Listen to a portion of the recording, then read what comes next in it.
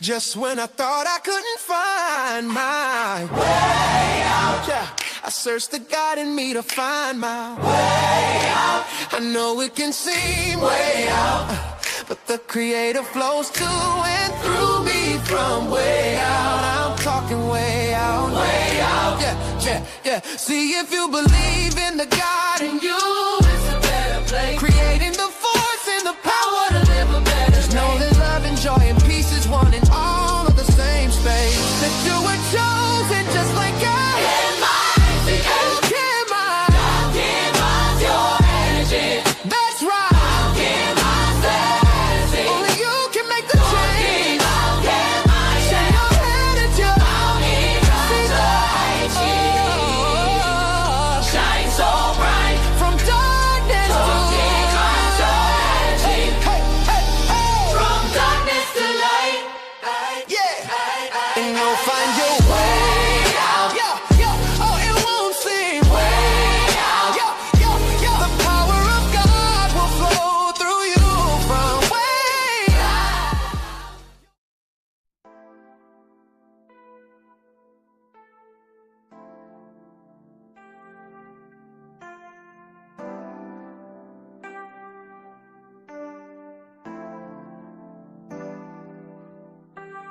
Brace yourself for this love affair.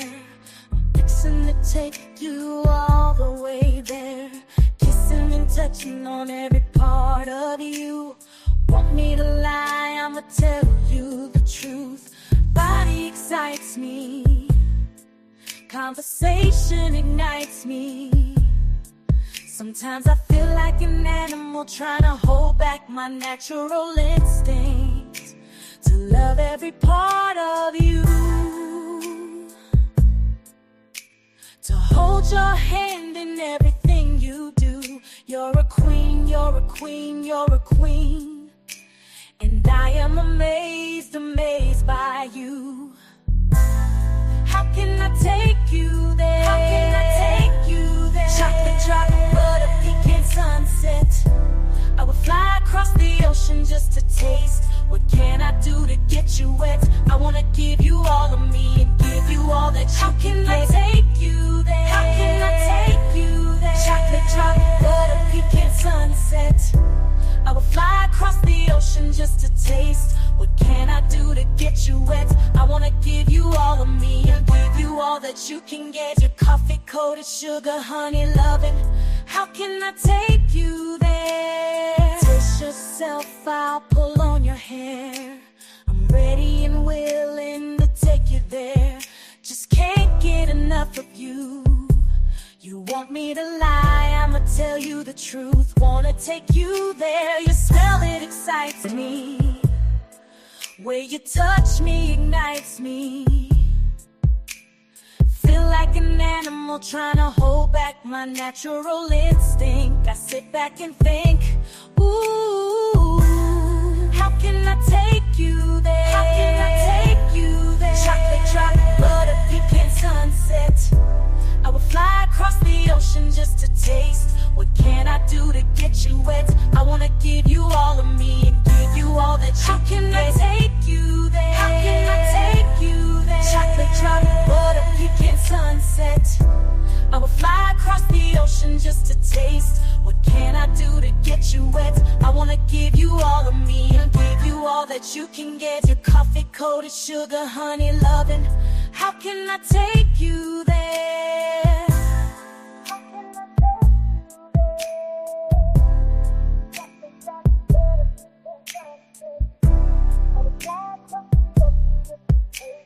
Hey, hey, hey, hey, hey. That's what we're talking about today. We're talking about how do we get taken there by these beings out here. Okay. You know what I'm saying? They fly across the ocean just to taste it. Okay. But, what happens when there's a little bit more to it than what we think, right? So first I want to, welcome to the show, Angel. Welcome, girl. Thank you. Hey.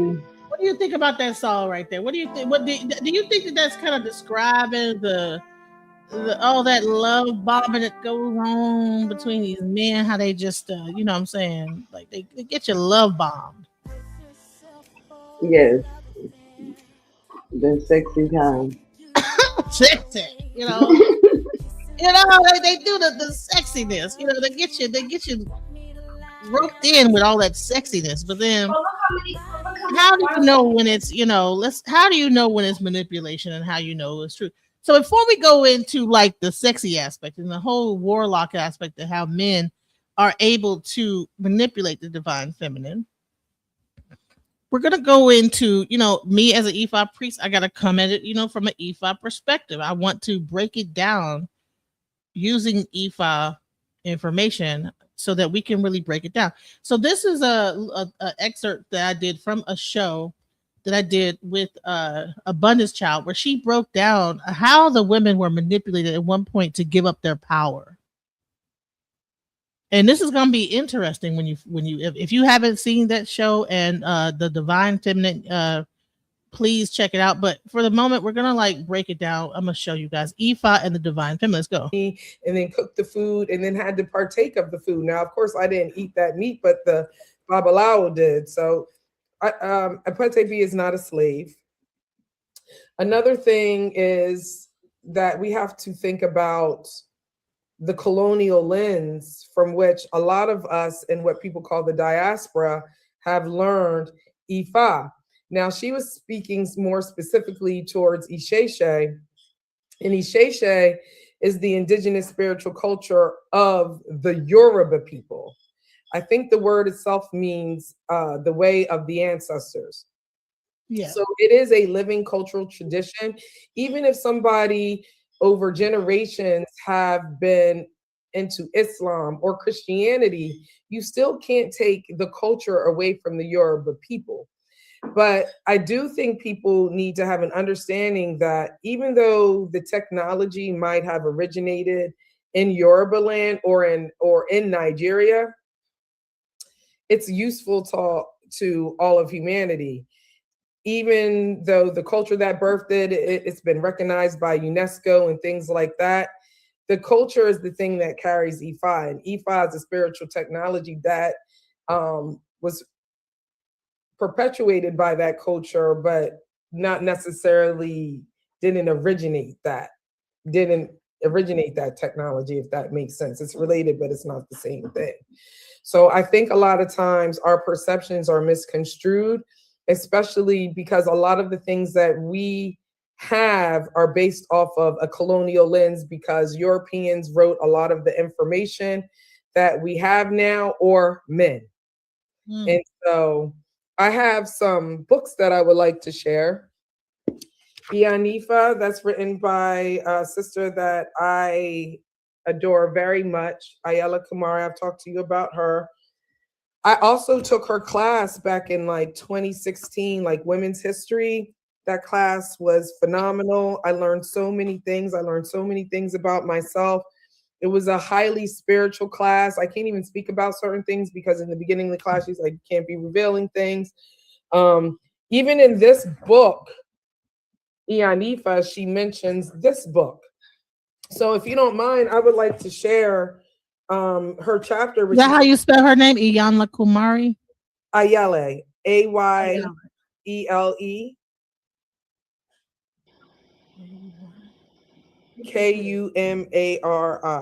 You can find her on Facebook.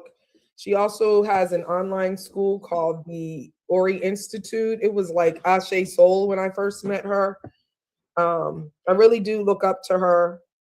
I've even taken classes recently, even though I'm initiated to Ifa. I took her class called Isheshe based off of her book. That was great. It was like a restart, just emptying out a whole lot of stuff and just starting over.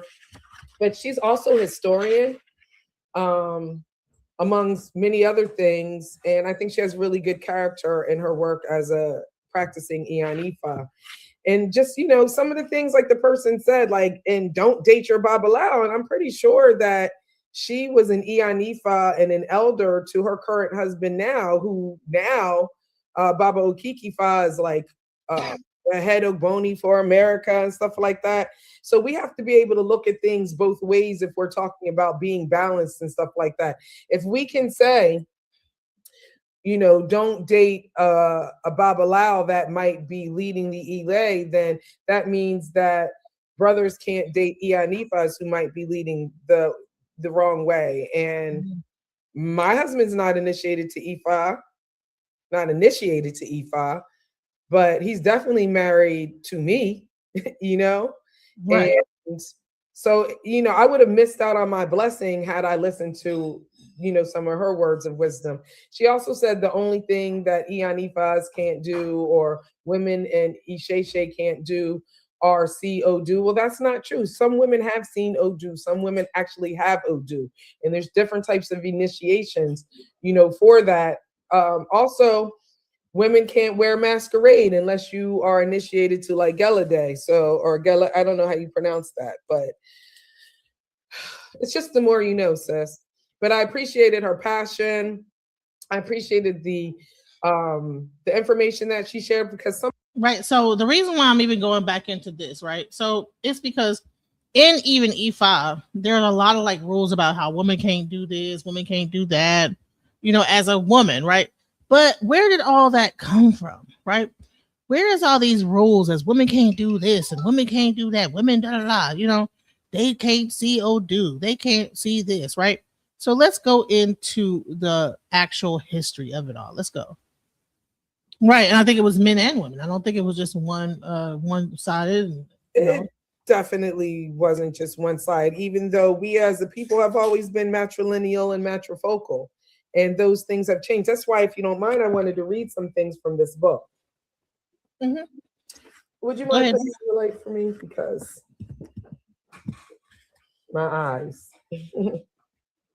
The first known documenting women's mysteries in the tradition, which is Isheshe. The first known documentation came in 1915 from a woman anthropologist in her book called Women's Mysteries of a Primitive People, which I just happened to sell in Drops Squad Kitchen, by Amori Talbot. There she documents a trying tale of how men stole the mysteries of the women's secrets in societies in southeast Nigeria. The tale was recounted by 3 elder women who explained that in the old days, women used to outnumber men. As men grew, they became dissatisfied with their lot and began to conspire for more by asking for the women to share the secrets of the mysteries so that they would become strong as a society.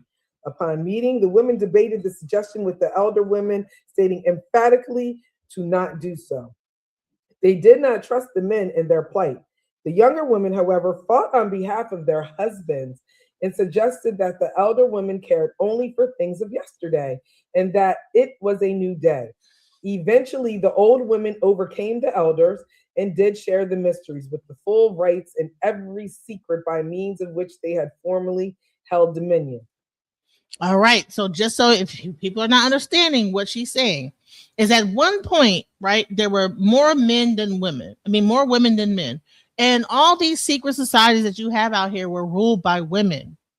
All your masonry, all your like little secret little groups, what they call fraternities, they were soror, they were female.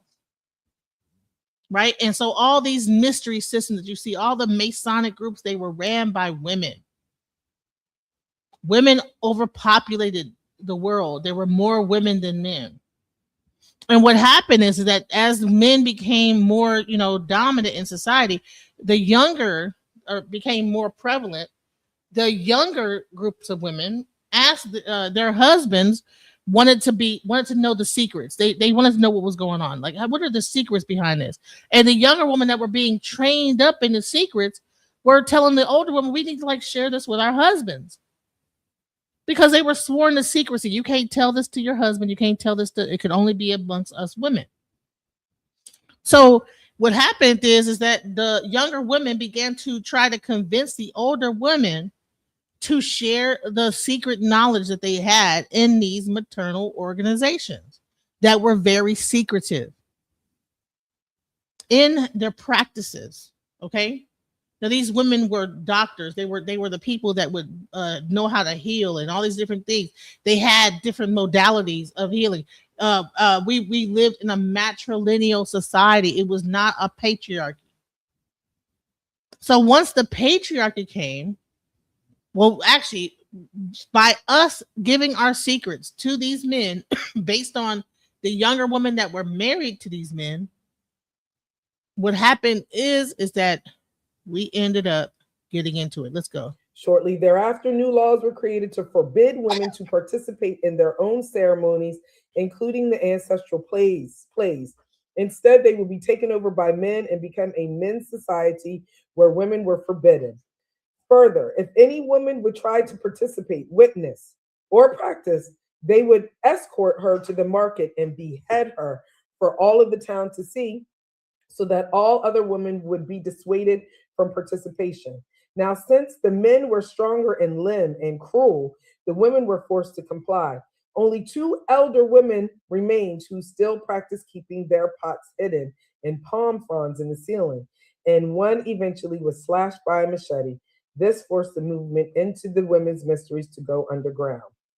The tale seemed to be one of the few remnants of women's stories and what happened to their mysteries, except a month after discovering this text, I met a woman who was Kikuyu from Kenya. Her name was Wangari, and she became a great source of knowledge about the Kikuyu women's traditions. Trained in the ways of the ancients by her mother and unfamiliar with the previous story above, she also recounted a similar tale of the history of the women's tradition in Kikuyu. Her story differed only slightly in that conspiracy involved the husbands pressing the young wives for the secrets and one acquired, and conspired to get all the menstruating women pregnant at the same time. Now, you know, women who live together and in nature have synchronized cycles of ovulation, menstruation, and birth, since these were some of the mysteries. The men then knew how to achieve the task. Now, since the women were great fighters, they had to attack when they were weakest in order to win. And at the height of pregnancy, the women were incapacitated, and the other women that remained were elder women who were so weak. It was then that the men took over and overthrew the female chief. These stories suggest that there was a mass movement across the continent where women's mysteries were taken and then used against them.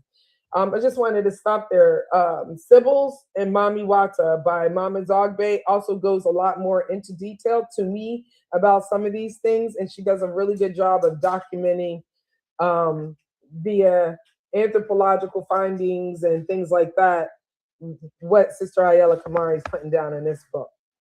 So these stories are even retold from a masculine perspective to demonstrate the change.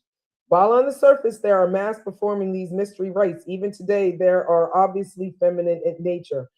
And upon my study, I found similar surfacing in the Odu's oracle poetry, in Itan's the stories, and one such story recounts in the Odu Osa Meiji how the masquerades in a Gungu mask used to belong to women.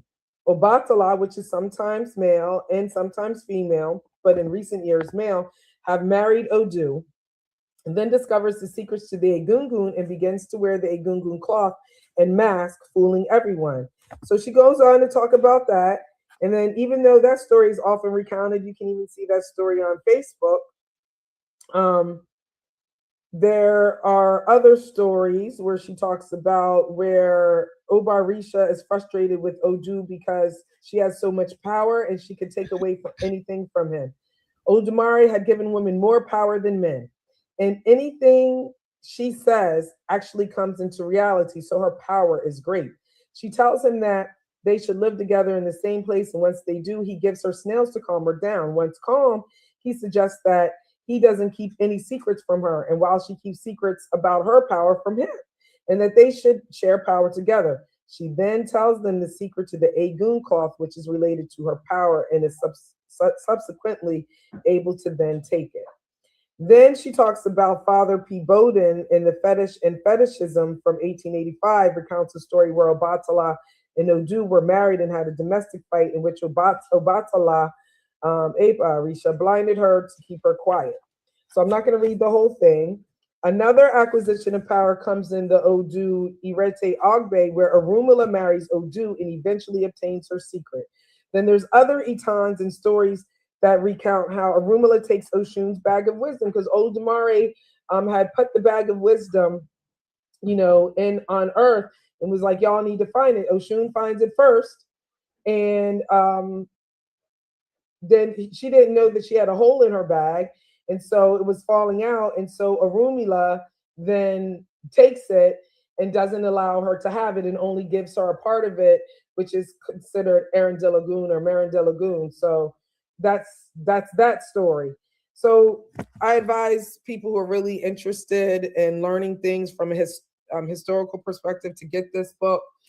She does a really good job in the first part of the book, just recounting many of the stories. Like I said, I don't want to read all of them, but basically says the history of the role of women becomes more complex when we take into the account the influence of colonial life and trading had on women in the tradition in Africa. Initially, women yielded great power because they owned and farmed the land. That's also true in, can you give me The Great Cosmic Mother by Monica Shu? I read that in like 1993 while I was pregnant with my oldest daughter. It's right there. I got one right there. Yeah. Great Cosmic Wow, Mother. they owned and farmed the land.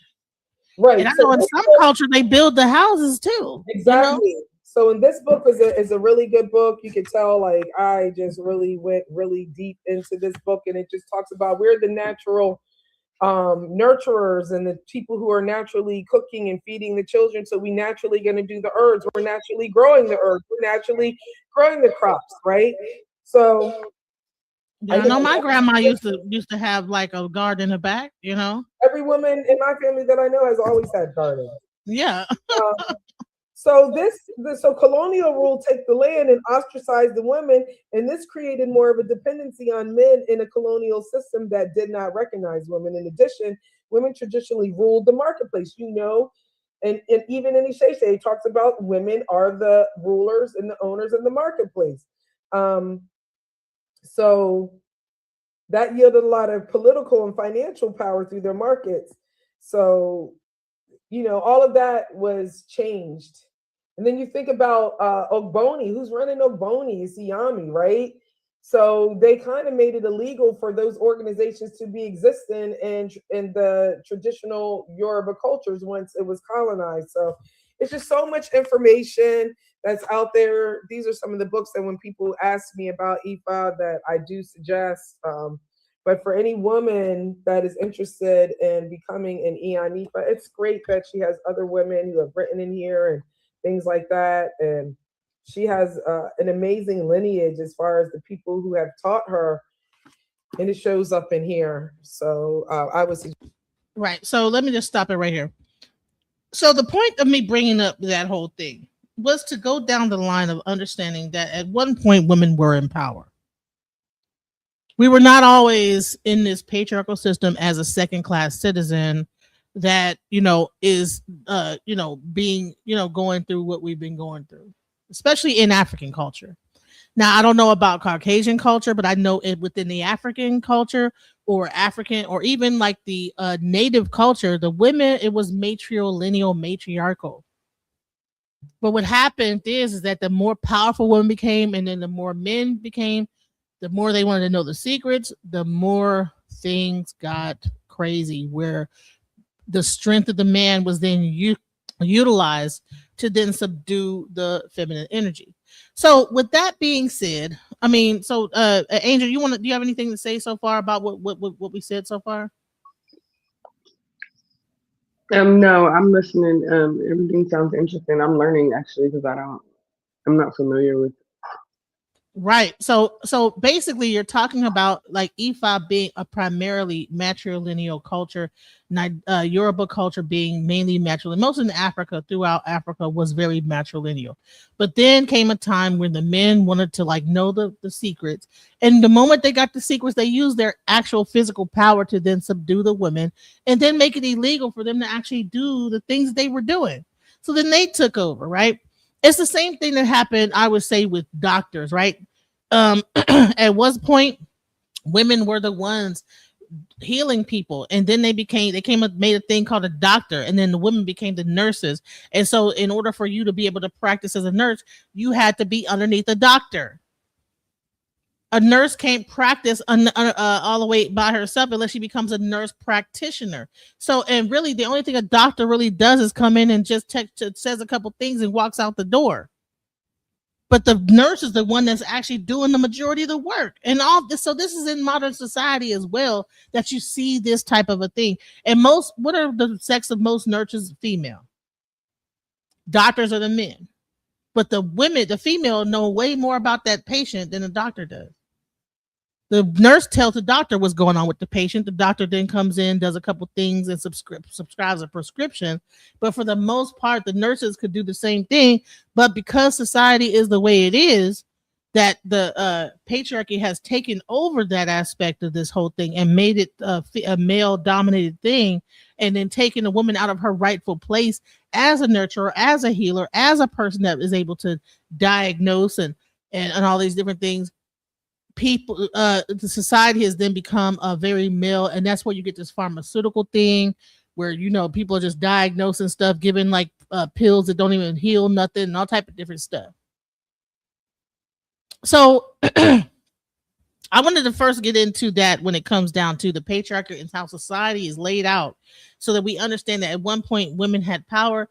They had organizations. They had all these different things that were secretive to men. The men convinced younger women to convince the older women to tell the secrets of those things. Once they got hold of that, they made it illegal for the women to practice those things through strength and through overtaking.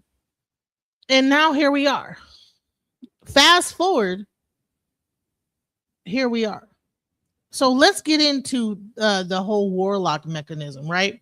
So in relationships, with male and female, you have a dynamic that happens where you have a certain men that understand a woman's power, understand how to siphon that energy. And it's a well-known fact that a lot of men that know how to do this, are considered to be warlocks. Okay.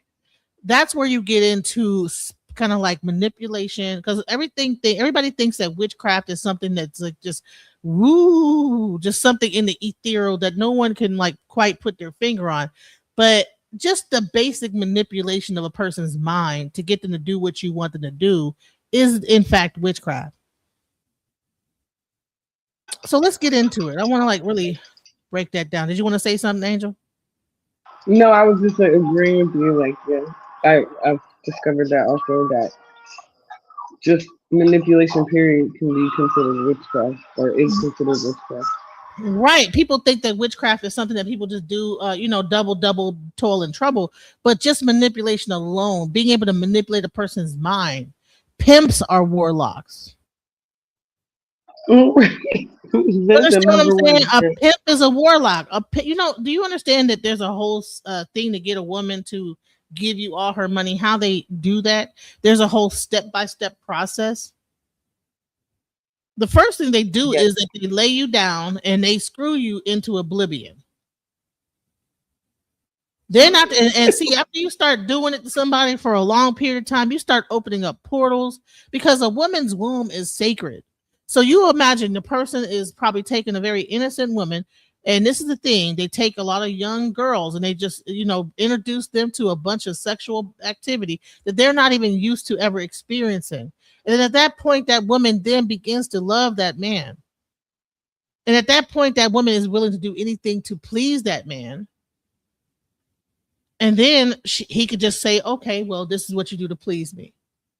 Go out there and I want you to this is what you got to do. And then you need to come back and give me all your money and give me all this. That is a spell and these women don't even realize they have a spell put on them. And they end up in prostitution and all type of different, or even getting into very weird sexual behaviors that they normally probably would not do if they understood the manipulation tactics that are going on here with these men. And it takes a certain kind of man with a certain kind of energy to be able to exact that type of power over a woman. Anything you want to say before I play this next video? No, I was going to ask that question. What is that, like, describe that energy? Have you ever felt it? Hell yeah. It's like intense, right? Real strong. like anytime you are having sex with a man and he is giving it to you for hours on end, I mean, just straight banging it out, and you are just in the submissive position underneath the dude, and he is just Right. banging you down to like, I mean, at some point you're not even there anymore. You done went into another galaxy. And then he's able to suggest things to you. This is mine, and this is mine. You know, you get to talking to you, saying all kind of wow. Don't let them get a mirror, make you look into the mirror while you say all that is magic and spell work. This guy is banging you. You're looking in the mirror. You're looking at yourself. You're looking at him. He's banging you out for hours on end. You're having all kind of orgasms, and whose is it? It's yours, right? This type of like things that you're saying. This is all that is you're using. It's a. They tell you about manifestation, right? You saying it out loud, it's going into your mind, it's programming your mind. All of that is spell work. It is putting a spell over you. They have you in the most vulnerable position. Women, when you're having sex, you're in a very vulnerable position. And you got to watch, don't let people just say anything to you while you're having sex with them.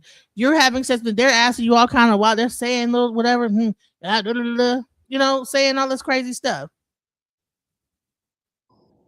So do you prefer like silence when? No, what I'm saying is that understand what's being put Be down careful what they when say. you do it. Be Yeah. careful about what you, because they can ask you a question. Is this mine? Yeah. You just yelling it down. Yeah.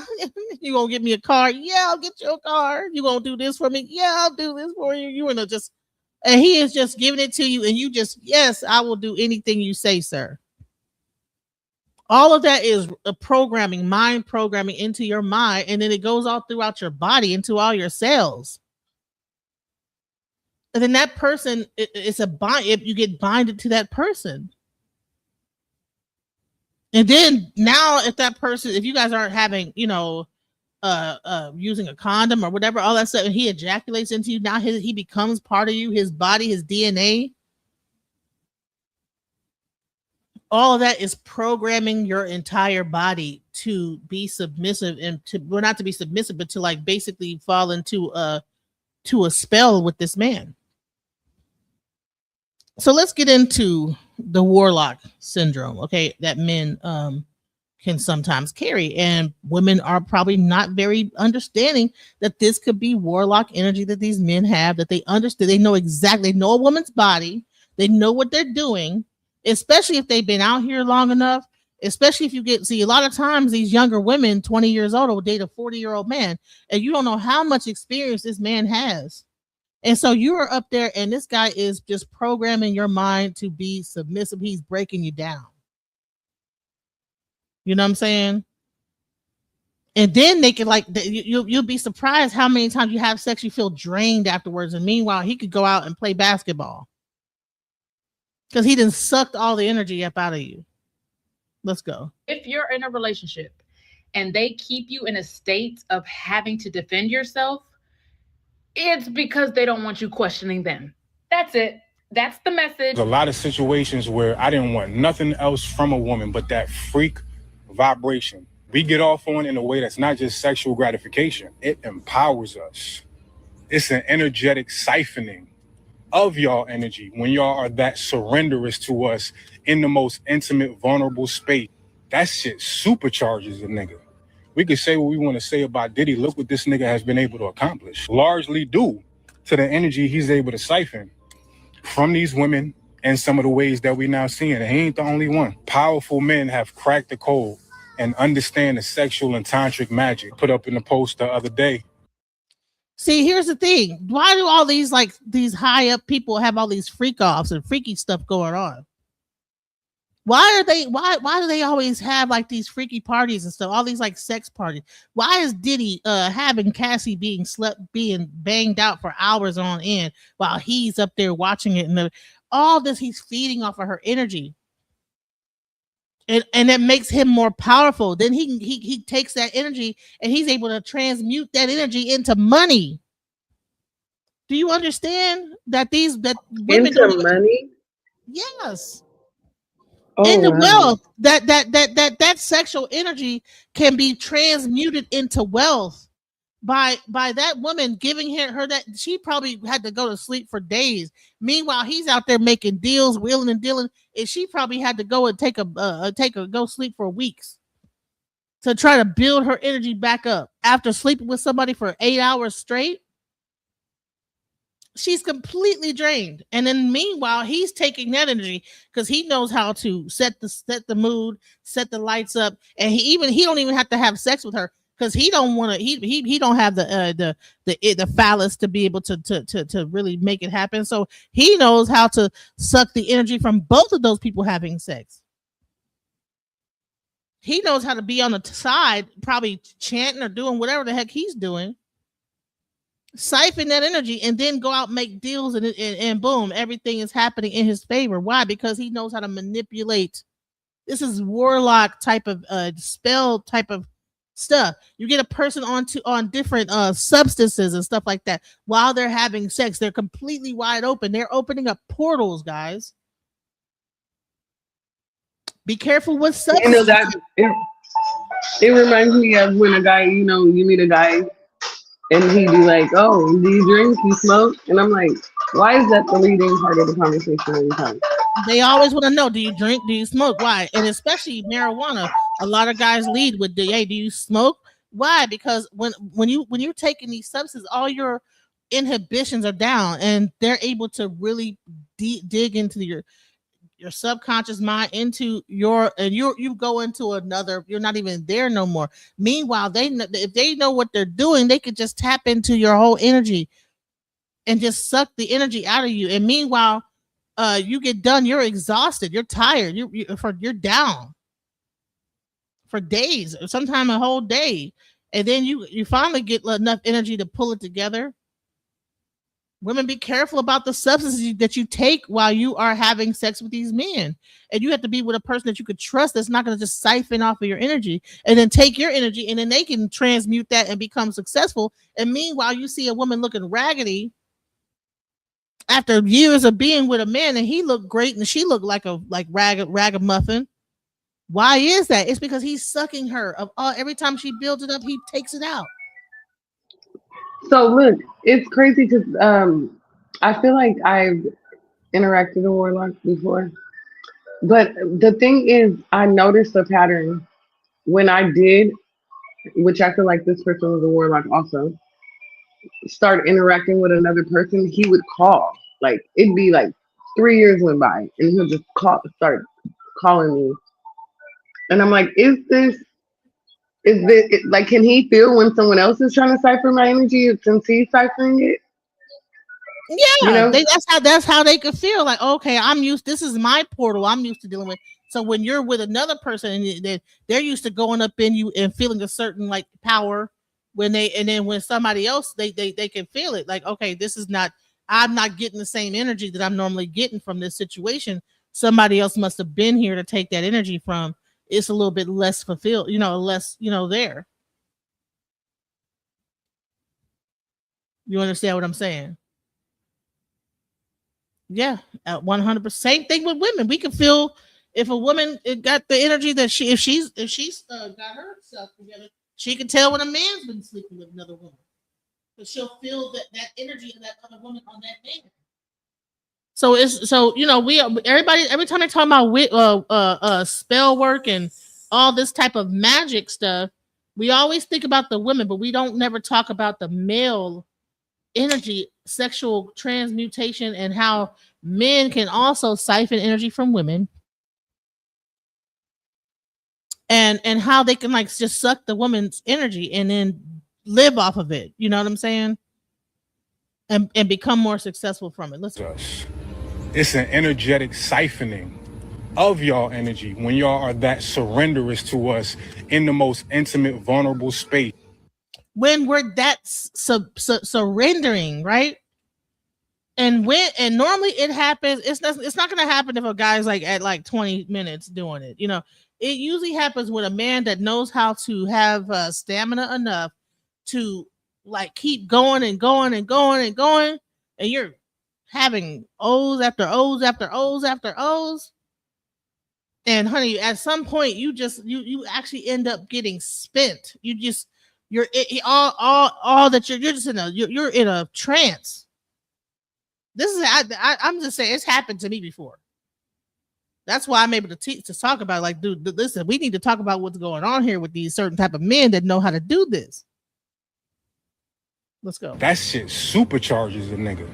We could say what we want to say about Diddy. Look what this nigga has been able to accomplish. Largely due to the energy he's able to siphon from these women and some of the ways that we now seeing. And he ain't the only one. Powerful men have cracked the code and understand the sexual and tantric magic. Put up in the post the other day from Cam Newton. He was like, do you understand the power it is to conquer a woman? Consciously or subconsciously, these niggas be knowing, bro. Cam Newton, how many baby mamas do he have? How promiscuous is this guy? You know what I'm saying? He got like about 8 kids, some kind of crazy amount of kids. He's out here just, same thing with the guy that Stefan, whatever his Diggs, or Cardi B, right? Especially these athletes, all of them know about the sexual energy of women and how it will give them energy. They're able to suck that energy from that woman, especially if they are younger and probably a little bit more naive, and then transmute that energy into power for themselves if they know what they're doing. And we cannot be so stupid to think that these men do not understand what they're doing. Let's go. That comes from purity and feminine innocence. They hunt that more than anything because that's an untapped portal. That young girl or whatever it is may have had sex before. This is a large reason why a lot of these men either consciously or subconsciously gravitate to younger women. Hey, rich babes, it's Robin Milan, and welcome back to the channel where we do it the rich way, girl. We think rich, we get rich, and we stay rich, girl. So this month, we are diving into videos with that October energy, with the mystery and the ever met someone who left you questioning your worth, right? Your intuition, your peace, but somehow you couldn't walk away. Yeah, that's Warlock energy, girl. And let's talk about it right now. Make sure that you like, subscribe, and share, and I'll be back shortly. Here's 5 signs that the man in your life might be a warlock, which is the male version of a witch. Sign number 1, he comes into your life when you are getting close to God, or you make the decision that you're going to get close to God.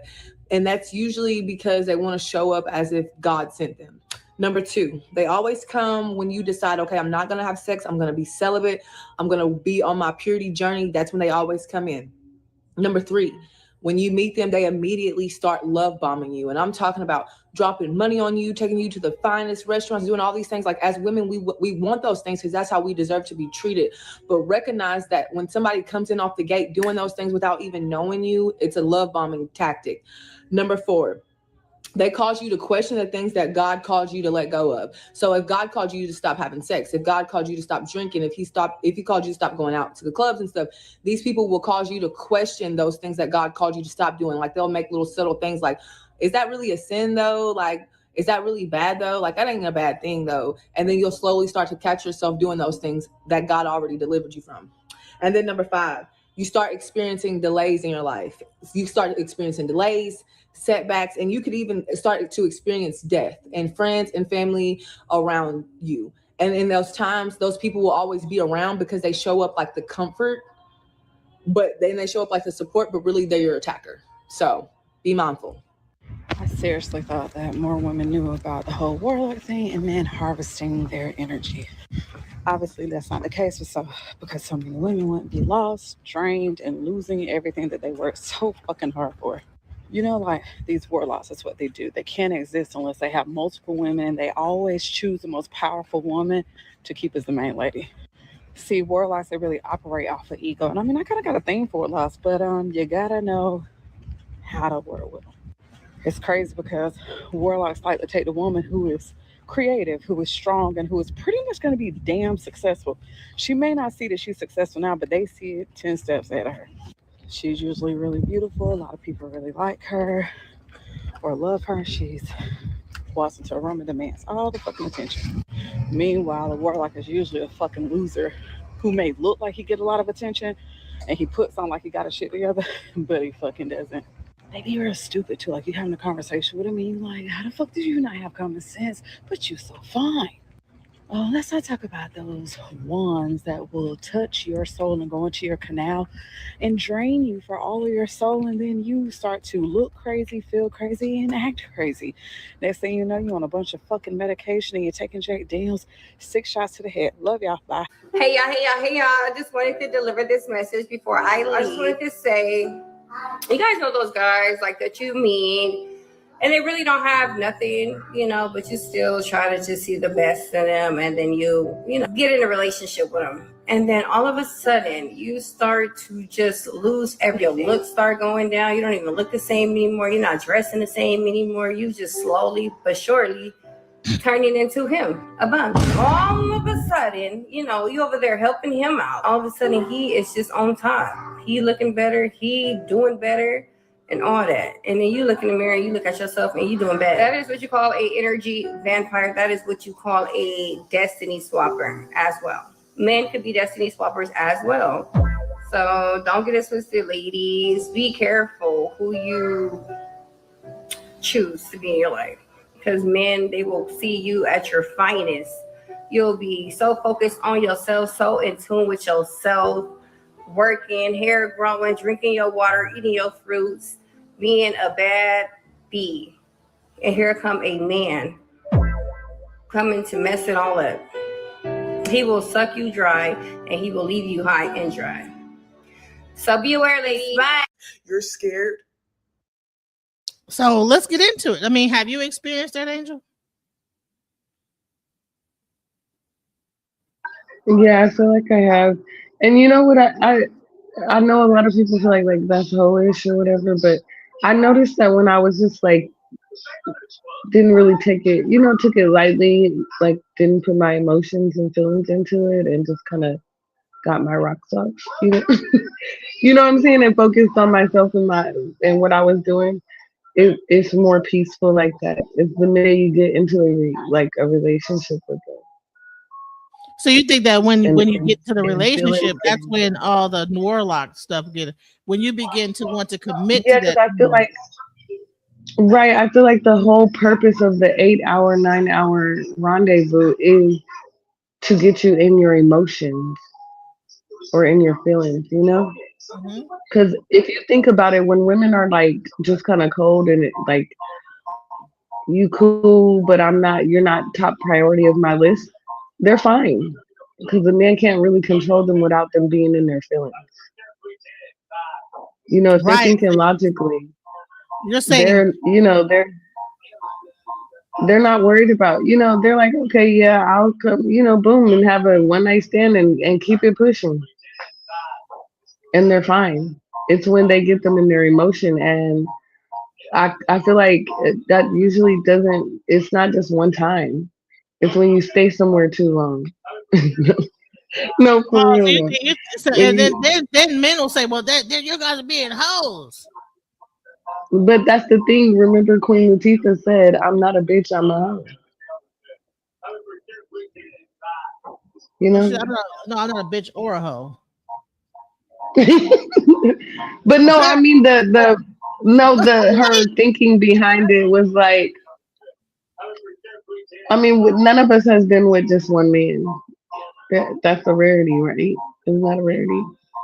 Right, unless you get like a young before they get out. Like, a lot of people get married when they were young, But no, she said, I'm not a bitch or a hoe. I'm not a bitch, I'm a hoe. That's hilarious. Oh. All these years I thought you were saying I'm not a bitch, I'm a hoe. I'm not a bitch, I'm a hoe. When she's like, I'm not a bitch or a hoe. I'm not a bitch, I'm a hoe. Oh man, you just knocked my hoe. Well, I'm not a bitch, I'm a hoe. I'm like, hey, I mean, if you had to pick with the greater of the two. Queen Latifah did not say that, honey. Queen Latifah, listen, Queen Latifah, on the odd chance you might be watching. I love her. Bad, literally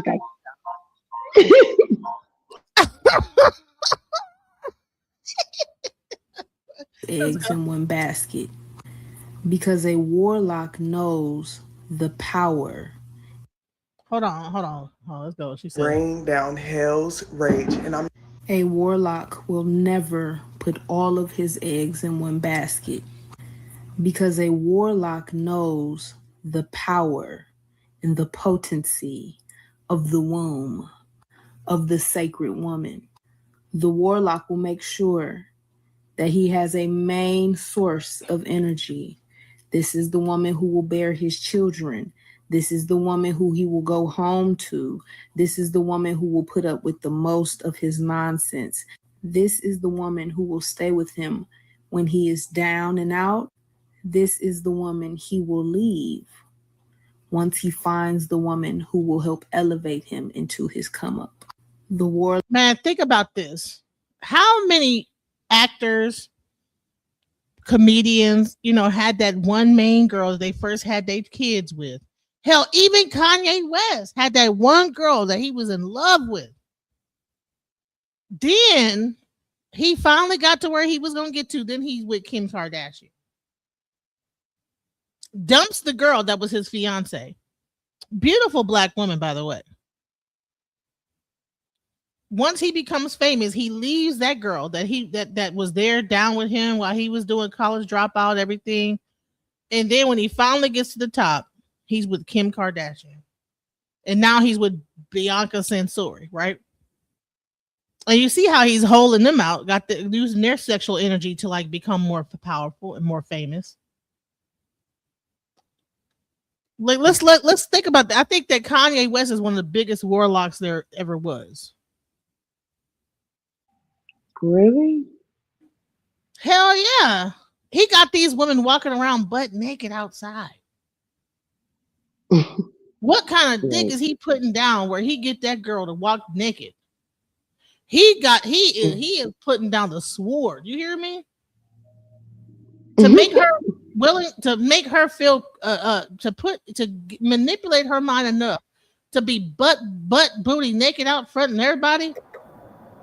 What's up, Barack Drama? We're talking about the male warlock. Yeah, I think I agree with everything you're saying, but I think when it comes to guys like Kanye, I think it's about money. I don't think half the women that like him would like him if he was just a regular plumber or a regular Joe. I think the rules change when you get a little fame and you get a little bit of money. Nah, because you know what? When you're in that situation, like you can have money, but you're still dealing with a human being, a person. You get tired of all that bullshit. But to make a woman actually like want to go outside and be butt naked, he is probably turning her upside down, the inside out in that bedroom. He is probably screwing her because every time you see anything about them is some sexual ish. I think he was outside doing something to her outside on a boat. Half these rapper dudes or half the famous people I know of, they look like somebody I grew up with or somebody I know from the streets or whatever, and they don't have girls coming at them like that. They have it's when I always call, and I don't want to talk bad about Biggie, but you look at Biggie's first baby mother, and then you look at the one he married after he got famous, and that just describes 99% of the situation I'm talking about. And I don't want to put him down like that because I like him as an artist, but I got to be real. His first baby mother looks like him with a wig on, and that's a prime example of what I think the Jay-Z's. I mean, you got a few guys that are very handsome or very considered attractive. I understand that, but I'm saying overall as average. It's just like, do you remember that song by Mike Jones? Back then they didn't want me, now I'm hot, they all on me. I think that's the reality. He said that he was trying to holler at girls, telling them his album gonna blow up. Nobody wanted to talk to him. As soon as that album dropped, all the Beyonce's lining up for him. That's just the reality. I don't look at these guys, because like I said, I'm a man and I've been around a lot of men. I look at 90% of them, if they wasn't famous, I'm gonna give you an example. Somebody got how they get famous. I believe they got famous not because they had talent, but because they're able to draw from that sexual energy of that first woman that they was with. Well, first of all, you're not gonna get the opportunity to get a woman. Sometimes a woman looks at a man and know what she's gonna do. I mean, like dudes like who got crazy swag. He reminds me of my nephew and his boys. what's that dude? ASAP Wack, the one that married Rihanna. Is that his name? ASAP Rocky. They're not married, by the way, but go ahead. I mean, yeah, his girl, his baby, whatever. You know what I mean? His really. When you look like that with his swagger, he gets a lot of girls. Like I'm out in New York, and I notice guys like him. You know, I give props, and I'm like, even when they not famous, like just walking up the street, girls will try to holler at him, or girls will give him feedback if he hollers. But a lot of these guys, they just seem like cornballs if you just take away the fame and everything. But we have to admit that. Okay, so let's talk about it. Okay, Jay-Z, he is crazy looking. No, he's not bad. He's an average looking. No, he's he just like Sean. He looks like Sean Carter from the project. He's a regular looking dude. He probably can get girls if he go hard, but they not gonna be stressing him. I'm not saying he can't get girls, because I think you ain't no girl. But I'm a guy, and I know how I've been treated, and I know how when women think you got something, they treat you different.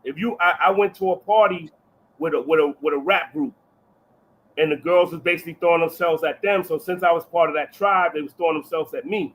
But I know if I wasn't with them, that would have never happened. That's what I'm trying to say to you. I don't give these guys too much props, because, like I said, I've been around, and I know I've been to spring breaks and everything, all down in Daytona and all down in Freaknik and all. I don't want to disclose my age, and I see what the women really was going after. If they thought you had money, if you was famous, or you was driving a nice car, they throw themselves at you. But when you look like a regular dude, them girls ain't coming at you like that. You're not even gonna get the opportunity to be a warlock, because they don't see you like that. Unless you got crazy. But hold on, here's the thing: is that okay? When you think about a warlock, you're only thinking about a man that has a bunch of different women. But what she's saying here is that the reason why he is so attractive is because he's siphoning the woman, the sexual energy off of the woman, and then that sexual energy turns into money, turns into prestige, it turns into something. If a man knows how to put it down right, like, listen, with doing it the right way, you will end up manifesting. But you're missing my point. If they're not interested in you, that's not gonna happen. That's what I'm trying to explain to you. If you get that opportunity, yes, but 9 times out of 10, if you're not what they're looking for, they're not gonna give it to you. So you're not gonna get the opportunity to. He's, like I said, when he got with Kim, Amber Rose, and all these so-called good-looking women, but they got a lot of fake up and makeup on. But I'm not taking nothing from them, because they're attractive to me. But at the end of the day, if you take away that fame, they probably wouldn't even give them the time of day. That's what you're not getting. If you get that opportunity, well, you're not getting. Hold on. No, I get what you're saying. I just don't. What am I saying? What am I saying?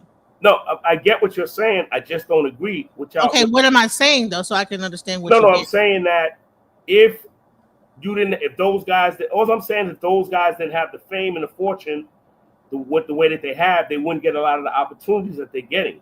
It's because they in that circle. But I'm just saying, like, if you take the fame away and bring these guys somewhere where nobody knows who they are, I don't see a lot of girls stressing Kanye based off looks. I don't see a lot of girls stressing a lot. Like I said, guys like with swagger, like I said, I use, for example, ASAP Rocky example, because I know guys like him out here where I'm at, girls be trying to holler at him like, oh, who's your man or who's your boy, or whatever it is. But a lot of times these guys, these are just average looking dudes. You know what I mean? If you take the fame away from them, where nobody knows who they are, I don't think people are going to be stressing them like that. That's just my opinion. And I'm a man saying it from a man perspective. Okay, so let's talk about it from a warlock perspective, okay? So this is Kanye West's high school sweetheart. Her name was average looking girl, nothing to brag about, but go ahead. Okay, well, let me finish, okay? So he was with her from high school since she was a young girl all the way until his 2004 debut college dropout, okay? Now, what we earlier said is that, okay, that these men will siphon the energy of that initial girl.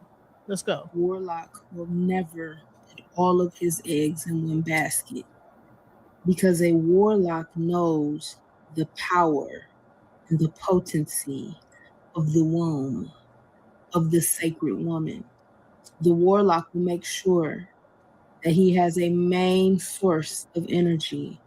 This is the woman who will bear his children. This is the woman who he will go home to. This is the woman who will put up with the most of his nonsense. This is the woman who will stay with him when he is down and out.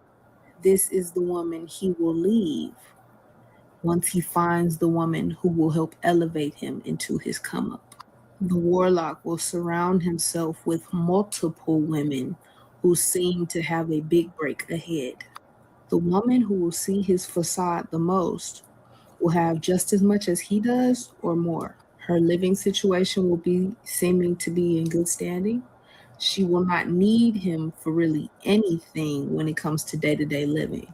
Her own car, her own job, her own house, and the favor of God will be very, very obvious on her.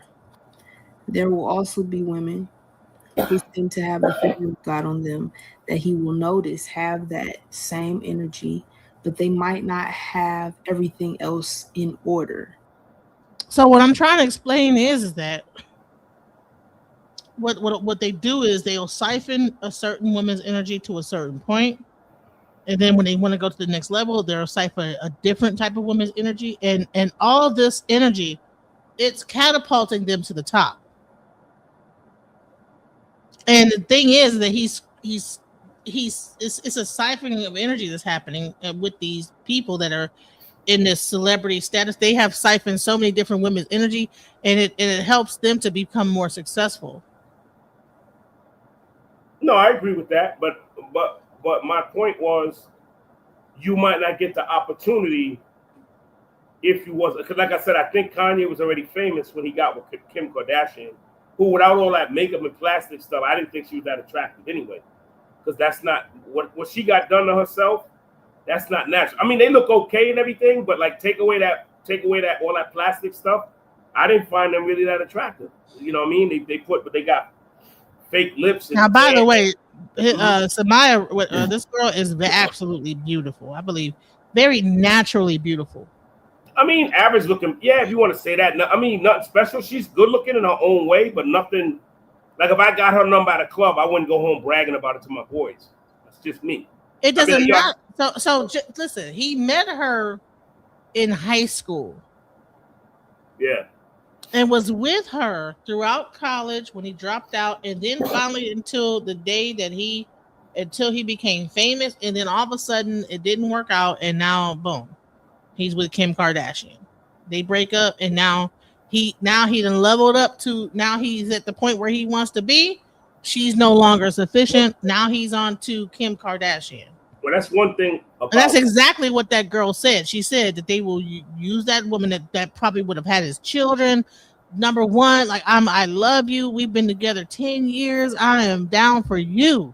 And then the moment he got to where he wanted to be in life, she was out and Kim Kardashian was in. And that's who he impregnated and had children with. The one thing I don't like about black men in particular is that when they get status, they get something that's close, either white or close to white looking. I have a little bit of an issue with that, because a lot of those white girls that they with, I call them come up white girls, meaning that they don't have no real bread, you know what I mean? They don't have no real fame. They just light skin or white skin, and that's what they just seem to choose. Or that chooses them because of their, I guess it's a status thing. Because I never seen, since Kanye got famous, and maybe I don't follow him like that, I ain't never seen him with nothing that as dark as he is. I only seen him with something that looked white, damn near white, or non-black. That I have a little bit of an issue with that. Not that because like I said, you love who you love, but it just seems that when our people make money, when our people get on top, they try, like, when our people get on top, he not marrying nothing that looks like that. I have an issue with that. Because at least we know that she loves him for him. Them other girls is just looking at the dollar signs and the fame and everything. Right. So what I'm saying is that, like, at the end of the day, that whole 10-year period, he siphoned off of her. He built himself up. She built him up. She was there whenever he was going down, whenever he had an accident, she's there. All that is just pulling off of her energy to then become the Kanye West he is now. Yeah, but she didn't reap none of the real benefits. The other girls. Exactly. That is the point I'm trying to make, is that these men will siphon, they will warlock you, they will suck energy, they will destiny stuff. I'm not sure what she's doing now, I hope that she's doing good, but I just think it's really interesting. Let's get back into this whole Well, discussion. let's let the other lady give her opinion. A. Jones, her name? Angel, you there? She might have stepped away. What are your thoughts, Angel? All right, let's get back into this. All right, go ahead. Email stalking you? I do. I understand it, but guess who's I'm sorry. Yeah. What were you gonna say? What's your thoughts on it? I was away from my phone. I couldn't push the. My bad. So we were talking about the difference between Kanye West's first girlfriend and the fact that men will siphon off of a woman, especially like these famous men. They will have an average looking girl at the beginning, and then they will be sucking her of all of her little sexual energy, everything, and they use that. You know what I'm saying? Kanye West was in a car accident. He was looking crazy. She was still with him. Jaw looking jacked up, everything. She still was with him. I mean, all the way up until like 2004, college dropout hit, boom, whatever. He became successful. Guess what? Right at the pinnacle of his success, when they were supposed to be getting engaged, about to get married, guess what? Drops her, and a few months later ends up with Kim Kardashian. But can I say this? I'm sorry, let me come out so you don't echo.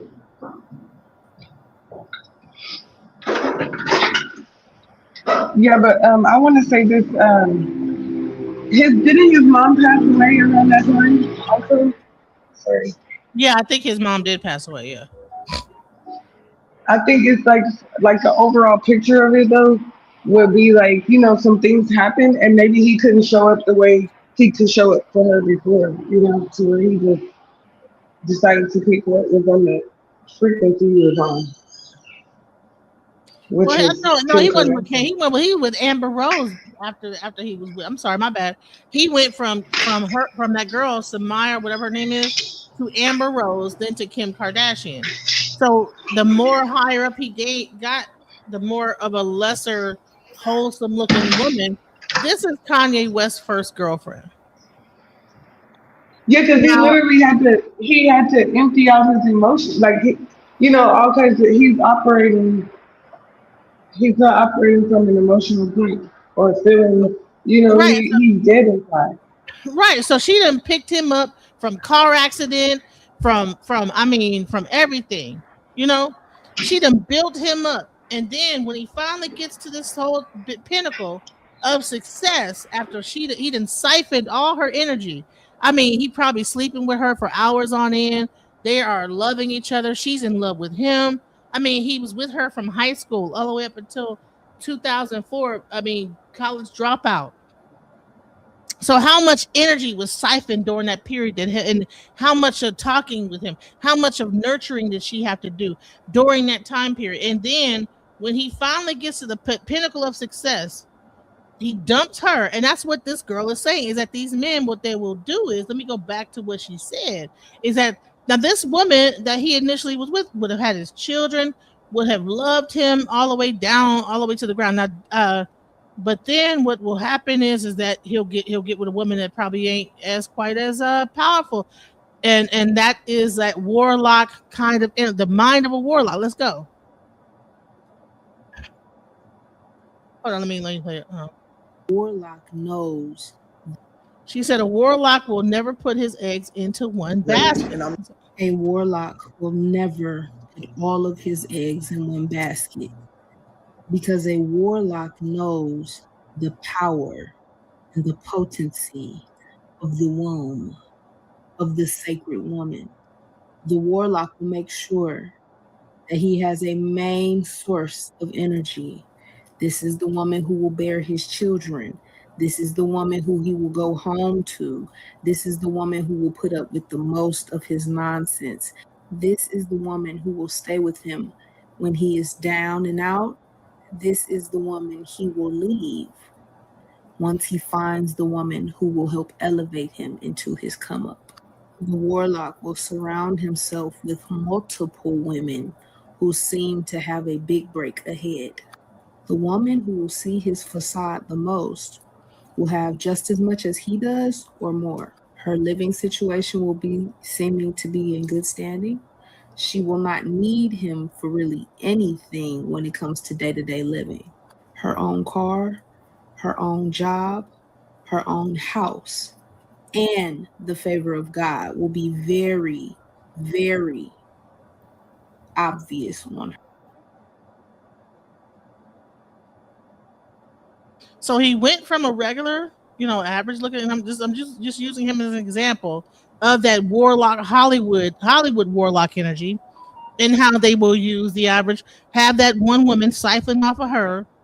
And if you look at everybody in Hollywood, they had that one woman that they was dedicated, like 50 Cent, warlocked off of her, the baby mama, right? And now he got the Chinese girl or whatever he got right now. Mike Epps had the one. He said that his dark skinned kids are jealous of his now light skinned kids once he got up to success, and now he's got the new chick that he's with.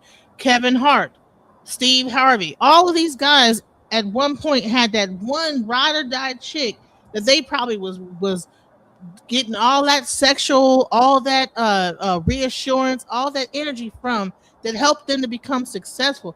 That is warlock stuff. That's that spell, like that whole like love spell that you become underneath. Of I'm willing to do anything for you. I love you so much. Oh, what are you going through? I'm here. You're all women become all sacrificing, all everything for this man. And meanwhile, he ain't that sacrificing self to you. Because the moment he get to where he gonna get to or whatever, once he's siphoned off of your energy, then you could just kick rocks. And that's what I'm trying to explain, is that like there we have to understand this warlock type of a mentality. Let's go. But I understand that female stalking you. I do. I understand it. But guess who's stalking you even worse than the female? That nigga. Man, listen here. When I go on my profile views, don't nobody visit my profile more than that nigga. You hear me? Them niggas. I said, I don't know what it don't nobody gossip better than them niggas too now. Listen, the niggas gossip better than the females, and the niggas stalk you more than the females. If you think that female stalking you, you should see what the nigga doing. You are the first. That nigga go on his Instagram, his TikTok, his Twitter, his Facebook, and he gonna search you and a couple more females every day on the daily. He gonna check your page every hour on the hour. Don't nobody stalk you more than that warlock. That warlock of a nigga. And let me talk about this. See, when she's talking about stalking, this is an energy drain too. Giving dude your picture. The first thing a lot of dudes do is be like, "Can send me a picture." Why? Because they might be looking at your picture while they're pleasuring themselves, and you wonder why you're thinking about this guy early in the morning at 6 o'clock in the morning. You think about this guy. Why am I thinking about this guy? Because he is using your picture. Just there's so many different ways that people are using that they don't even understand this. This is witchcraft type of stuff. But people think witchcraft is just like putting some herbs together, double, toil and trouble. But like just looking at a picture and just pleasuring yourself and imagining and all these different things. Like we live in a plasma universe. Everything is energy. Everything is energy. So when that person is expending that energy into you on your picture and looking at you, he might have a pair of your underwear. You might have left something over his house. That's another thing. Be careful leaving things over men's house, because they got your stuff over their house. This is all, they don't even realize that. Like, listen, you're wondering why you're getting up in the morning at 4 o'clock, 5 o'clock, 6 o'clock, thinking about this guy, and this guy is pulling off your energy just looking at your picture. The imagery is to focus on your time and energy. See, this is a man saying that, the imagery. So the guy is looking at your picture, focused on you, and then you wonder why you're focused on him and you wasn't even thinking about him 5 minutes ago. Yeah, I've been stopped sending pics when requested. That energy always felt weird to me. Yes. It is. It's witchcraft. I'm trying to tell people think that witchcraft is something that it totally is not. Witchcraft could be simply a piece of your underwear, and he doing it to himself, and got your underwear, looking at it or whatever, rubbing up against it, whatever, smelling your all that. It creates a vibration out into the ethers, and then now you rolling around in your bed, you thinking about him, you horny too, and you ain't even around him. So this is the type of like exchange I'm trying to express to y'all, because he might have did it to you and you felt a certain way, and now you're trying to recapture this feeling, especially when he pulls it away and he ain't giving it to you no more, and then now you thinking about him, he purposely doing this to manipulate you, to get you to surrender to him. This is another thing that men do. They will pull back from having sex with you, and then be doing all this stuff on the other side. Next thing you know, and it's voluntarily given, voluntary. So so if you giving him your stuff, he say, give it to me, and you give it to him. It's almost like the vampire at the door. Let me in. You gonna let me into the house? And you let them in, and then now they're able to run rickshod all throughout your womb, all throughout your life, have you in your mind, bouncing around in your head. You can't get your mind off of it. You wonder why. It's because I think that these men know what they're doing. They know it. They know that they have that sexual energy. They know that what they did, they didn't hurt you. Holler and scream their name, because they're gonna tell you to say their name, and whose is it, and all this other stuff while they having sex with you. Oh, you like this, and they saying all that, and now all this is programmed into your mind. And so when he pulls it back, and he over here on the other side, he creating like a memory and all this other stuff in your mind, and you're fantasizing now about this man. Let's go. Check your profile views. You'll see that warlock in there. And a lot of y'all are dating warlocks. A lot of y'all are dating warlocks, and y'all don't even know that y'all dating a warlock. You're dating him, and everything in your life is falling apart, and you don't know why. It's because he's a warlock. These are some signs that the man that you're dating, the man that you're sleeping with, is a warlock, and you need to get up out of there. One, he is an energy vampire. Whenever you're around him, you feel drained. Whenever you're hanging out with him, you feel very sleepy. I remember I was dealing with a warlock. I wasn't dating him, but I was talking to him. This man would take all of my energy.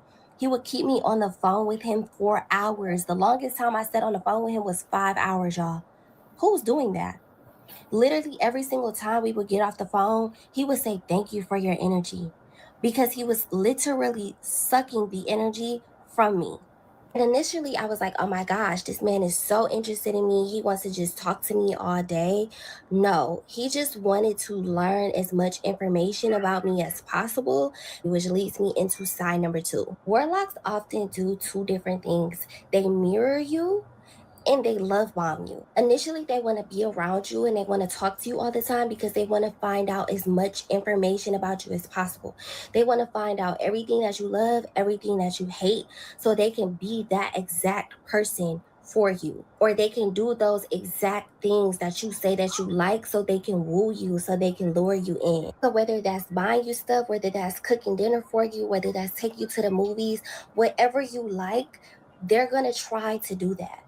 They want to embody everything that you like. So when the veil comes off and you finally see the person that they actually are, at that point, you're already hooked on them. That leads me into the 3rd sign. A warlock is going to want a destiny swap with you. Especially if you are a woman with motion, if you have things going on for yourself, you got your own business, you got a great career, you got money, you got your own car, pay your own bills, he's going to want that. I know for my situation, this specific warlock will always ask me like, oh, how'd you start your business? Or how did you upload that video like that and it got that many views? Can you teach me? Can you show me? Like, you want a man that has his own motion. You want a man that has his own stuff going on. He don't really care that much or pay that much attention to what it is that you got going on, how you make your money, because he already has his own motion doing what he does. In order to be free, you have to be honest with yourself, and you have to call it what it is. Hey, listen, Fodi, I want you to come up here, child. But yes, stop giving your exact date of birth. Fody, can you come up here real quick and break this down, because you can't you giving it to us in the comments, but I want to hear your voice because I know that you about to break it down, child. I hope you can come up. I just put the link in the chat. I'm gonna put it to you in. I'm gonna give it to you in the on Facebook. I would love for you to come up here and break this down, because people don't believe me. I'm like, bro, I have a Barack drama. He's like, no, like no, all men don't got, yeah. All men do not have the ability to be a warlock, but the ones that do, they know what they're doing. The ones that have that warlock type of energy, that means that they have the energy within their loins to know how to get a woman to do what they want to do. They know what they're doing. Jay-Z is a warlock. I'm gonna tell you why. Foxy Brown, when she was with Jay-Z, was outright telling everybody about his sexual energy. Jay-Z, he has a lot of, because he's not even somebody that, like, look at Jay-Z, Beyonce and Jay-Z. Come on now. Beyonce and Jay-Z. It's not his looks, guys. And it's not his money. He knows how to put it down, and he knows how to manipulate a woman, you know, and I think he might have a little bit of feminine energy as well within him. And that's another thing. A lot of warlocks have a lot of bisexual energy to them. They know how to twist their hips and do a lot of, like, you know what I'm saying? Watch out for like that kind of a man that's really kind of like in touch with a little bit of the feminine side. Those are the ones that got like a little bit of slight little, because they probably grew up a lot around women. They know how to manipulate women, and they hear but what women say, and they know exactly, because they pretty much, it's almost like they're part of a cauldron or something like that. They like listen to women all the time, and so they know a woman's mind, and then they start having sex. They begin to know a woman's body, especially if you find out a man who's been having sex at a very early age. That's another sign of a guy that might have a warlock type of energy, because they might have been having sex early on, like they started off at like 12, 11, or whatever. That is where you know, watch out. This guy has been practicing. He knows a woman's body. Welcome to the panel, Foodie Fee. I was like begging. I was like, please come up here, child. I know you about to break it down, girl. The beauty about it is you can't stop a predator from being a predator. You have to take the prey away. So in order for me to try to take the prey away, first I would like every woman to understand that every boy had a mom, and boys watch and listen to what their moms do. And there are a lot of baristas, priestess, naturalists, herbalists. This is a knowledge that is coming back. And sons are watching and have been watching for a very long time. I know what I trained my sons in. But in the magic realm, when you give up information voluntarily, it can be used any way given. It's like giving your thumbprint to somebody and knowing your thumbprint opens your phone. Your exact date of birth opens up your whole initial profile. And when it comes to people like me who understand as people move around, the only thing I have to do is adjust your date of birth for where you are right now and get a whole nother profile, because on the low, the astrologists who really know, they keep that from y'all. That's just a little silver coin from me to y'all. So do you think that men are really into astrology that deep, where they like are looking at your date of birth? Because a lot of guys will say, I'm not into that astrology stuff. Or is that like a lie that men tell, so you know they don't think that you might know that they, you know what I'm saying? They're like, oh, I'm not into that. You know what I'm saying? If that man can tell you, if you can give your date of birth and he tell you, oh, you a Libra, don't believe the lie. He just told you what he studies. Right. Yeah. How would he know that you were Libra? Yeah. If he could just off the rip say, hey, Oh yeah, I'm June. Oh, you're a Libra, and be like, well, I'm not really into this. That's I'm another not thing that really they. into that. What? Boy, you ripped that off the cut. Sometimes even I have to go, hold on, wait a minute, split in two. That's on that. Oh, okay. But he just ripped it. Oh, you an Aquarius. Oh, you like this, that, you see the world like da da da da da da da da blah blah blah. But yeah, So then I he don't can really become follow that that. man. Then he can become that man that Aquarius or that whatever wants at that moment, as much as he can hide himself to like be that person enough to then be able to. And you know what's so crazy? What does these dating apps goes by? The first thing they put is your astrological sign. I'm just saying. I want my sisters to stop playing the fool because you're the prey. You're the prey. You're the battery in everybody's back. You're the one everybody drains. And until you realize that, you will continue to be drained. Because again, in the magic world, it's do as you will. The addendum is do no harm. You don't have to do no harm. That's for those of us who seek balance or just want to be on the right hand path. But you have a right and a left side. Do you think that a lot of these men know that they're warlocks, or do you, or they probably don't know the word warlock, but that they know what they're doing? You know what I'm saying? That they, oh, Well, okay, let me ask you this. Don't you have a babalao? yeah, Don't he know what he doing? yeah, Don't the other men in your cipher know what they're doing? yes.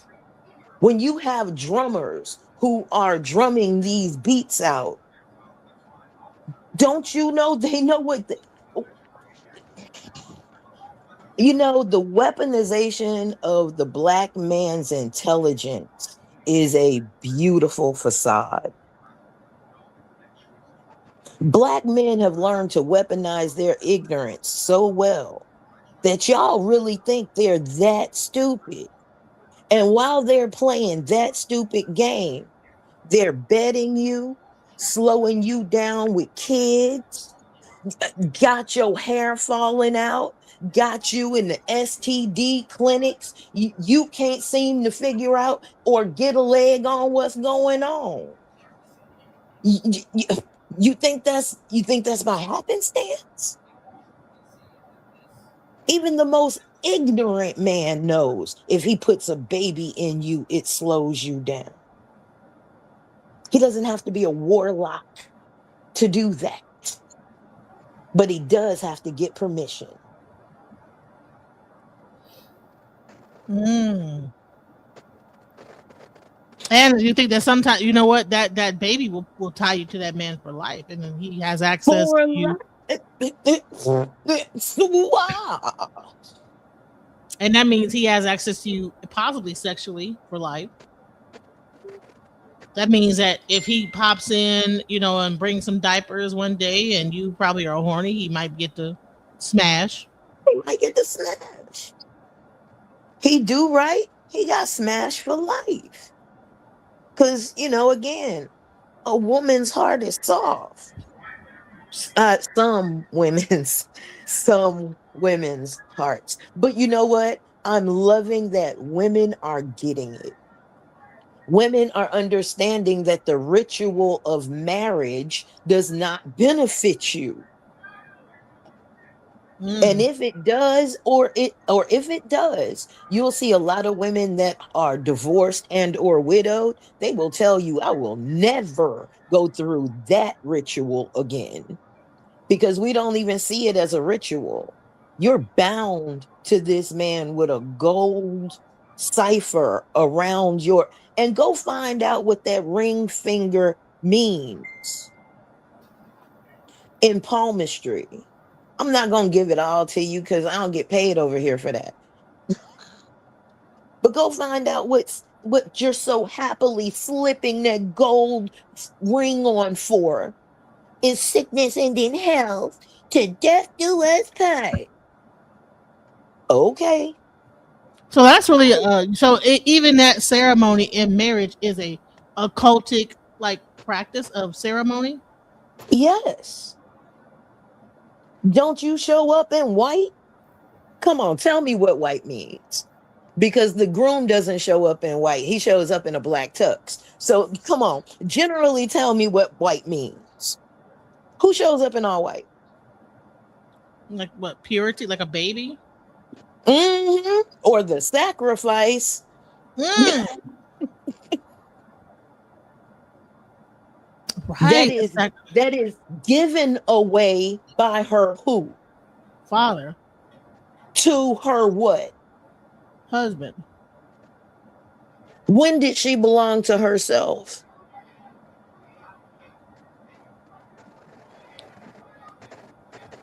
Man, you cooking She up here. doesn't even get her name, because her father's name is initially on the back of her name. And as soon as this happens, she drops her father's name in place of whose name? Her husband's. Husband's. Uh-huh. And the children get named after who? Because it ain't her. The husband. Oh. You know, earlier we talked about the matrilineal society and how initially all of like these Masonic groups and everything. We were reading from the Ea Nifa book from Ayali Kumari, and it was saying about how even in the old Yoruba community, also throughout Africa, there were these ancient like female societies that like had like all these secrets and magic, and even the Igungun like ancestral ceremonies were really ran by women, and the younger women told their husbands, well, the husbands told the younger women, well, you should get the older women to tell us the secrets. In the moment that the younger women were able to convince the younger women were able to convince the older woman to reveal the secrets, then the husbands of those younger women then began to attack the older women and impregnate all the young women at the same time, thus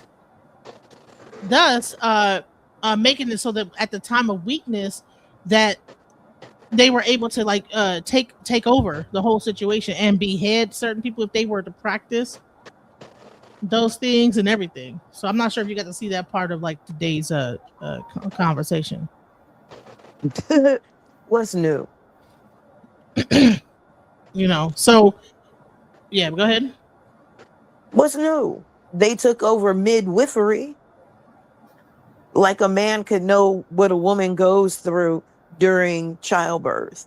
Ever.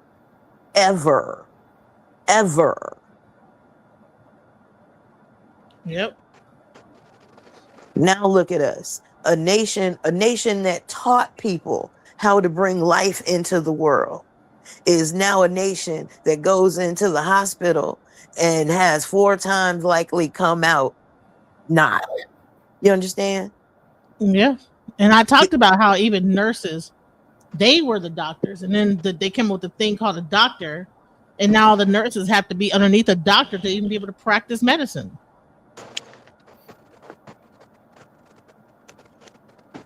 But then they want to say, go ahead. Stop giving away your stuff.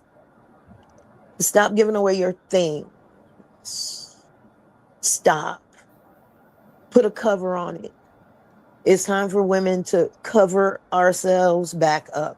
You know, we decided that we were going to do what they told us to do, and we did it. Everything they told us to do, we did. And every time we did it, it was something wrong. So, as a military strategist, if I can't do anything right, that means I can't do anything wrong, correct? Pretty much, yeah. Right. If the road to hell is paved with good intentions, it means the road to heaven is paved with bad ones, correct? Pretty much, yeah. Okay. So, on those logics, Sisters, I'd like y'all to look around since we have the most educated, literal education. We are the most highly educated demographic, and I'm just going to say in North America. It's time for us to take the data that we get and turn it into usable data.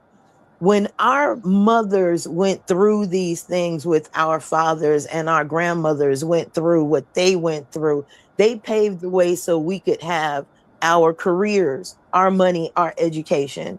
Your whole existence here has everything to do with making yourself happy. Go make yourself happy. Whatever that looks like for you, go do it. Go do it for the diaspora. Whatever that is.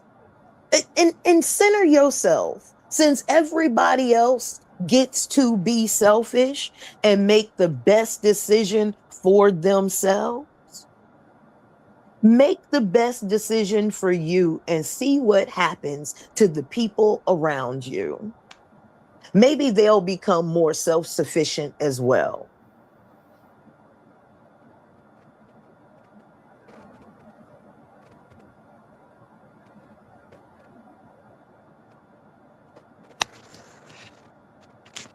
That's what I've been waiting to hear. Thank you so much. Let's get into the male narcissist and that aspect of the warlock, because when we talk about narcissistic things, that narcissistic is a bell word for a person that does not reveal that energy right off rip, and all that is like a spell. Because let me just say this: romance is an invention, guys. To sell chocolate. Go ahead. Go into it. To sell chocolate, diamonds, red cards made of paper. Come on, family. Come on. Come out of this. But do you know about romance being an invention made in France? That was actually because women were not having sex with the regular people. Romance was created so that regular men could actually have access to women where they didn't have before. Are you aware of that? I'm aware of what that is, a story out of France. Yes. So it's a poor man's game. It's not so a lot of this stuff that we find ourselves in, this spell work, right, is really based in a romantic culture that came out of Europe. And I'm gonna play this guy real quick and let you guys hear the truth about this whole thing. Because everybody, well, you're not being romantic. Well, you're asking to be lied to. I'm getting ready to go to work. Thank you for having me up. I hope I imparted some information. Peace, family. Thank you so much, Fundi. I've been trying to get you up here. Thank you for coming up. But yes, let's get into the live romance real quick, so that if anybody is befuddled about why we're having this conversation about warlock energy, that warlock energy really comes from a spell, love spell, right? Where you feel like you love a person and really it's just about a manipulation tactic. Let's go. I'm Taraban, and this is Psych Hacks, Better Living Through Psychology. And the topic of today's short talk is the truth about romance. Romance is for men. This title is probably a shock to most of you, especially to the men out there. I'm here to argue that all the things that go into modern romance, the flowers, the chivalry, the bent knee proposals, are actually not for women. They're for men. This was a big realization for me, and it was even bigger because it was actually staring me in the face the entire time. It's so obvious that it's invisible to people. Now, before I get into it, please remember to like this video and subscribe to the channel. It costs you nothing. It takes less than a second, and it's how you can support me in my mission to deliver free, high-quality content to the world. Really, thanks for your help. Now, let me help you understand why romance is for men. In the pinned comment below, there's a link to this really catchy 90s song called Two Princes by the band Spin Doctors. I remember when I heard this song in the 6th grade for the first time, I made my mom drive me to the mall just so that I could buy the single, which I proceeded to listen to over and over and over again. The song just spoke to me. The song hit #1 on the US charts, and more important to our present undertaking, it perfectly exemplifies what I'm here to talk about. If you haven't done so already, listen to it yourself. It's really catchy. Now, the lyrics of the song tell the story of an age-old romantic trope. Two men are vying for the same woman. One guy is rich, he's established, he has status. As the song says, he's got diamonds in his pockets. But he apparently doesn't really love the woman. On the other hand, the guy, the singer, he's poor, he's got no future, he's got nothing to offer but his heart, but he apparently knows what a prince and lover ought to be. There's nothing new here. This is the same dichotomy you see in almost every romantic comedy or Hallmark movie, so who cares? Well, let me ask you a really obvious and stupid question. Why is this always the case? That is, why is it always the rich, powerful man who doesn't believe in love against the poor, down on his luck dude who does? Or to put it another way, why is it never the rich, powerful man who believes in love against the poor, down on his luck dude who doesn't? And it's an easy question because the answer is obvious. The reason why it's never the other way around is that it wouldn't be a fair fight. The woman would have absolutely no reason to choose the second guy. So there's really no reason to tell that story. There's no conflict because there's no contest. The woman, of course, would choose the rich and powerful man who believes in love. You understand? So what was the story before romance was invented? Like, how did it work in medieval and ancient times? Leaving aside the fact that women rarely got to choose their own partners, how were men selected for women back then? Well, before romance, it was just the rich, powerful guy against the poor, down on his luck dude, which, like my hypothetical counterexample, also isn't a fair fight. The first guy wins every single time. And in those times, not only did the rich and powerful men get their pick of the choicest women, it wasn't all that uncommon for these men to have a whole harem of women. I mean, according to the Bible, King Solomon had 700 wives and 300 concubines. That guy had 1,000 women, which means that at that time in that place, there was probably 999 other guys who were pissed at Solomon for bogarting all the best ladies for himself. But can you really blame the women? Why wouldn't they choose Solomon? He was the king. He had the money and the palaces, which means he could offer resources and protection. And he was wise and generous to boot. The other guys couldn't compete. Now, because romance was actually a historical phenomenon, it originated in the south of France in the 15th century, we know who invented it. Men invented it, more specifically, the chivalric knights of that time and place. And these men invented it for them, for men, not for women. And they invented romance in an attempt to compete with the rich and powerful men of their time for access to the best women. Hence the whole trope of knight in shining armor. The knight in shining armor. The knight was broke. The king was rich. In order for the knight to get any punani, he had to come up with a thing called a romance. So how many of you women are dealing with knights and not kings? Let's go. And this is because if a guy couldn't convince a woman that he had something special, something intangible that the king didn't have, there's no way he's getting laid. The truth about romance is that it's a strategy that lower status men have adopted in their attempt to compete successfully with higher status men for women. This is also why romance is a young man's game, because most young men don't have anything to offer women, but they still want to get laid. And if it works, it's a pretty slick game, because I, a lower status man, would have convinced you, an attractive woman, that this intangible feeling in my chest is actually more valuable and important to you than all the resources and opportunity that a higher status man could provide for you. I would have to be extremely smooth for that to work. Keyword is To be convince. honest, it usually doesn't. Women might think the second guy, the guy who calls himself a prince, is rather sweet and may even play around with him for a little bit, but they generally end up with the first guy, the guy who might actually be a prince and who can provide her with the kind of lifestyle that she would prefer. And this is just mind-blowing for me, because guys typically think that romance is for women. I mean, they don't want chocolates and flowers and poetry and jewelry, and they give these things because they think women do. But women still want Solomon, guys. Women still want the king, the powerful, wise, generous, rich alpha male. Things haven't changed because women's nature, like men's nature, hasn't really changed in the last few hundred years. The upshot is that romance was actually invented by men for men to help them compete with more powerful men who would otherwise completely destroy them in the sexual marketplace for desirable women. So just like a man would probably not be with a woman that he didn't see desirable, the same thing happens with a man that a woman would go for stability and etc. So what are your thoughts on that, guys?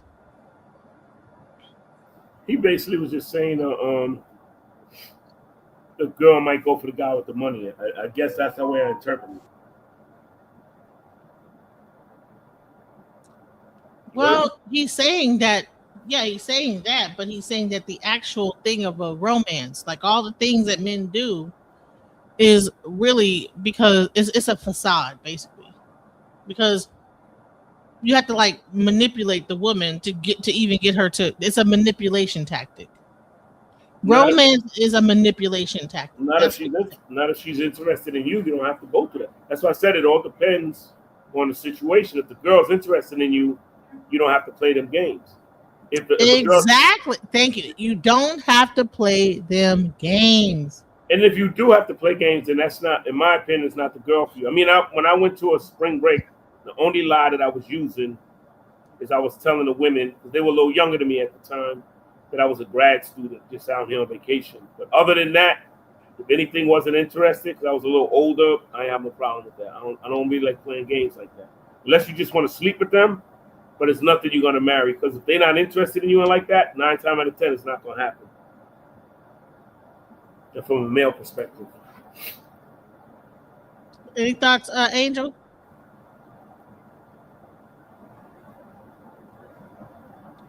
Okay, well, let's keep it moving. Yeah, well, you want to show something else, or you want me to elaborate on that? You can go ahead and elaborate. Go ahead. No, I'm just saying, like, that's one thing I noticed about. One thing I know, I learned, I had a crazy lesson with women when I was, my first job out of, when I got out of training back in the day, I went to they sent me to a school. I'd never been to the school before. And it was high school kids. And I was like 22, so I was a little bit older than them. But I walked into school, and it was an all-girls school, which I didn't know, because my job just gave us a job, and we had to go there to do the job. And the girls were like, I don't know if their hormones were raging or whatever, but they was like, oh, there's a cute boy in here. When I walked in there, I didn't know what they meant, because I didn't know it was an all-girls school. They told me I was going to a school to make a delivery. And the girls were like, they were hounding me a little bit because they don't get that many boys in there. So my point is, if I was a little bit younger and the girl was interested in me, I wouldn't have to play those games. But if it would have been a situation in reverse, because I was in a situation when I was working summer youth, and they had college girls there. They wasn't interested in me because I was too young. They were like, I was like 16, 17. And they were like 22, 23. Some of them were in college and some of them were interning. So that's what I mean. Like, I've been in both situations where if I was a little younger when I was working in the school, because they were high school kids, and at that time we used to joke 15 will get you 20, which means anything that's under 18, I don't care what the situation is, and you're a grown man. That's what my mother taught me. You don't mess around with no kid, no matter how fine the kid is, because that can do you a lot of, that can ruin your life, and probably hers too. But that's my point. When people are interested, it makes things a little bit easier where you don't have to lie and play these games. You can just be yourself. When you got to lie and play games, it's nothing but trouble that's going to come out of that. It's not going to last. But, I mean, yeah, clearly. Yeah, so I've been in that situation in the same era, where when I was the older one, and I had to be the mature one, and then I was the younger one, and the women had to be mature. But like I said, if I was, I never really, I had a lifetime of like not really good luck with women. But if one of those women would have slept with me, I wouldn't have said nothing. when I was my first summer job when I was 16 and they was like 22, 23. Because I would have been like, I'm just glad she gave it to me. My mother, nobody would have known about it. You know, but that's just me. I never had luck like that. Is it John? Angel, is she there? She's probably there, but she might be probably doing something in the meantime. But let's go. Let's talk. All right, And you have to call it what it is. Narcissistic males are warlocks. I'd be like, why would you say that? Because they use deception, do they not? They use trickery, do they not? They use manipulation, do they not? And they are the children of the devil, are they not? And this is why the enemy sends them to stop you. If you are a woman of God, you are anointed, you have a purpose, you have a calling. God wants to use you. The enemy will send someone, a narcissistic person, to throw you off your game, to trick you, to deceive you, to manipulate. This is why sometimes when people are in these relationships, you hear a lot of them say, I can't leave. I tried to leave or felt as if I was under a spell. Because the truth is you were, or if you're still there, you are. It's so crazy to me how sometimes when people would mention the word witchcraft, or the first thing they will always think about is a woman doing witchcraft, is a woman being a witch. They do not mention that males do witchcraft too. They are just called warlocks, that males deceive, that they manipulate, they bring the spirit of confusion just as much as some females may also do it. Men do it too. And let's talk about real witchcraft and real voodoo or doing stuff like that, or real spells. Males do it too. All right, so let's go. Welcome to the panel, Man in High Castle. What's up? Oh, nothing much. DJ Genesis, welcome.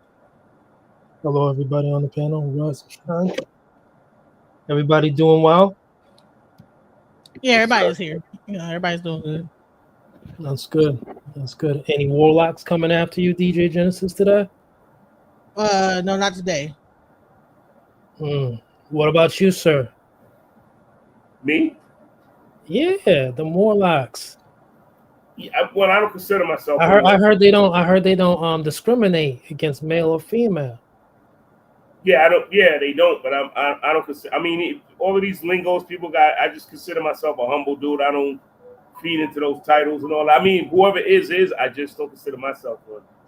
I don't think I'm above or below anybody. I'm just a regular dude. If a girl give me what's in her pants, I'm blessed.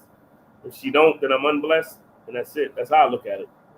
So, is a black male or is the warlock of the day? Say what? Is the black male the warlock of the day? I would probably say so, according to what I hear, but I don't consider myself. But to me, I don't like titles, because when you have titles, like people gunning for you, like they want to see a downfall. So I just want to blend in. I'm just a regular dude. If I meet a girl and we get intimate, I'm lucky, and if we don't, I'm just unlucky. I don't feed into the titles for my own self, but I respect anybody that might label themselves, him or herself, whatever they want to label them. Because I don't judge people, but I personally don't judge. I don't label myself like that. But I would say this is that, so no one is going to label themselves as a warlock. What we're talking about is a warlock energy, right? Right. They're not like saying, I'm a warlock. They're not standing up there with a witch's hat on, with looking like the character off of Lord of the Rings, or you know what I'm saying? God, what's the character? The dude with the white hat, like, oh, I'm a warlock, Grandar. They're not like up there like that. What they're doing is that they're using tactics, sexual manipulation, to be able to manipulate women into being in a mindset of submission, in order to be able to get what they want out of them and leave them high and dry. And that is what warlock energy I'm talking about. I'm not talking about a person, just a man that has no idea of his own sexual energy. I'm talking about men that know what they're doing in bed, that know how to use their sexual energy. I said earlier, pimps are warlocks. Okay. If you understand the pimp and hoe game, right? What happens initially is a man that's a pimp will have sex with a woman, especially a younger woman that don't have that much experience. He will take her through there, so to speak. And then after that whole thing is done, that woman thinks that she's in love with that man, right? After that, he'll introduce her into that whole lifestyle of hoeing. And okay, so you said you're willing to do anything for me. Okay, well I need you to sell your body for me. Well, you would normally have sex. This is the type of stuff that pimps. I've watched enough from a long time ago, right? You know what I'm saying? Well, you're having sex anyway for free, so why not charge for it? That's manipulation. That's a spell. So they don't initially introduce that, but there's some men that are so great with their mouth, right? If you watch Pimps Up, Hold Down, some of these men are so great at spell work they don't even have to have sex with you. They can talk you into doing like what their will is just by speaking these things to you. You understand? By saying, well, hell, you already do it anyway, so why not just do it like this? You know what I'm saying? And then they will get you into a situation where now you are selling your body on the streets as a prostitute. And there was a whole movie about this called Pimps Up, Hoes Down. Yeah, it's a documentary. Right, Yeah, the male equivalent to the Jezebel spirit, right? Yeah. Do you think there's a certain segment of population that is susceptible to being lured or attracted to the warlock energy? I think it's usually a very innocent type of women. You know, that's why when you look at pimp culture, most of them are getting women that are at a very young age to be prostitutes. It's also women that are probably like saving or trying to get closer to God. Like I said earlier, like it was in the thing earlier. People that are trying to like preserve themselves. Well, I'm being celibate right now.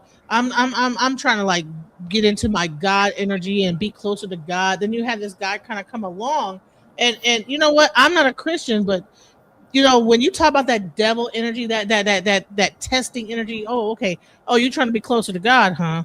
And then they come with a big old phallus, and now what you trying to do now? You know what I'm saying? So we gotta be careful about that. Giving into is that weakness? Well, I believe so because that man, if he don't have your best interest at heart, and you let that man lay you down, and you're in 100% submissive position, where that guy is, I mean, especially certain men where they have a very powerful energy with in between their legs, can like just sit there and just get you all up out of your head. You know what I'm saying? Up out of your sword. About how many women, how many percentage of women have that in the United States are susceptible? Have experienced that? I think that are susceptible to that warlock energy, percentage wise. I think it's a very large amount of women that are susceptible. Okay, so there's no percentage. I mean, there's no one did a study on it. Come on now, what right, study? Right. You know, it's probably like 1%. So, and then there's also a siphoning of energy. There's also a siphoning of energy that happens as well when you have that kind of warlock energy. When you have a guy like, you know, taking you all the way through there, lying to you, whatever, and you're just giving everything, giving information, giving this, and they know who you are, they know everything about you, and then there's like a whole thing. Yep. Let's go. I knew a nigga was trying to siphon my energy and give it off to the poor piss holes in his family. Motherfucker would wash my clothes with they clothes. When the fuck have y'all ever heard a motherfucker doing some shit like that? That is some next level borderline dark shit.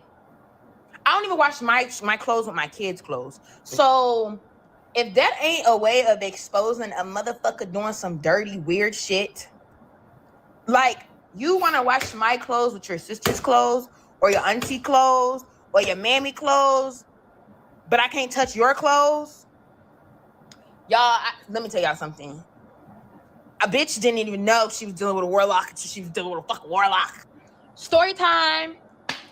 Wonder how the fuck we got there, right? So I was in a relationship with a fucking warlock, and a bitch was not spiritually woke. A bitch was.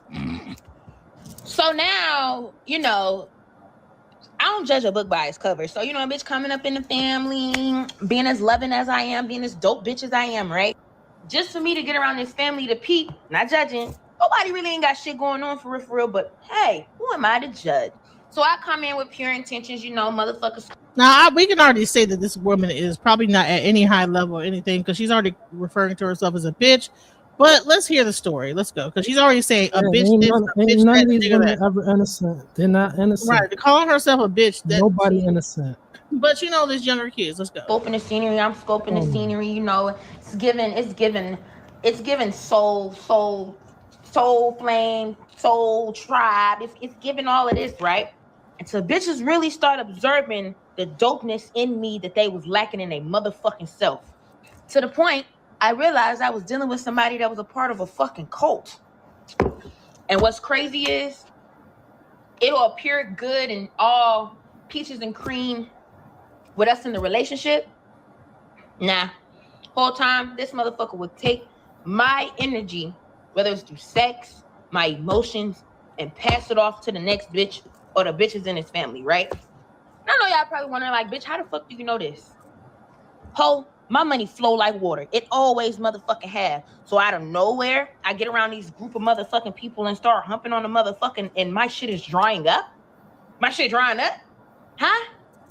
And I ain't nothing changed up, but with the motherfucker I was fucking, right? Oh, okay.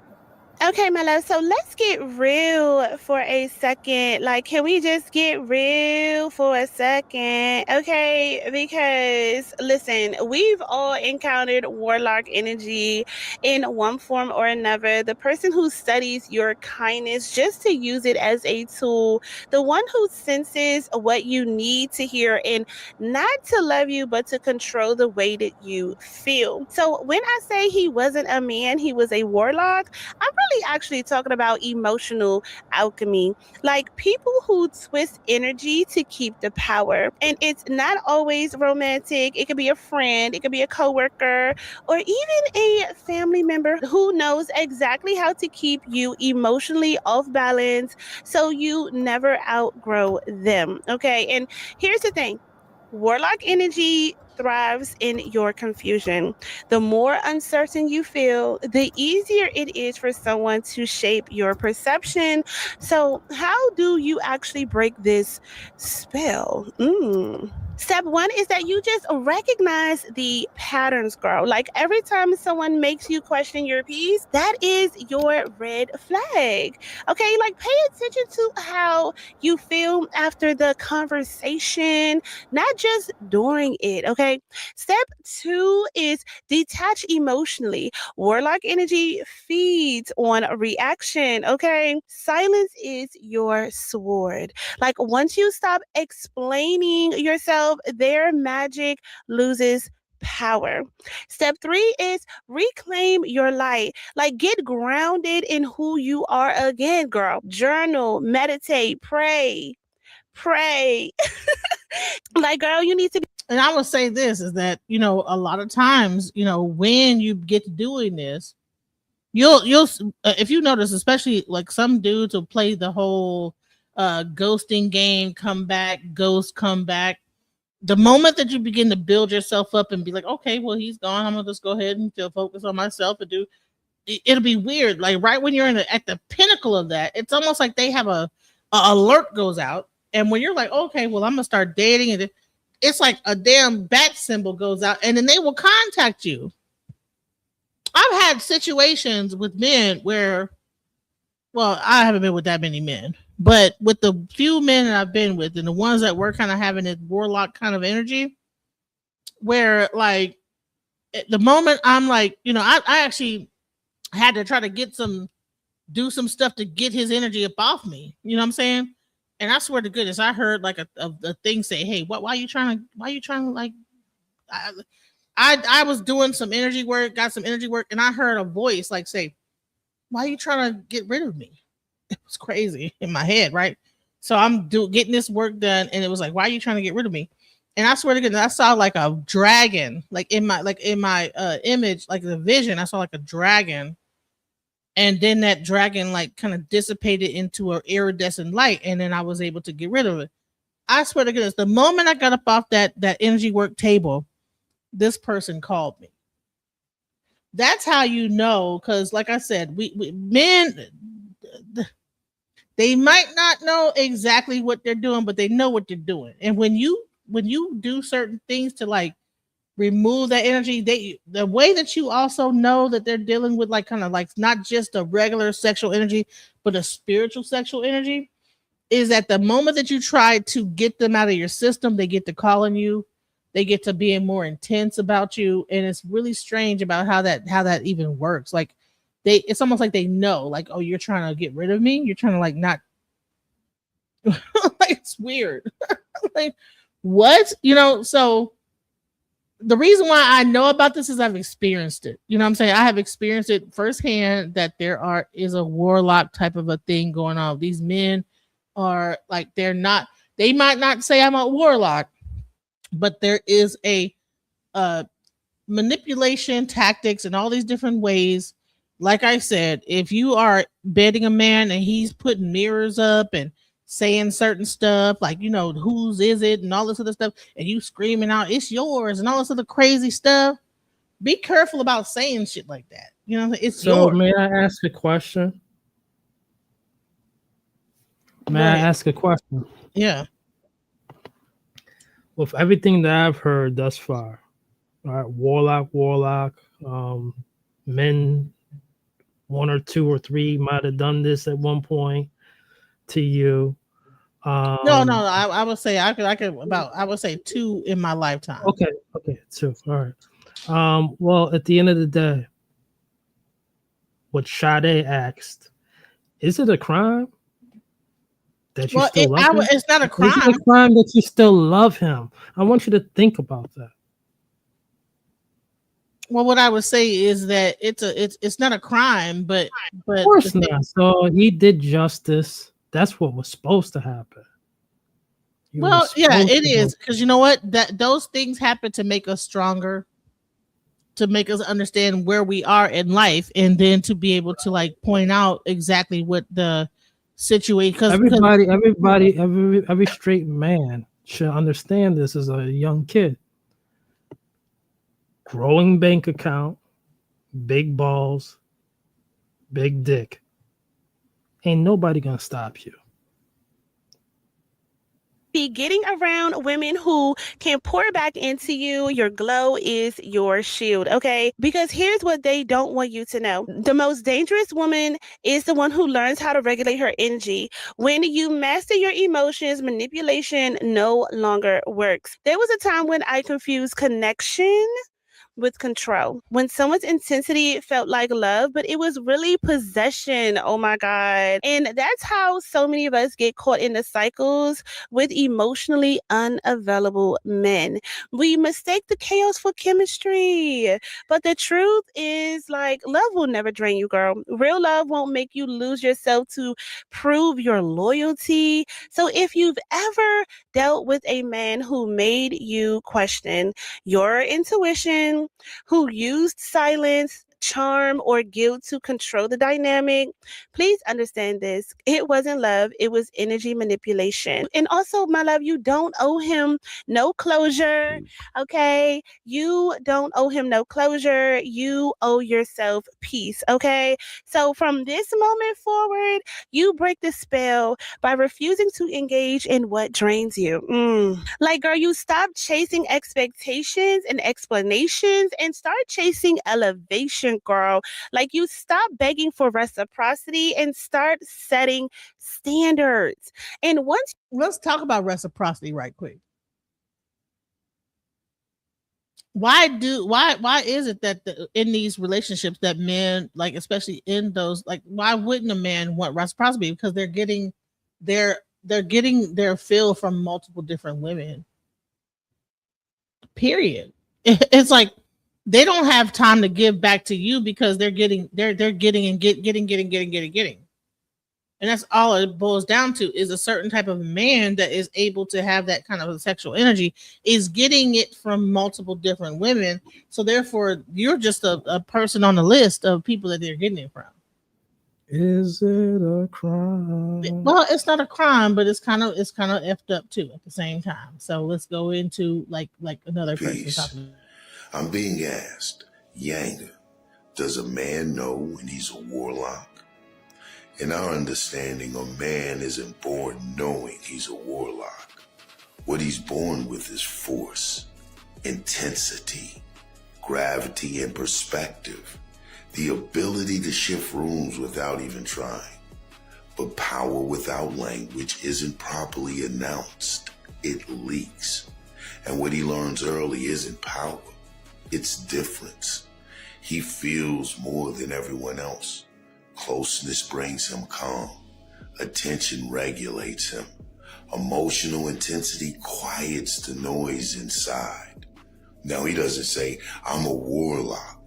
What he says is something is missing. Warlockism doesn't start as a choice. It starts as accidental regulation. A touch steadies him. Desire grounds him. His emotions being mirrored relieves him. His nervous system learns before his brain does that external energy works. And without initiation, the mother's in containment, this lesson becomes habit. Habit becomes identity, and identity becomes craft. And by the time he finds out what he truly is, he's already adapted around it. This is what makes the failed initiate so dangerous. Not because he chose darkness, but because no one taught him to hold the power without feeding. See, the initiated man recognizes himself hindsight.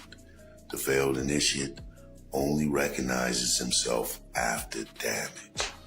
Yanga say peace. So you understand? Go ahead. Not to understand, but I got it. I got the understanding that this new age wave is this is like the third. This is like new age 3.0 on steroids. It's right? not new. Well, we'll say we It's can all, say no, it's it's all new age stuff. I'm gonna say this: new age, right? New age. Before there was new age, we were actually people when they got married, they were in arranged marriages. There was no romance. The falsity of romance didn't exist, and so yeah, it is a new age thing. It is. We're in 2026, so yes, this is a new age concept of that is happening, and people are just now beginning to understand that this is a falsehood. Like the lie of like the romance is it's a falsehood, and so we need to understand the energy behind when people are using manipulation tactics to be able to siphon energy from each other. Energetic siphoning people from of ages y'all energy when y'all are that surrenderous to us in the most intimate, vulnerable space. That shit supercharges a nigga. We could say what we want to say about Diddy. Look what this nigga has been able to accomplish, largely due to the energy he's able to siphon from these women and some of the ways that we now seeing. And he ain't the only one. Powerful men have cracked the code and understand the sexual and tantric magic. Put up in the post the other day from Cam Newton. He was like, do you understand the power it is to conquer a woman? Consciously or subconsciously, these niggas be knowing, bro. Energy that comes from purity and feminine innocence. They hunt that more than anything because that's an untapped portal. You know, that young girl or whatever it is may have had sex before. This is a large reason why a lot of these men either consciously or subconsciously gravitate to younger women. Hey, rich babes, it's Robin Milan, and welcome back to the channel where we do it the rich way, girl. We think rich, we get rich, and we stay rich. Exactly how to use their words, their charm, and your emotions to control your energy. And listen, have you ever met someone who left you questioning your worth, right? Your intuition, your peace, but somehow you couldn't walk away. Yeah, that's warlock energy, girl. And let's talk about it right now. Make sure that you like, subscribe, and share. Like, subscribe, and share. But when a situationship, relationship, whatever it is, get you to the point where you are questioning. You can't leave this guy. There's something that's pulling you to this guy. Whether he's aware of the energy he has within his loins to, or whatever it is, his personality or whatever, that is a specific energy that we cannot pretend like this does not exist.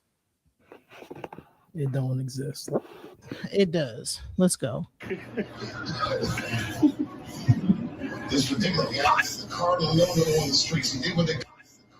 Sign number one is that he carries a dark presence. Sign number one, he carries a dark presence. Sometimes you don't need to see someone's actions to know something is wrong. Your spirit can just sense it. Okay. One of the clearest signs of a warlock is the dark presence they carry whenever they're nearby. You can feel it. They can be standing behind you and you can feel something and you look back like, what is that? What's going on? You can sense it. You feel a weight, like an eerie discomfort that's kind of hard to explain. Look at their facial expressions or their eyes. That will tell you everything you need to know. Let me break it down for you. Number one, when you're in an argument with them, when you're arguing with this person and you're really hurt and they're saying something very evil and demonic, or just talking about your looks or your family or your sick mom or something evil, they're doing something evil, and you start to break down and you start to cry. Look at their facial expression and look at their eyes. It almost seems like they're excited, like when somebody just got a good news or something good just happened. When you look at their eyes, they have this like almost like a smirk, and you can tell that they are happy. You can tell that they are getting joy from seeing you this hurt and seeing you in this much pain. Another way to tell from their eyes when something good happened for you and you're telling them and you're overjoyed and overexcited and you're trying to tell them, look at their face and look specifically at their eyes. They have this blank stare, almost like they're not there, almost like you're talking to a brick wall. Excitement or any kind of emotion is something that is very contagious for normal people. This is why when you're watching a movie and you see a person in the movie cry, sometimes you end up crying. Or you see a really sad romantic scene, you end up tearing up or crying. Or you see a random person crying. Maybe you're scrolling on social media and you start listening to a story time and the person starts to get emotional. You start to get emotional. Or you're watching, social media and you see somebody super excited and they're dancing and they're laughing. You start to smile. Something good that's happening for you, they have this blank stare. You can't tell if they're happy. You can't tell if they're about to blow up. You can't tell if they're about to cuss you out. You just cannot tell. They're just blank. It's almost like nobody's home. The lights are on, but nobody's home. The third most dangerous, most scary, most demonic sign is if you're in a heated argument and they feel like they're being exposed, or you said something that really triggered them. Let's just say they're mad. Their stare goes blank. Their eyes go black. Narcissistic rage, you've seen this. It's almost like their whole body is taken over by a demon. Their eyes literally go black. I don't care if it's a person with a blue eye, black eye, gray eye, green eyes, brown eyes. Their eyes go black. That's their pupils dilating. You feel like you're staring. That is their pupils dilating. So, like, I don't get it why people would say, well, this doesn't exist. And there's people... I've experienced it. People who are there, I'm going to say this. It doesn't exist. It shouldn't get anyone upset. But what I do think exists is excitement. People are excitement. There's a lot of thrill seekers. There are people who don't even know they were thrill seekers. And guess what? Now they're pleasure seekers. There are people who avoid thrills, and then there's people who avoid pleasure as well. But those who avoid pleasure, it's because they understood they were once thrill seekers or pleasure seekers. Now here they are, kicking the old New Age gospel. This is a very lucrative time too, especially to spit the New Age gospel right now. Well, honey, we're in a new age, baby, so call it New Age. That's exactly what I just said. This is the New Age gospel. We're not in the ancestral times. We're not in the. This is the New Age gospel. It's a new age. This is the third wave of the New Age. The first wave was in the 1800s. The second wave was in the 1900s, and this is the third that's been going on for a while now in the 2000s. You know, it's not shocking. This is what's supposed to happen. It's supposed to be lucrative too. But I'm hearing a lot of I don't see where the lucrativity comes from with broken families, because people are in like okay, let's go. At a demon. You feel like you're in the presence This is not of a happening to demon. everybody. And then if you see that and they just black out and do the most gruesome things, there's your sign. That's like the topping on the cake or whatever. These people, they show who they are most times from their face, but most specifically from their eyes. A man who is a warlock carries a certain energy and he has a look. Something feels off about his eyes, the way he looks at you, something feels off about it. In today's video, I'm going to tell you the kind of energy warlocks carry and the things they do to women. The way his eyes slowly turn from happy to dark within seconds. It is like the mask he was putting on, he completely took it off when he wasn't recording her. You see this look? This is the look. This is the look. This is the look. Every woman be very keen. If a man's face completely switches from extremely happy to extremely sad to something else within seconds, it just seems like there is a switch in his eyes. These are all signs. Make sure you stay tuned and watch this video till the end, because there are a lot of things we are going to be exposing in this video. Let us dive into it. These are the top signs that he's a warlock. Flashing money on social media, warlock. Bragging about money 24/7 on social media that they got, warlock. Drinking, smoking, partying 24/7, warlock. Trying to sleep with you the first night that he meets you, that's an obvious one, warlock. Trying to use money and resources and material things to manipulate you to sleep with him on the first night, warlock. Those are the top signs. So watch out and save yourself. I know I look crazy. I don't give a fuck. Let me tell you something. Warlocks, demons, they are fucking real. Okay? Low vibrational niggas, motherfuckers that seem emotionless, motherfuckers that love bomb you in the beginning and then disappear, ghost you, start acting all weird and shit. We live in a spiritual world. Okay? This world is motherfucking spiritual, y'all. It's spiritual more than anything. This world is spiritual. Spirits, they don't need nothing but a willing vessel. Motherfuckers that's low vibrational, so broken and damaged, don't want to heal, prefer anger, bitterness, rage, and wants to hold on to that. Those are the type of souls that demons, warlocks, demonic spirits attach themselves to. Those are willing vessels. Before they even know it, they decide to deal with the devil.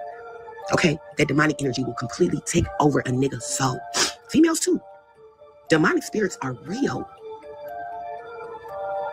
People who have demonic spirits, they know when you are a light worker. They know when you of the spirit, of God's spirit. They don't even want to look you in your eyes. They know. They know who you are. And they know that you know who the fuck they are. That's why it's so important to pray and tap into your gift of discernment. Tap into your gift of intuition. A lot of y'all out here falling in love with warlocks, and I'm not, no shade. I had my own motherfucking experience. And I'm not talking about my husband. He's definitely not a warlock. He's not a demon. But I had an experience with a nigga who I thought might have been a candidate for a future love interest, if you will. Demon. Now, these folks, they have these demonic entities attached to them. Are their soul, is their soul fully demonic? No. They have an entity attached to them. They have the power to get that motherfucker off of them. Some people be in too deep, they don't even realize that they've been completely taken over by a fucking demon. That's why you be careful getting drunk. Why you think they call alcohol stores wine and spirits? When you're drunk, when you're too intoxicated, when you're on drugs, you're low vibrational. Why do you think a lot of people do crazy shit when they drunk and they wake up the next day and they can't remember what happened? Because a demonic spirit has taken over. There is a reason. And let's talk about that. See, a lot of things happen, especially with weed, you know. If you know any, crazy situation, people smoke weed. You smoke weed? Very young. No, I don't smoke weed. You'll see a lot of young girls. They get introduced to that weed, and that weed will get them in getting easy pickings. They get to drinking, going out to whatever, mix the weed and the alcohol, honey. you might as well hang it up.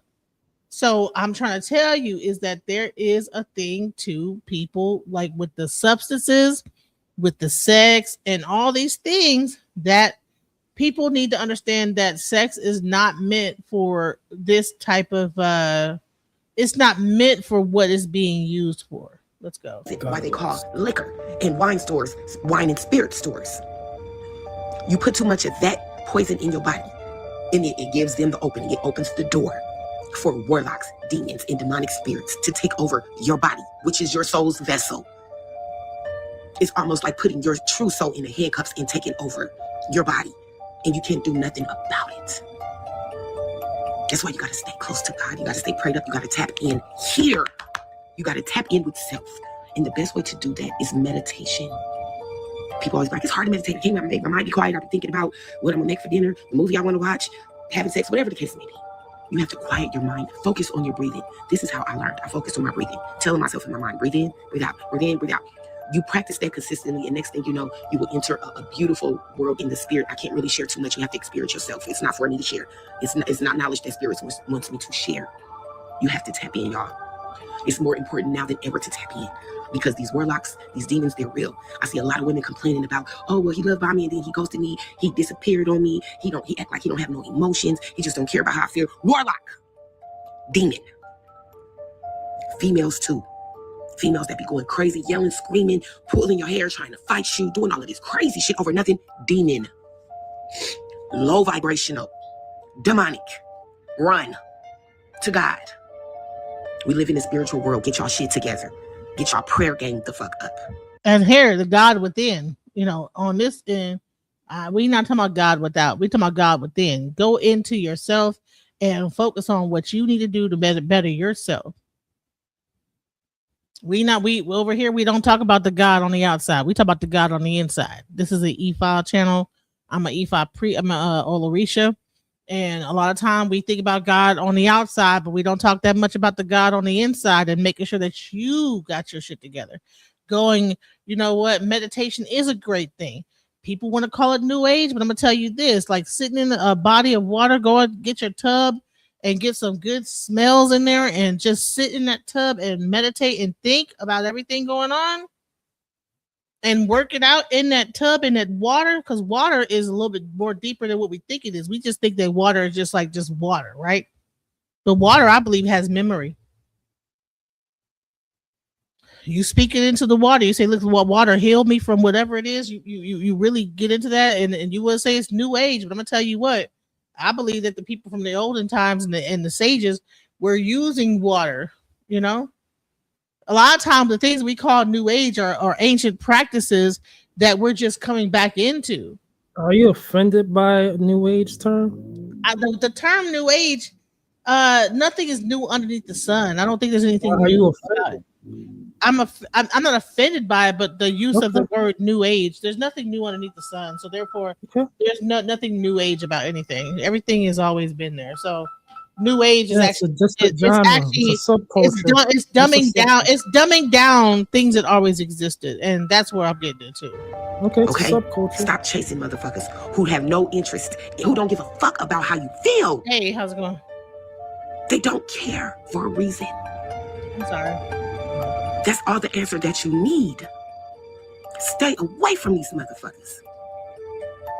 Watch who you sharing your body with. You literally could be sleeping with the devil or one of his minions.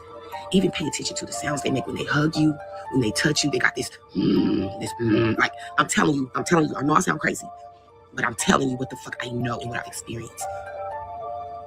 Even during sex, they'll try to scratch. Listen, y'all better look it up, Google it, pray about it. Because you can't barely can trust Google these days. Pray on it. You heard it here first. It's your girl, the mindset mistress. Y'all, I'm about to do my hair and put my eyelashes on and all that bullshit. But this message was on my soul right now, so I had to give it to y'all. Witches and warlocks have a serious staring issue. A monitoring spirit is what we would call it. They stare at you to try to siphon your energy, to study you, to assert dominance, to intimidate you, to scare you. And it's probably a plethora of other reasons that they stare at you as well. They are super creepy. There were many a times that I caught my warlock just staring at me. And he still do, because I work with the motherfucker. I just catch him in the distance staring. And each time we make eye contact, that bitch turn his head real fast. ass. Overly obsessed, overly mesmerized, overly mad he didn't break me, overly mad I upped my value. Imagine trying to break and humble somebody and it ended up backfiring. You got to see me every day glowing and growing, getting the attention that you want, overall leveling up in life. Y'all, I don't know what the fuck I do. I probably go home and cry every night. No exaggeration. Like, he probably accomplished those things with his past situations, but baby, this is a different breed. My mama, my daddy, and both sides of their family been trying to break me since a young age. It has yet to happen, and that damn show don't stop at no nigga. All right, y'all, we done got off track. Seriously, the motherfuckers just stare. If you work with them, they gonna stare at you. If you in any proximity to them, they gonna stare at you. When you sleep and you wake up, baby, they gonna be staring right at you. They're creepy. They are mentally ill. Stay the fuck away from them. Wonderful. Everybody with charm is not magical. Just because somebody know how to get down in that bedroom does not make their ass spiritual. Some people know how to use that energy, know how to use sex, attention, psychology to bind, influence, manipulate, and drain you. The way you can tell is by paying attention to your body and how you feel after being in their presence. Now, for instance, you sleep with somebody and your energy changes, it shifts. And I don't just mean feeling tired. Mood shift, your confidence drops, your anxiety rises, clarity disappears, your motivation dies. Ever seen somebody get with somebody else and you notice their glow is just dimming? That person just sucking the life right out of them, because they probably are. I mean, go into this relationship feeling so powerful, leave it feeling more confused than ever. Feel heavy, attached, emotionally dependent on somebody that you never really needed for real. Let me put y'all on game. Real manipulation happens with that nervous system, not in the bedroom. After sleeping with somebody, just pay attention. If you start overthinking more or obsessing over somebody irrationally, you start feeling like you losing your emotional center, you feel emotionally unstable, pay attention. That damn sure ain't no love. That's energetic imprinting. Healthy connections feel safe, they feel grounded, they feel secure, they feel clear. If you've been sleeping with a warlock or a damn witch, guess what you're gonna feel? It's gonna feel intoxicating, obsessive, like I said, hot and cold, like you don't know which way they're gonna go, unpredictable, magnetic, but very unstable. You don't feel loved, you feel pulled, yeah. You feel hooked. Sometimes you even feel possessed, unable to detach from this person, and you wondering why. See, the thing is, this is where they get you, because that sex be real good. Afterwards, you do not feel peaceful. You feel attached. There is a difference. Let me give y'all the sauce, because I want y'all to pick up on this immediately. When they start mimicking you from the very beginning too perfectly, yeah, I'm gonna need y'all to really pay attention. This one is very dangerous because these people actually study you, become your favorite personality, your emotional twin, spiritual match, your intellectual equal. You trying to gaslight you and say, I've never met anyone like you. Shit, of course you haven't. Or you're very different. I feel like I've known you for forever. That shit do be feeling and sounding good. But it's because they're mirroring your subconscious. That's high level emotional intelligence mixed with charm. That's exactly how people bind others psychologically. This is where the self-checks become really important. When you notice that your boundaries start disappearing, I'm gonna need you to pull back. You had standards, you had rules, and you had limits. Slowly but surely, you start explaining more, you start tolerating more, chase more, you compromise more, you accept more, just more and more bullshit. It's wild because somehow you don't remember when you stopped actually being the prize. Ain't nothing romantic about that. That is subtle dominance. I want y'all to hear this shit clearly, ladies, because these men be out here doing way more magic and spells than us. But the gag is, real warlock energy does not overpower you. It actually makes you give yourself away willingly. You're gonna also notice they feed off of attention, not intimacy. These people are addicted to admiration, validation, desire, control, emotional reaction. They love being wanted, being chased, being obsessed over. They absolutely love feeling needed. When it comes to emotional safety, consistency, vulnerability, and let's not forget accountability. They ass gonna vanish, poof, in the middle of the damn night. Once you understand, they aren't there to bond, they're there to feed. Energy feeders don't want love, they want influence. Clock this T real good, because your life starts stagnating while theirs starts improving. This is a sure sign. Just out of nowhere, after you connected with them, now your business start to slow up. Your focus drops. Your creativity is now feeling so blocked. Are you noticing your money starting to feel real funny and tight? Spirit feel foggy? But then you take a look at their life. They glowing and shit. Everything looks like it's going so good. Expanding. They confident. They winning. They energized. And I ain't hating on it. I know when 1 + 1 = 2. And I know that ain't no coincidence. I know what it looked like when one nervous system stabilizes and the other destabilizes. This is more of an energetic imbalance. Also disappear and then reappear to regain control. This is one of the classic moves of a witch or a warlock. They vanish, they ghost, they go cold, they avoid you, and they come they raggedy ass back trying to reignite the passion. Guess what they do? Disappear again. Why? Because unpredictability creates addiction. It damn sure destroys emotional regulation. Then it bonds the nervous system. This is called intermittent reinforcement. This is one of the most powerful psychological binding tools that you will ever learn about. I want to know the biggest sign of all. You stop feeling like yourself. Intuition dulls. Your confidence just fades away. Identity blurs and your center starts to shift a little bit. You can't really explain why.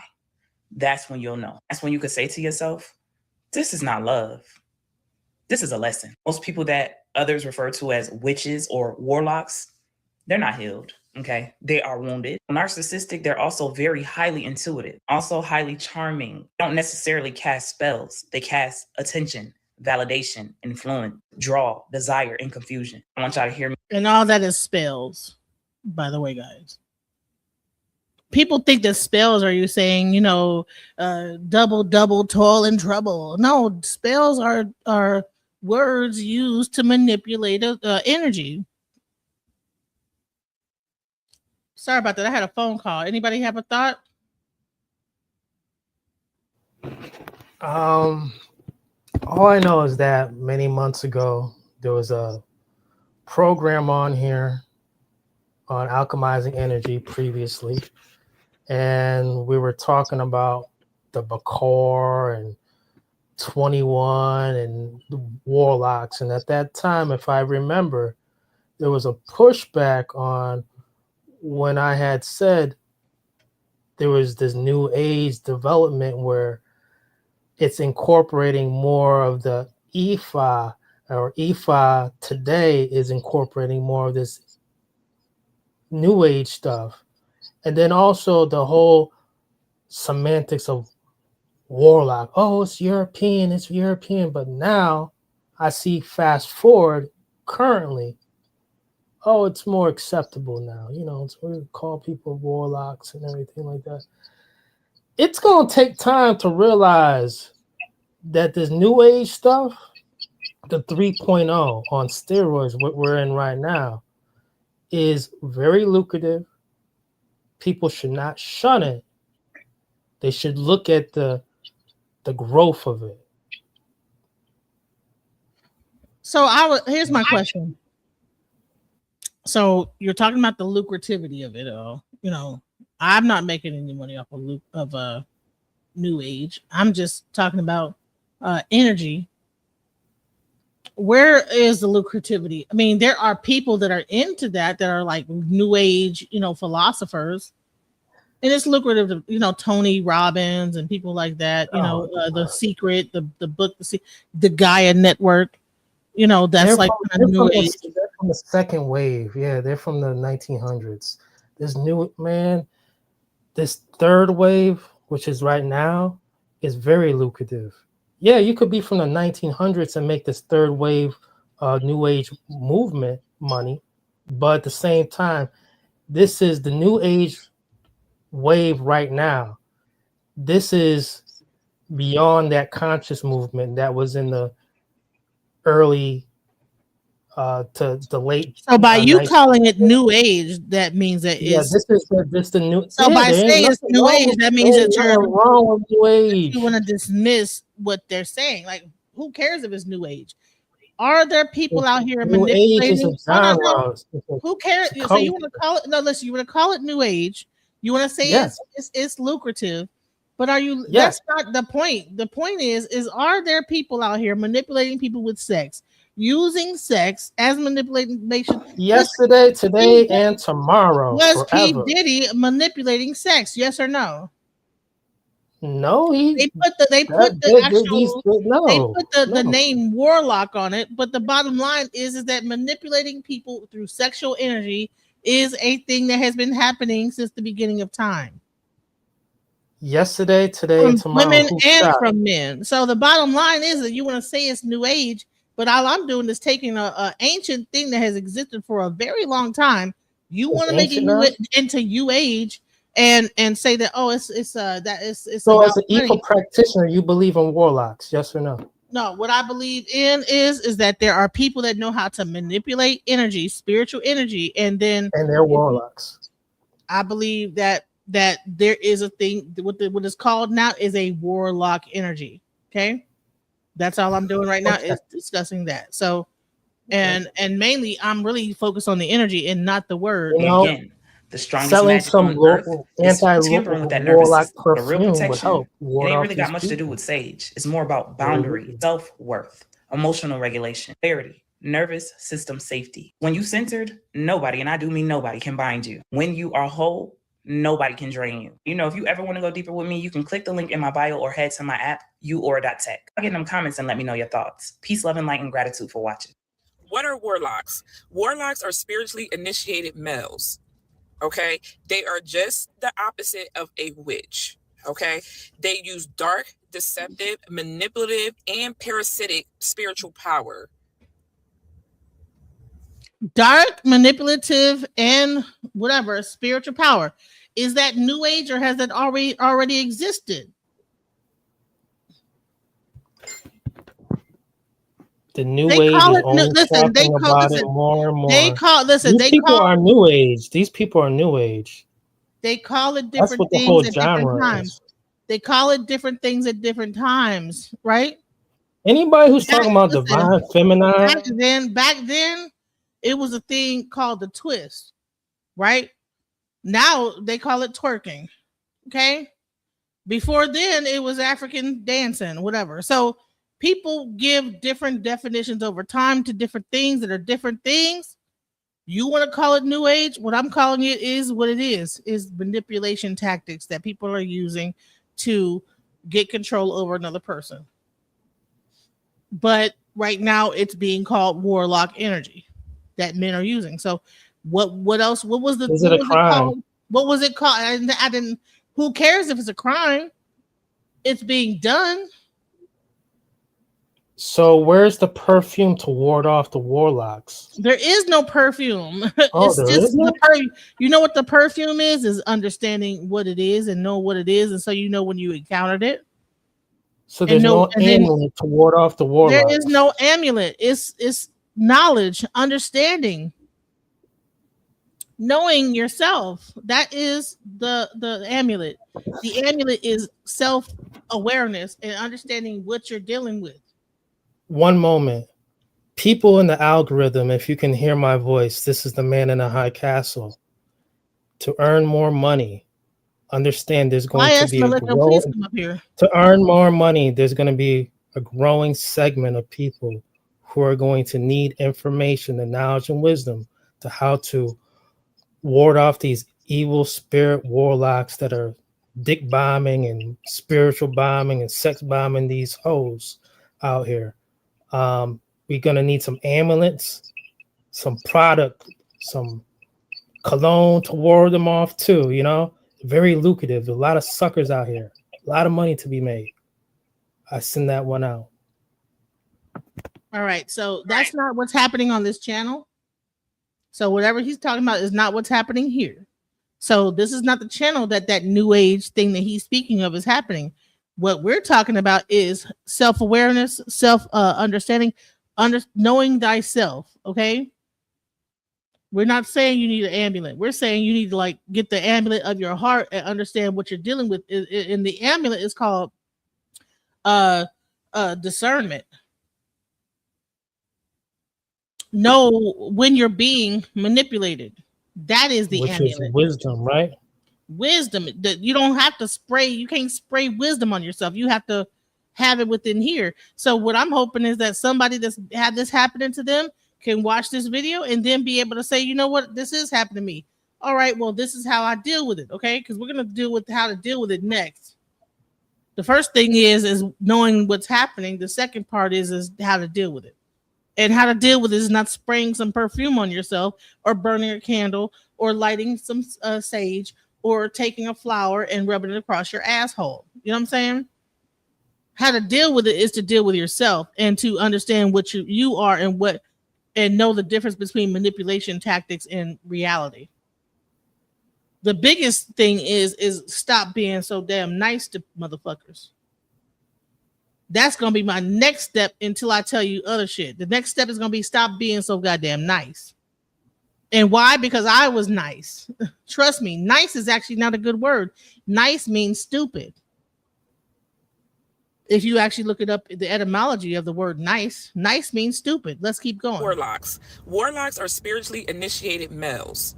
Okay? They are just the opposite of a witch. Okay, they use dark, deceptive, manipulative, and parasitic spiritual power. Now, these men, knowingly or unknowingly, sometimes they're unknowingly aware of their actual spiritual power. Again, Get that every money, person sis. that has a warlock, so-called warlock type of energy is not aware that they are harnessing this within a whatever. You know what I'm saying? They're Get just that money. they just know how to do it, right? So the bottom line is this not about like some amulet. I'm not selling you no damn amulet. I've never sold an amulet everywhere any on my channel. So I don't even know why he's talking about this on my channel about people selling amulets. I've never sold. You don't even know my website for my software engineering business. And that's a great question. File DJ Genesis at Alchemizing Energy and Precognosis. See? Now everybody They knows. use their energy for very, very dark things. Okay? I would say this: if you file that's not my business name anyway. My business is not that. So, whatever. The reason why you attract Name the warlocks and name why you so people keep can bringing follow them you. into your auric field is because of your light and your codes that you carry. It actually activates their power. Yes. So they're hungry for your power. They actually like to go out and deal with women that are very spiritually high ranking and their frequency is very high.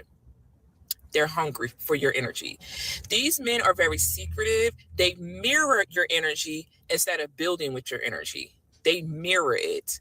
So whatever frequency, this is why sometimes you get them, they feel like they come off as a narcissist, but they could be a little catty. But no, it's like you can be catty, they're going to mirror the cattiness back.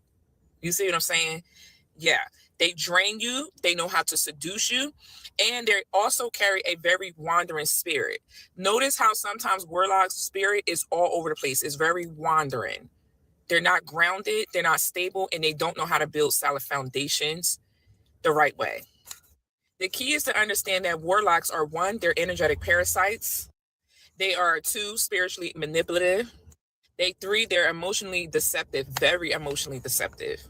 They use sex as a ritual. Their number one thing to do to get you binded to them is through sex. It will drain your feminine power centers. They will literally shut down all of your chakra centers. What are we on, number 4? I'm gonna tell you what, I've had a person do this to me. I've had a person, and it took me days to like. I man, let me tell you something. When a guy comes at you with this type of energy, it will have you kind of laid out for like some time. It like kind of regroup yourself. And I remember like this is the first time I've ever experienced that because I'm not a very promiscuous woman. So when I experienced it, I was like, what the? I'm tired. For days. I had to like lay in bed like, oh my God, like I'm exhausted. And then, I had to like take some time to kind of like build myself back up. Like, what the hell just happened there? So I'm trying to tell y'all this. Listen, like, the man in High Castle is a man, so I'm not sure if he's experienced, but I know that, there's women that do the same kind of thing, drain a guy. Drain all your fluid out of your body and everything like that. You just doing coming over and over again, and you dehydrated, you tired, you done screamed and howled, but everything you done did for like a long period of time, and then you just down for like man, I gotta drink some damn electrolytes. You didn't say it all this mentally, everything. I'm saying. So go ahead. Yeah, is that a question? I have a feeling that you think that you probably be the one dishing it out. I don't know. Go ahead. I think I don't have any hangups, but I've gone through my share of things where you have to remember I've always been active. I've been active since 1996. But at the end of the day, I can say I do remember a time where I was partying hard, and I was taking tours wherever I wanted to go, prowling. And I did find someone that I was prowling, and she was interesting. And she was an Aquarius. And she had the all-seeing eye as a tramp stamp on her back. I was disappearing from action for a while. Like, people could find me, don't get me wrong. But when it was all said and done, I went to my baby mom's house at the time, before she was my baby mom's. And I just crashed there to get my electrolytes and everything like that. I even had one of my neighbors say, dude, you're turning gray a little bit. So I've lived a life just like Mark Anthony's song, Viva whatever. I've lived that life, you know? And as a grown man, like I said, I don't have hangups. It's just you're supposed to arm yourself and protect yourself, defend yourself. Well, this is not for the person that you figured out how to do this. People that don't know how to do that. Yeah. So when I say New Age, look at their names. Do you see Archangel Metatron? So these are all like New Age concepts, even though these are Hebraic or Hebrew type of themes. This is all, it's all encompassing in the New Age, especially in the third wave. There's nothing derogatory by pinpointing the subculture that's hitting the algorithm, whether someone wants to deny it or not. This is what's going on. Whether if it's people, the young kids dressing up in the in all black, what's it called? So is twerking New Age? Is twerking New Age? No, that's from, they got popular in the 1900s. Right? You know? Isn't that New Age? No. Actually, how is twerking New Age? Was not in the 1900s. Is that a question though? People were dancing. Yeah. That's twerking. Twerking didn't come to. They had a different name before that. Right. But long story short, so all this stuff. Twerking is twerking. We're talking about something that's more. Different name is still the same thing. We're talking about right now where people are talking about, my healing centers, my pituitary gland. So are you trying to say that they didn't talk about that in the ancient times? We're talking about specifically those who are practicing New Age right now.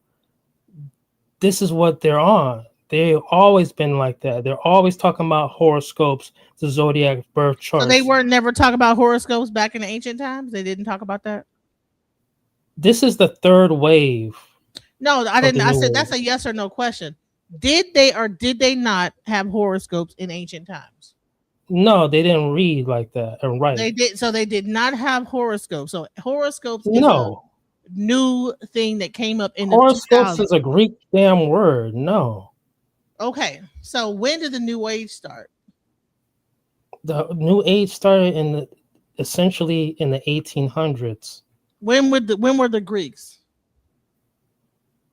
The Greeks are still alive. They're just not the ones that. When did horoscopes come out with the Greeks? In the 1800s or prior to that? You should know, right? Because you want to know about the horoscopes. No, that's a yes. You're trying to connect dancing and twerking with the horoscopes. No. What I'm trying to explain to you is that you're trying to make things called New Age, right? And what New Age do is it dumbs down things that existed a long time ago. It's actually giving a revival. By calling things New Age, it makes it seem like it's something that it's a new thing. It just because it's New Age don't mean it's a new thing. It's so not derogatory. Astrology, astronomy. Hold on. All these things have existed since the beginnings of time, like very early on. It's giving y'all a boost if you're angry at it. No, I'm not angry at anything. It's not New Age though. It's not new. Oh, it's definitely New Age There today. is nothing new under You just don't like the the- term. You don't like the I don't term. like the term New Age. No, I do Right, not. I got you. Because when you New Age something, you diss The new term New Age been out longer than when you say the word New Age, you distance it from the ancestral past that it came from. By saying it's New Age, you give the white people that are doing the New Age thing. Oh, now it's the white people's time. Yeah. New Age is morely a white thing. That is not a black thing. New Age is white.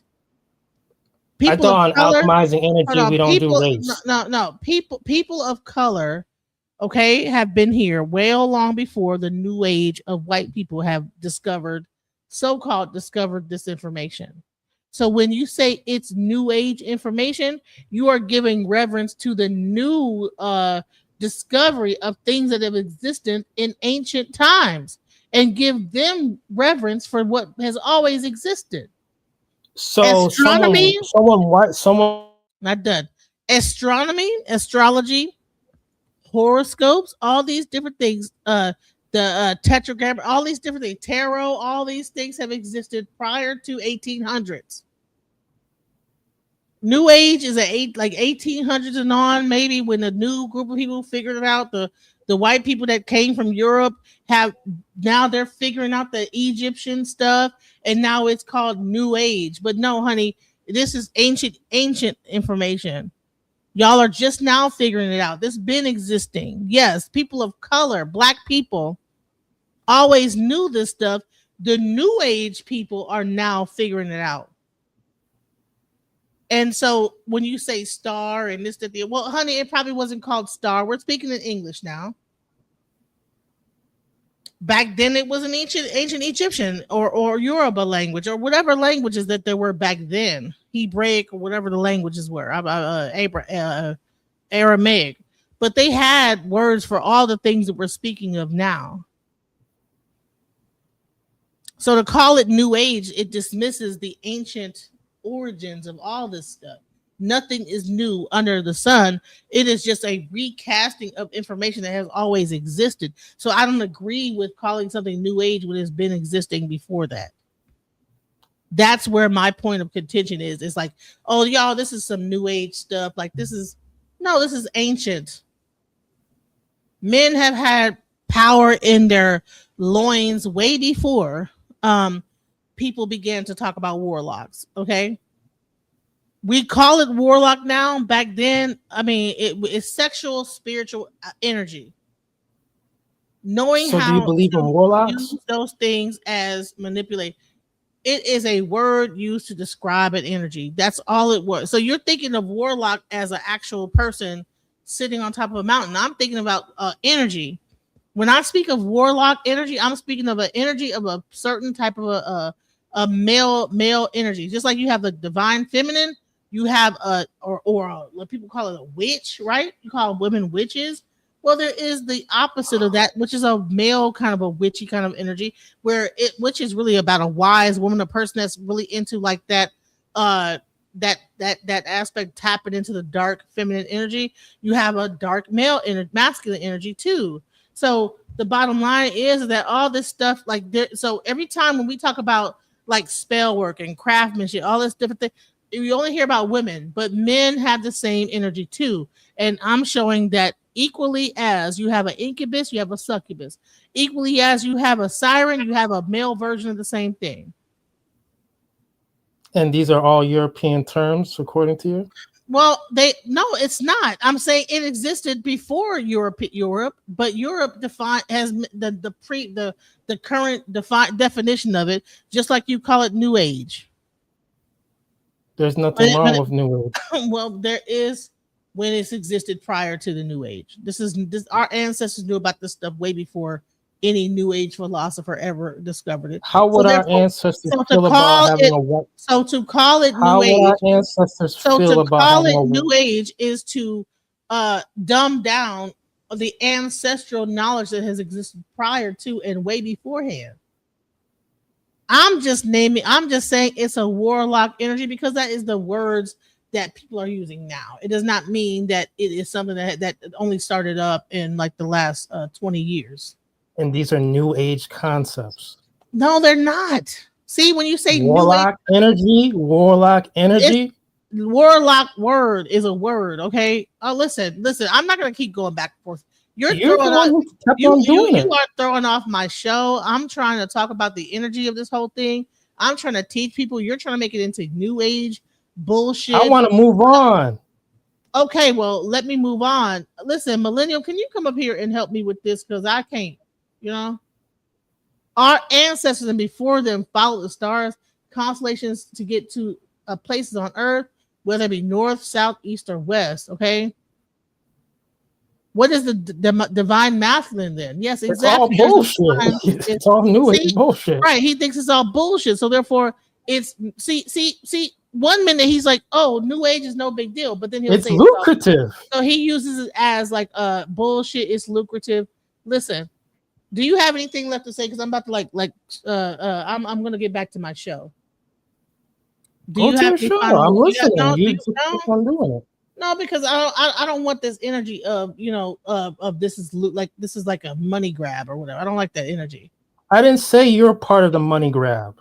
You're taking it to heart. I haven't said anything negative towards you. Like no one on these things are talking about money. They're talking about the experience they have gone through with the men in their lives, and I don't understand why you're talking about a money situation with the new age. That's not what's happening. They're talking about like these men that have manipulated them into a thing and why they feel this way. So if you're not going to be talking about that, then you either need to leave or whatever. But I'm just saying, like, you can still be here, but let me finish my show. All right. Please do. Okay.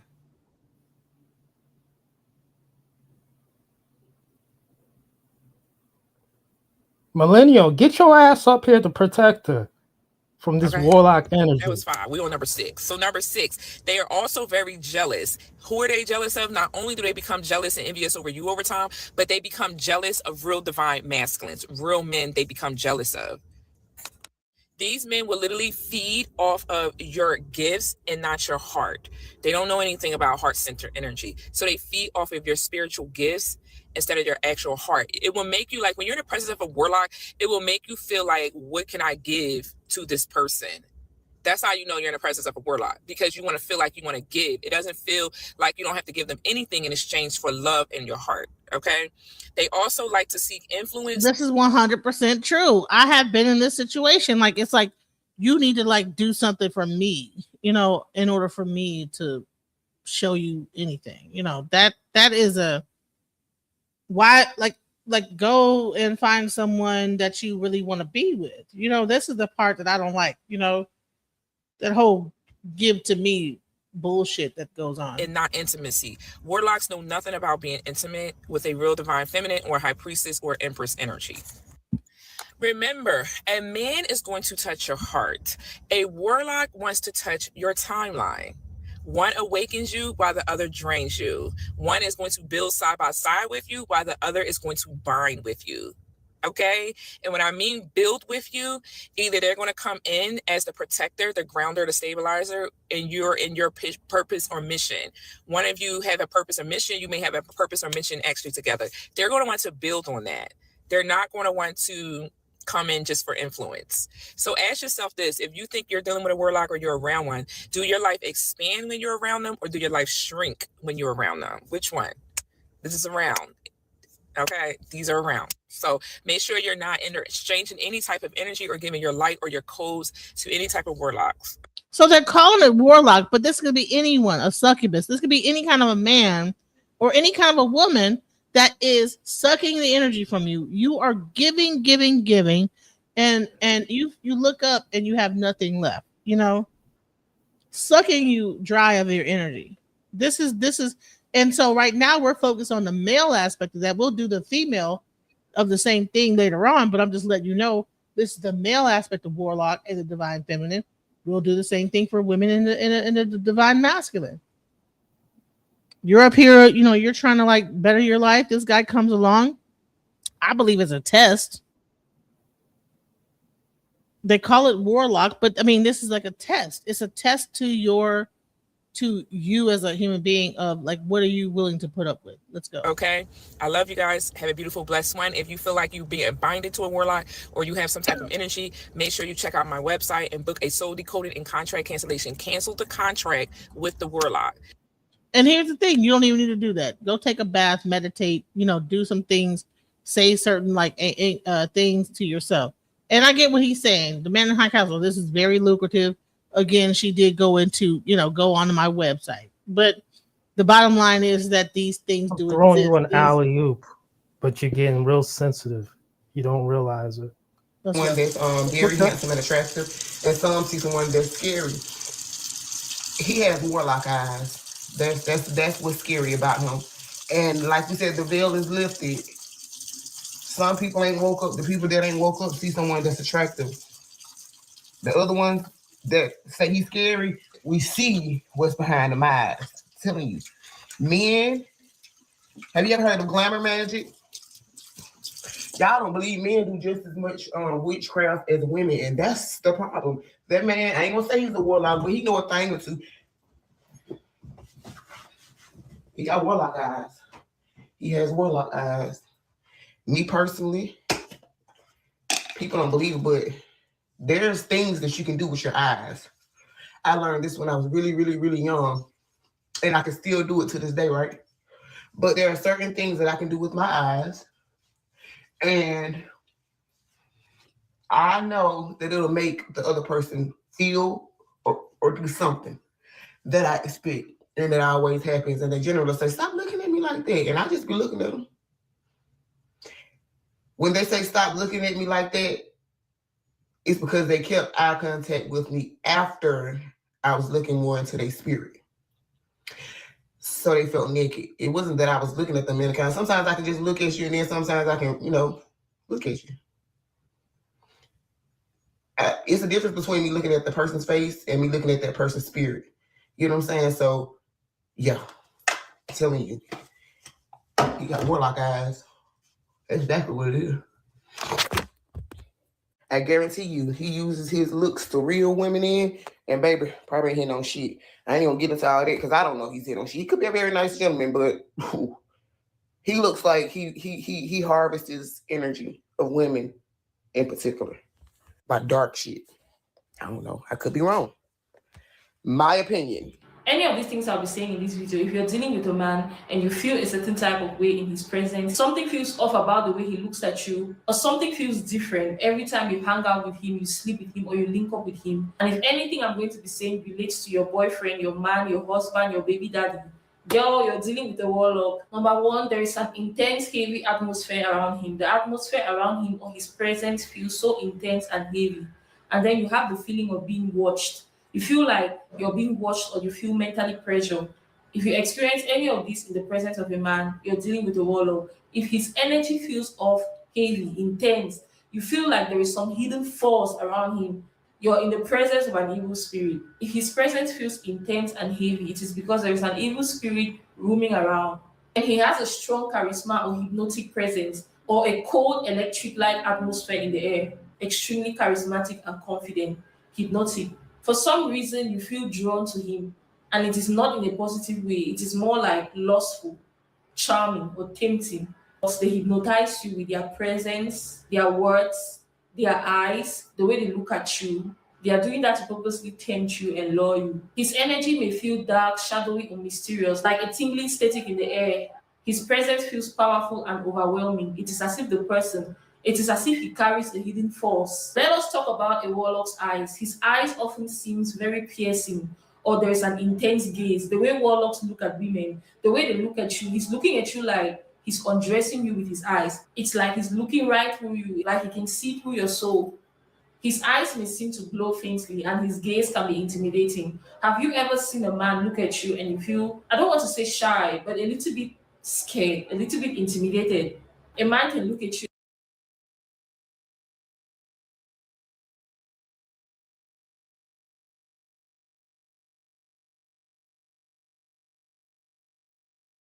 I have experienced this where a person could like look at you a certain way, and honey, you gotta look away when you catch their gaze. You look at their imminent eyes, and you're like, oh shit, like, oh my god.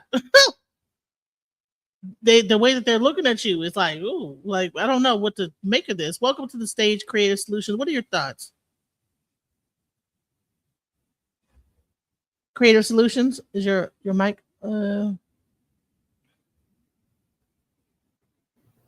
Damn warlock energy. The damn warlocks is stopping her mic. Let's go. And you feel uncomfortable. Uncomfortable not because there is something wrong with you, but because of the way he's looking at you. For a man who is a warlock, his eyes are unusually reflective, or they are bright in dim light. Eyes that feel like they see through a person, and he can see through you, see through your soul. One thing I've noticed with warlocks is they always have this, they deliberately have intense eye contact. For a man who's a warlock, there is always intense eye contact. The way he looks at you, very intense. Now, let us talk about what warlocks do to women. They charm and seduce women using spells and enchantments. They control emotions and attraction, making someone fall in love with them or become obsessed with them. They do this through sex, through manipulation, love spells. They do it through sex. I want you guys to focus in on that aspect. Like, I mean, the love spell, I don't know. Manipulation, yes. Love spell, yeah. They could be romantic. They do things and they can make you feel like you're just caught up, you know? But when they come with the sex, listen to the things he is saying to you during sex. These things can like be manipulation tactics because you're in your most vulnerable state, right? And so, I mean, I'm not sure if you guys understand that the body, just like when you're eating something, right? Your body breaks down to digest it. You understand what I'm saying? Like certain organs kind of shut down so you can digest your food. Same thing happens during sex. There are certain sounds you make that actually are understandings of like certain organs shutting down to focus on the reproductive act of sex. Ooh, ah, oh, all those words, all those sounds you make when you're having sex are actually the sounds of certain organs beginning to shut down so that all the blood can flow to your reproductive organs. So when you're doing it, all those little words you're doing, that's because it's certain and then because of those organs have a vibration to them, right? And so now all the blood is flowing to that area, and so the longer you do it, then your mind is the last to go. Damn, DJ Genesis, the way you make you gonna make me change the way I look at sex. I did a whole show on sex yesterday on the female's body.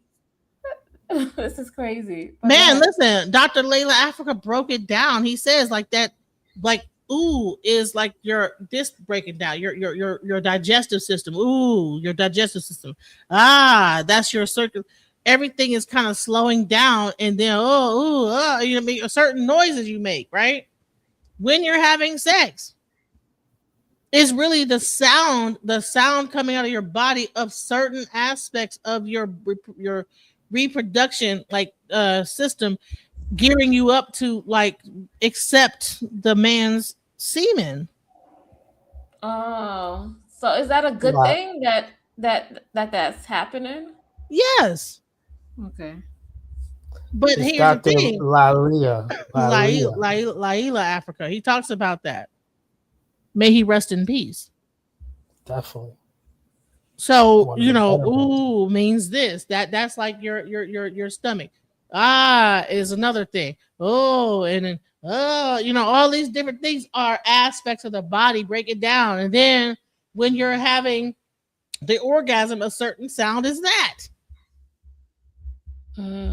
When you actually have the orgasm, that really comes from like by the time, okay, if you think about it, like, okay, like that's in your throat. The deeper, the more closer to orgasm it goes, the sound comes from deeper in your body until it hits the area of the reproductive area. So think about, you might start off high, you know what I'm saying?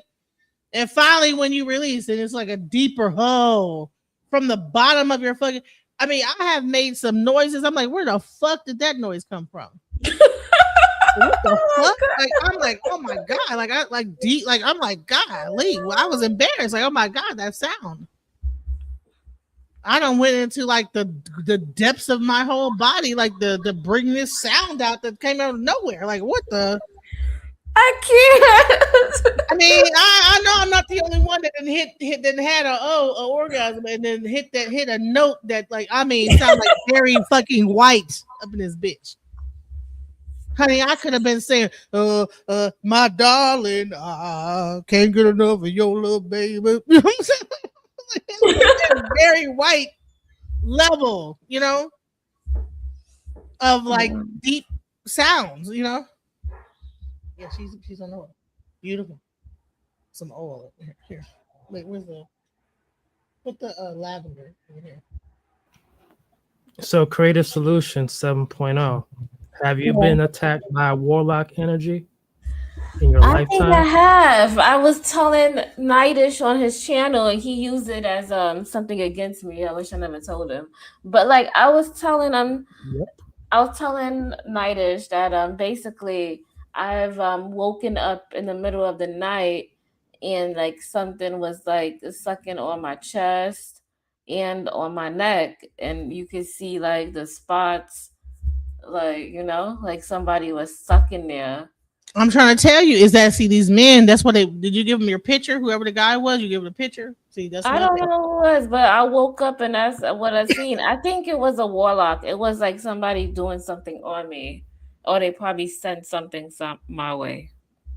That's what I really think it is. I'm trying to tell you, when you give these men your picture, especially if you're waking up at, honey, I've been woken up at 4:00 in the morning, 6:00 in the morning, like whenever that guy is probably looking at your picture on his phone and all kind of wild stuff, and then you get to thinking about him, and you're like, why am I thinking about this guy?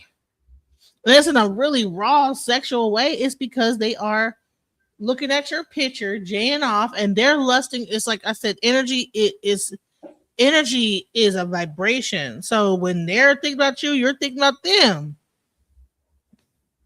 You're thinking about them, they think about you, and y'all both thinking about each other. And he's up there doing whatever. You start to get the feeling a little bit tingly, like, why am I thinking about this guy and feeling like I want to fuck right now? You know, this is the type of energy I'm talking about. That is, even if the guy doesn't even know it, that he is like channeling like energy. This is like witchcraft in its own way, spelled like this. A person does not have to be a whole witch or know what he's even doing. It just might be that he is connecting to you in a certain way, because he might have that picture that you gave him. He might have something of yours as he's remembering. He's remembering the whole experience with you, and then you get to thinking about him, and you're wondering, why am I thinking about this guy? It's because he is pleasuring himself. Either he's thinking about you in his mind, or he is pleasuring himself to like pictures that you even gave him.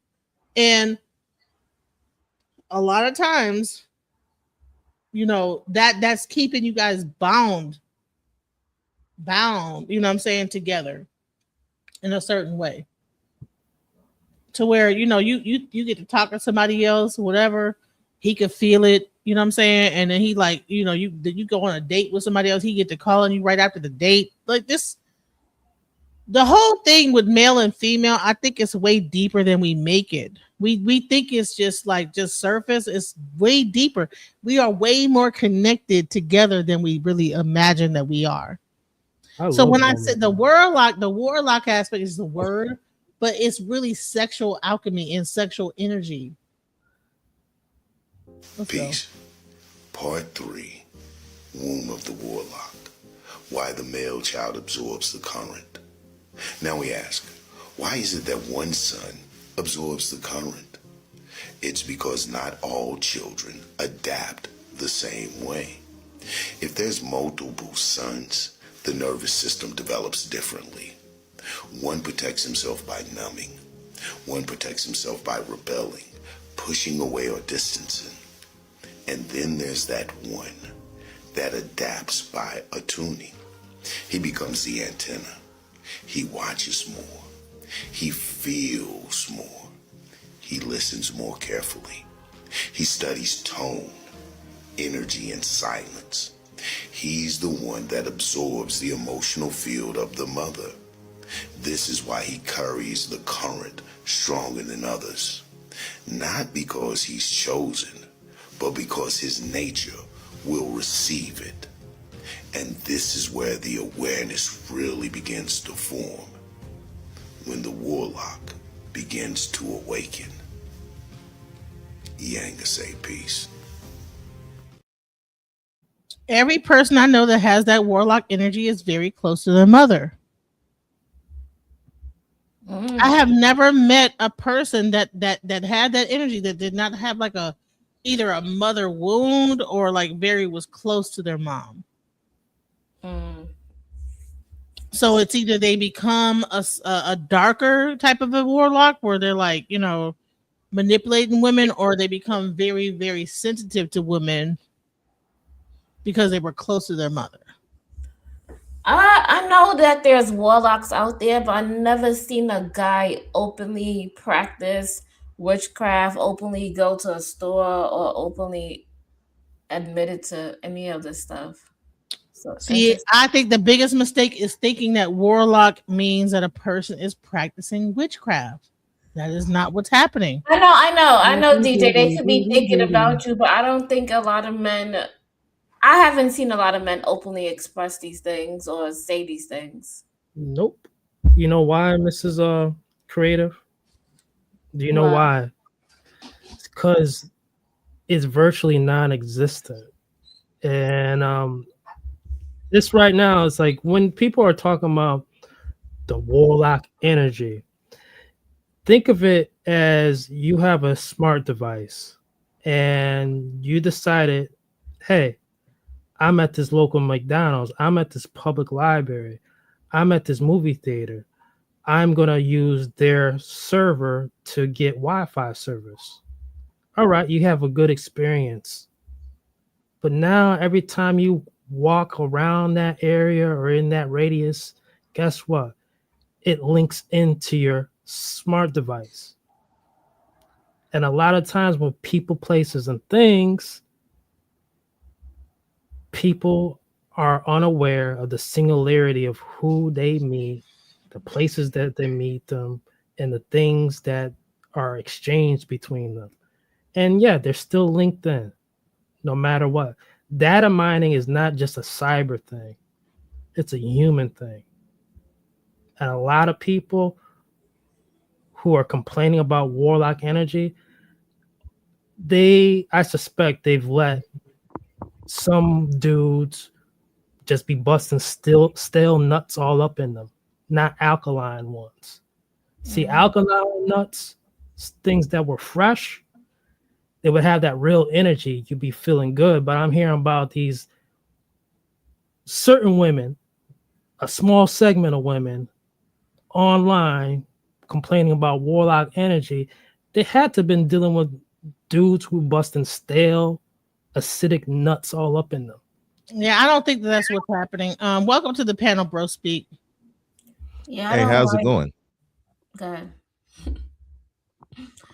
What's up, Bro Speak? Hey, how you doing, Ms. Creative? How you doing? I'm good.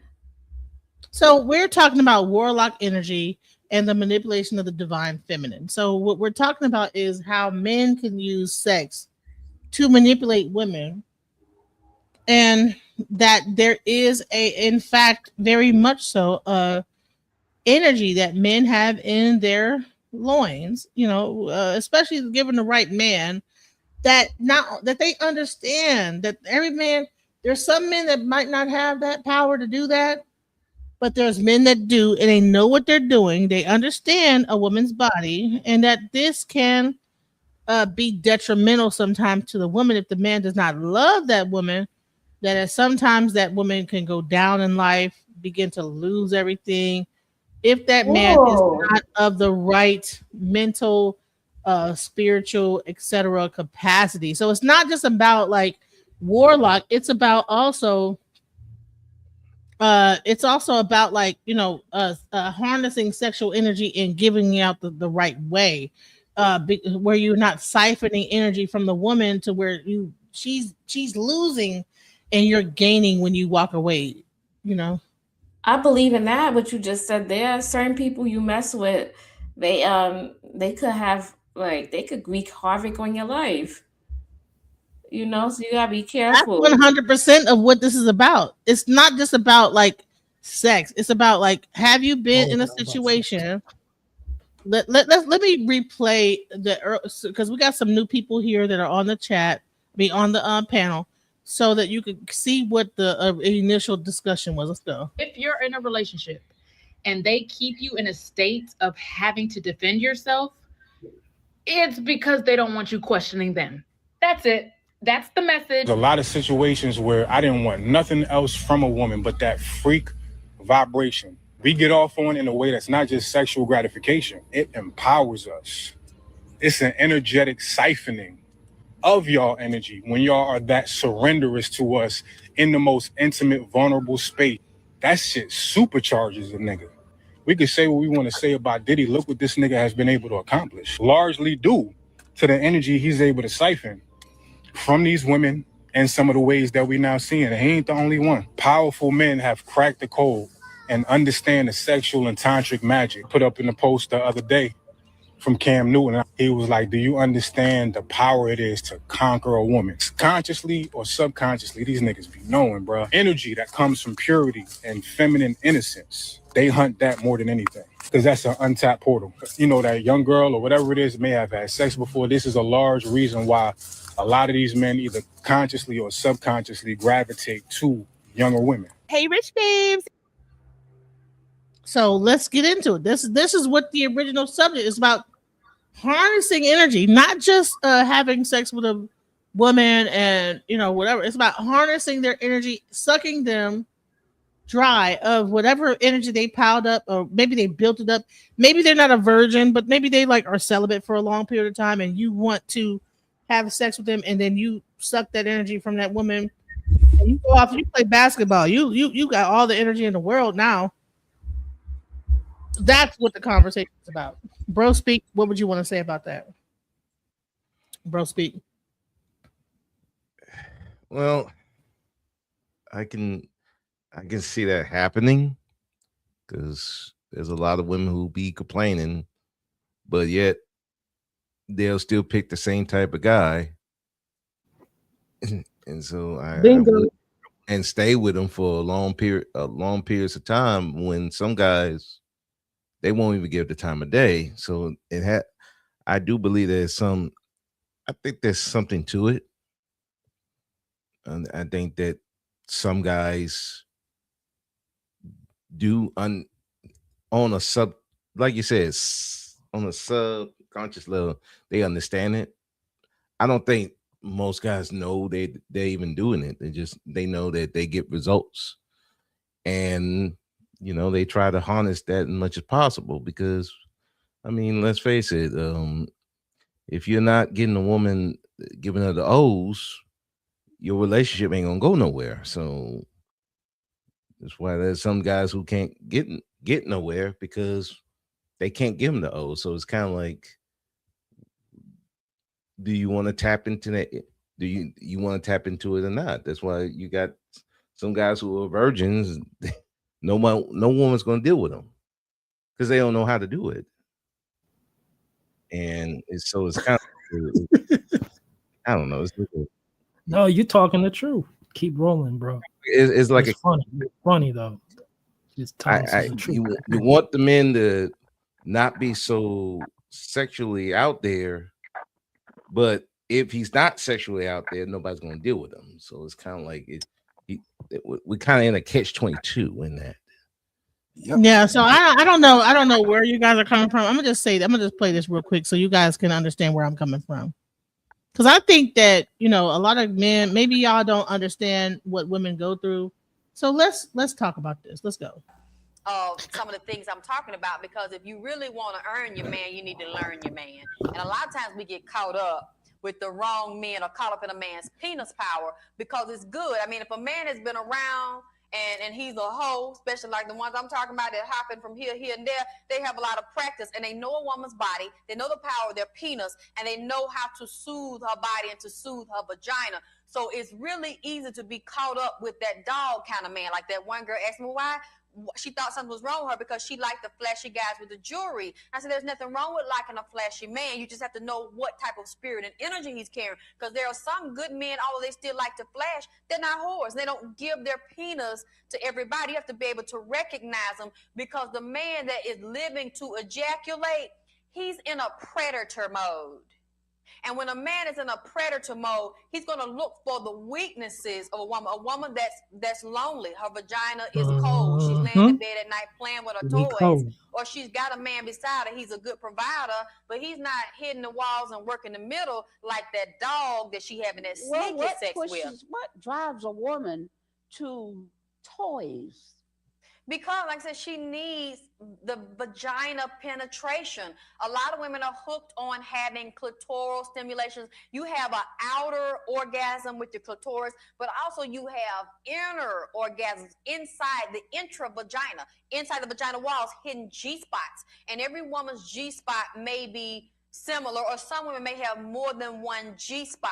So some women are actually hooked on coming. I mean, it's women that can be at work at their desk. They got the jackrabbit on. It's a part you can buy, hooking onto your clitoris all throughout the day. And you could be having orgasm. That one of them I know they call, I knew some girls, that was their favorite partner. That was their favorite best buddy to keep in their pocketbook. But see, I go back to when I was a little girl being raised in the country.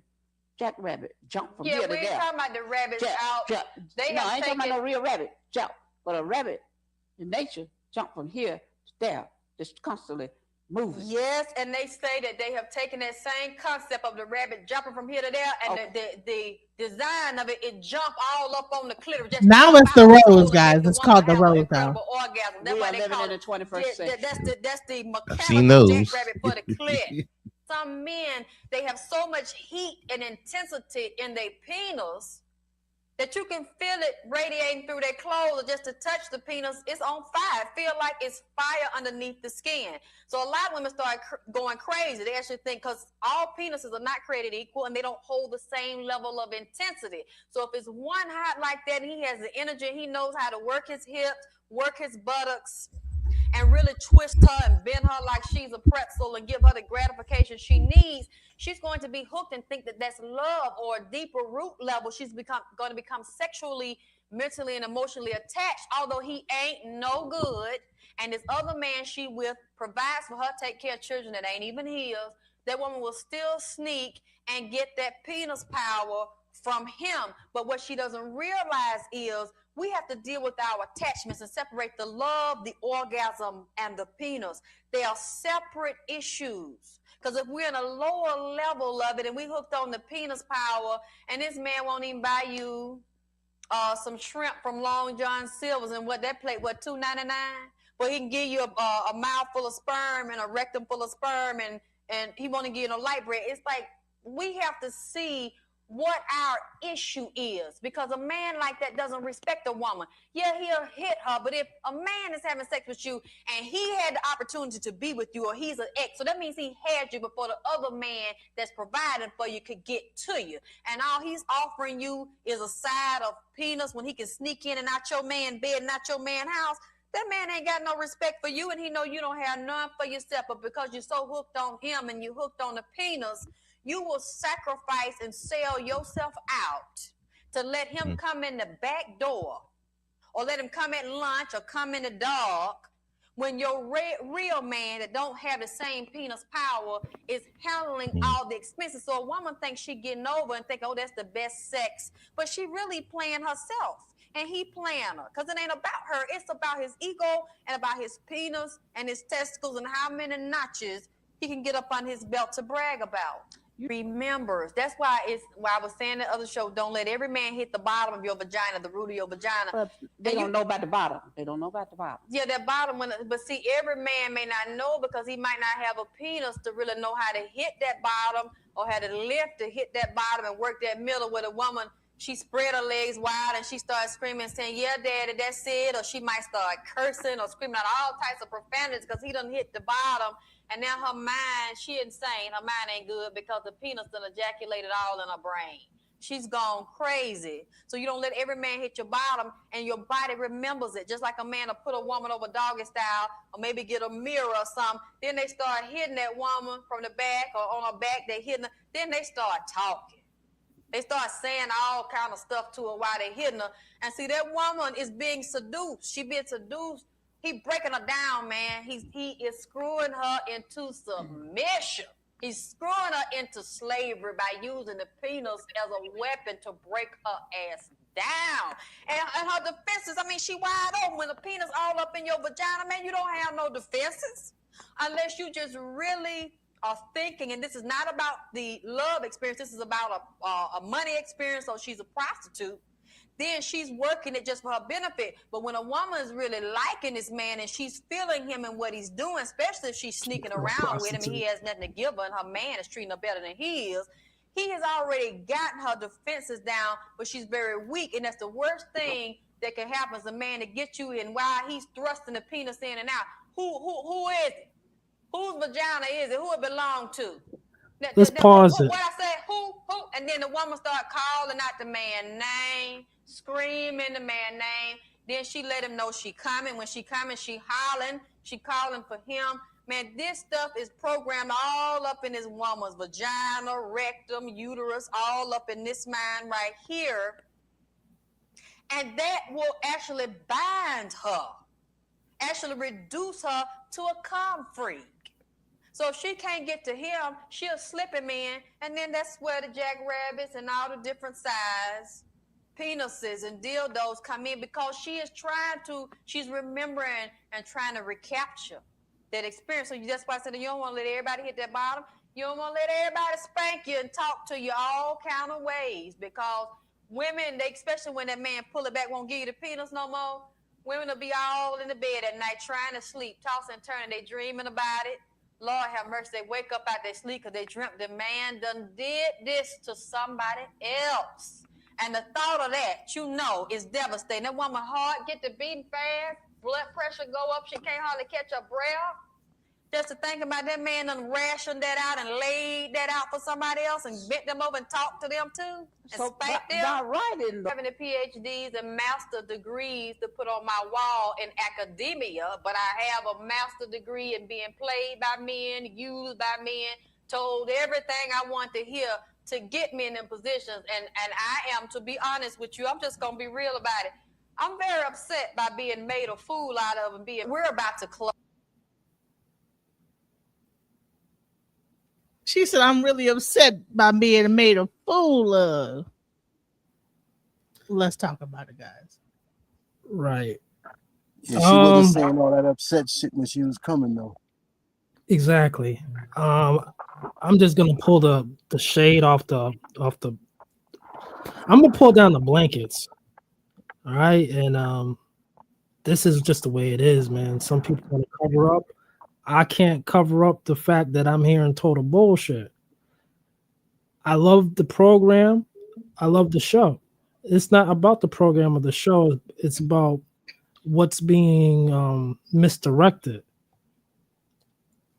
A woman knows what the fuck she is doing. That's not being said out loud.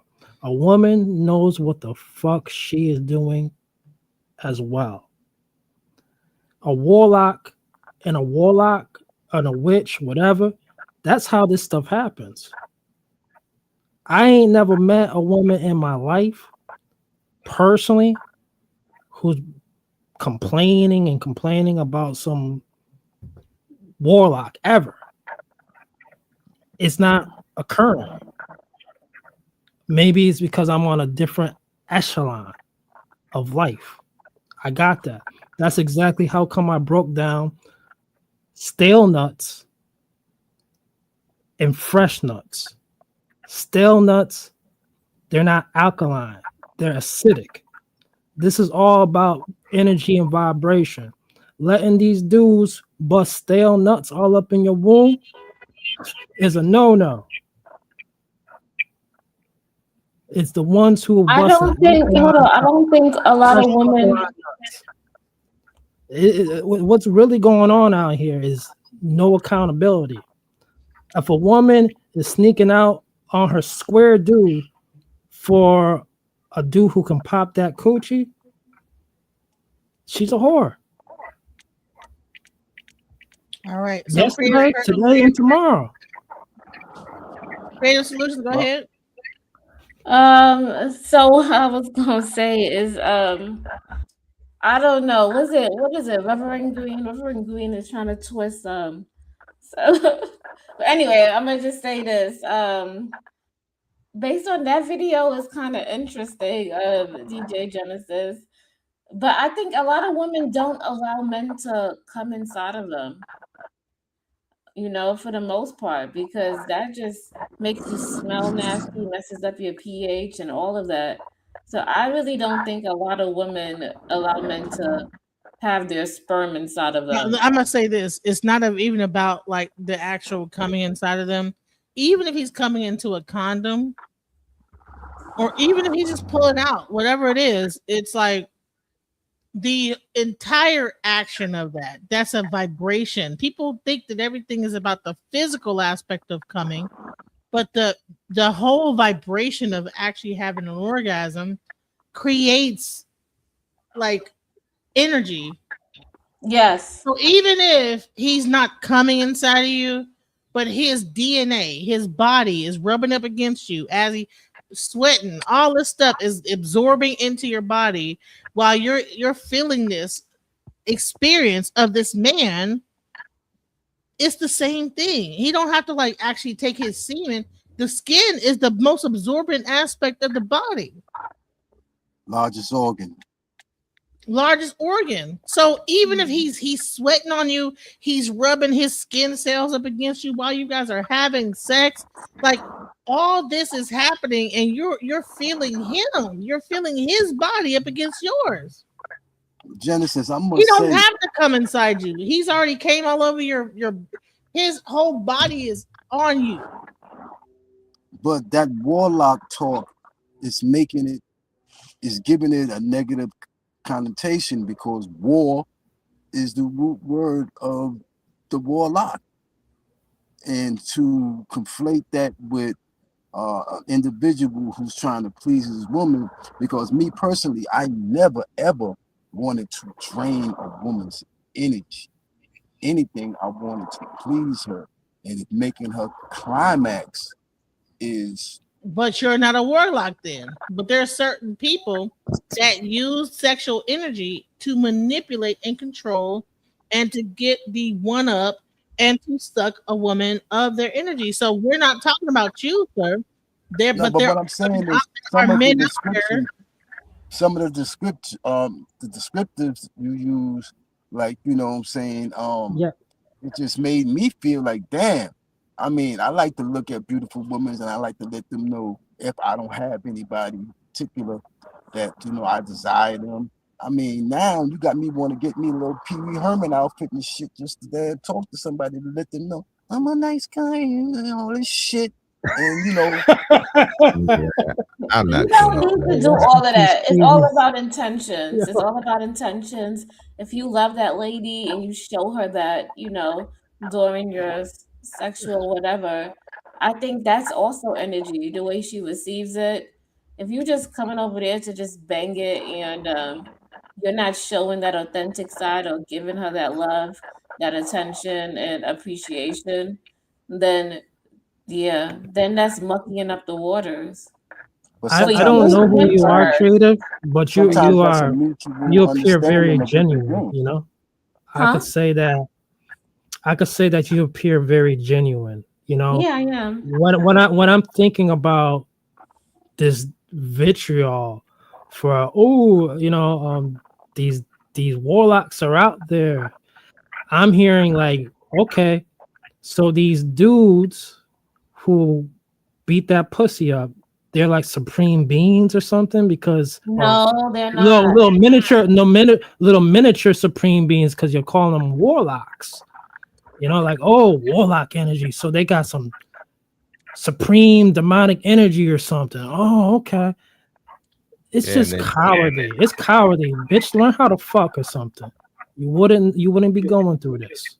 it kind of gives the idea that what should I be striving for? The guy that's providing, but he can't get the walls where she's just not going to be loyal to him at all, or should I be that guy? Because at least I'll get something and not get used. That's what it's coming off as.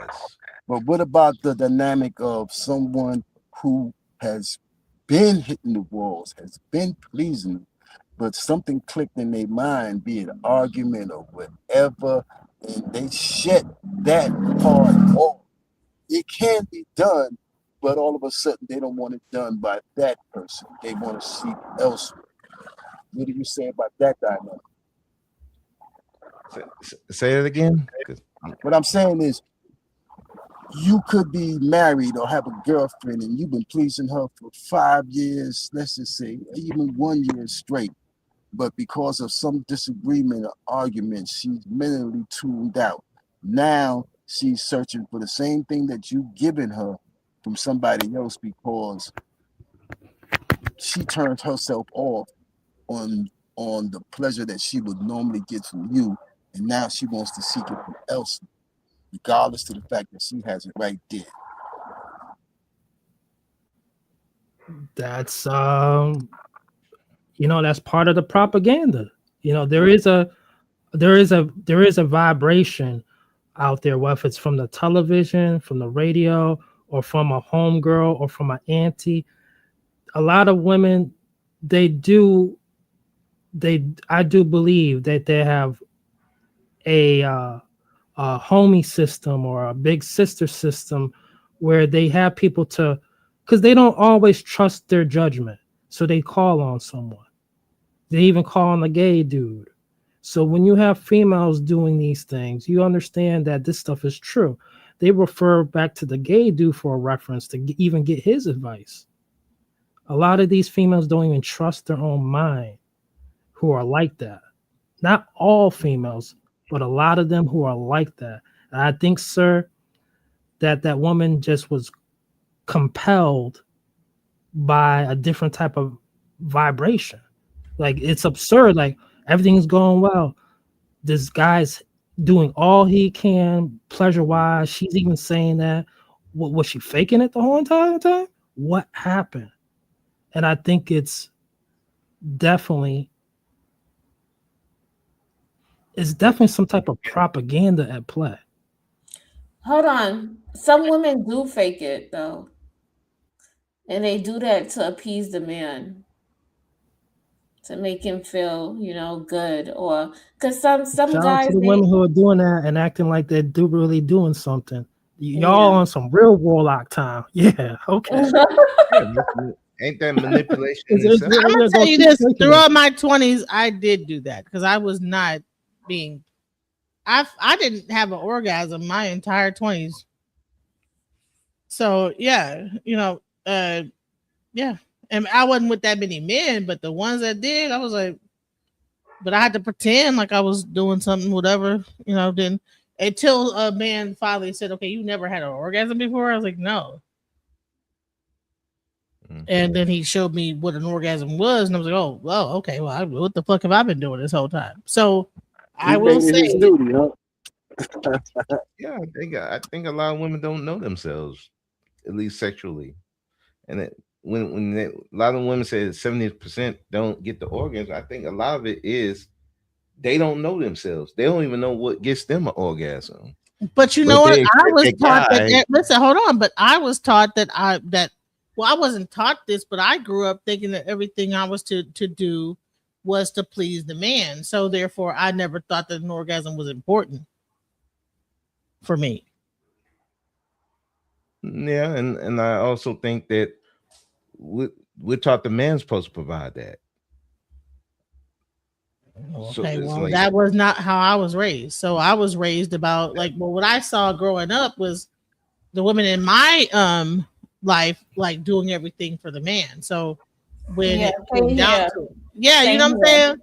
Cooking, doing this, doing everything. Cooking, cleaning, wiping, whatever it was, doing everything. So I'm in my mind, okay, well, I'm here to please the man. So I never thought that I was even supposed. I didn't even know what an orgasm was supposed to be. Orgasm was like what? Like there's an orgasm. There's some thing as an orgasm. I got the other end. You supposed to provide the orgasm. Yep. You supposed to provide the sexual experience as the man. But also, I didn't have my first child till I turned 30. So maybe that's once I found out what an orgasm was, and I was able to even procreate because I was like, I can believe that. That's probably a good thing, DJ. Because I didn't know what an orgasm was. I didn't even know. And then it took me some time to tap into it, where even whoever I'm with to even still be able to have one, whoever I'm with or not, whether he has a small one or a big one, whatever. I know how to tap into my own mind. That took until I was about this age, right? To be able to do it, have one, whatever it is or not. You know what I'm saying? That's another like level of like sexual energy that people have to understand, that if you really are tapped in sexually, you know how to make it happen, whether or not that person is capable or not. So that's another thing that comes into play.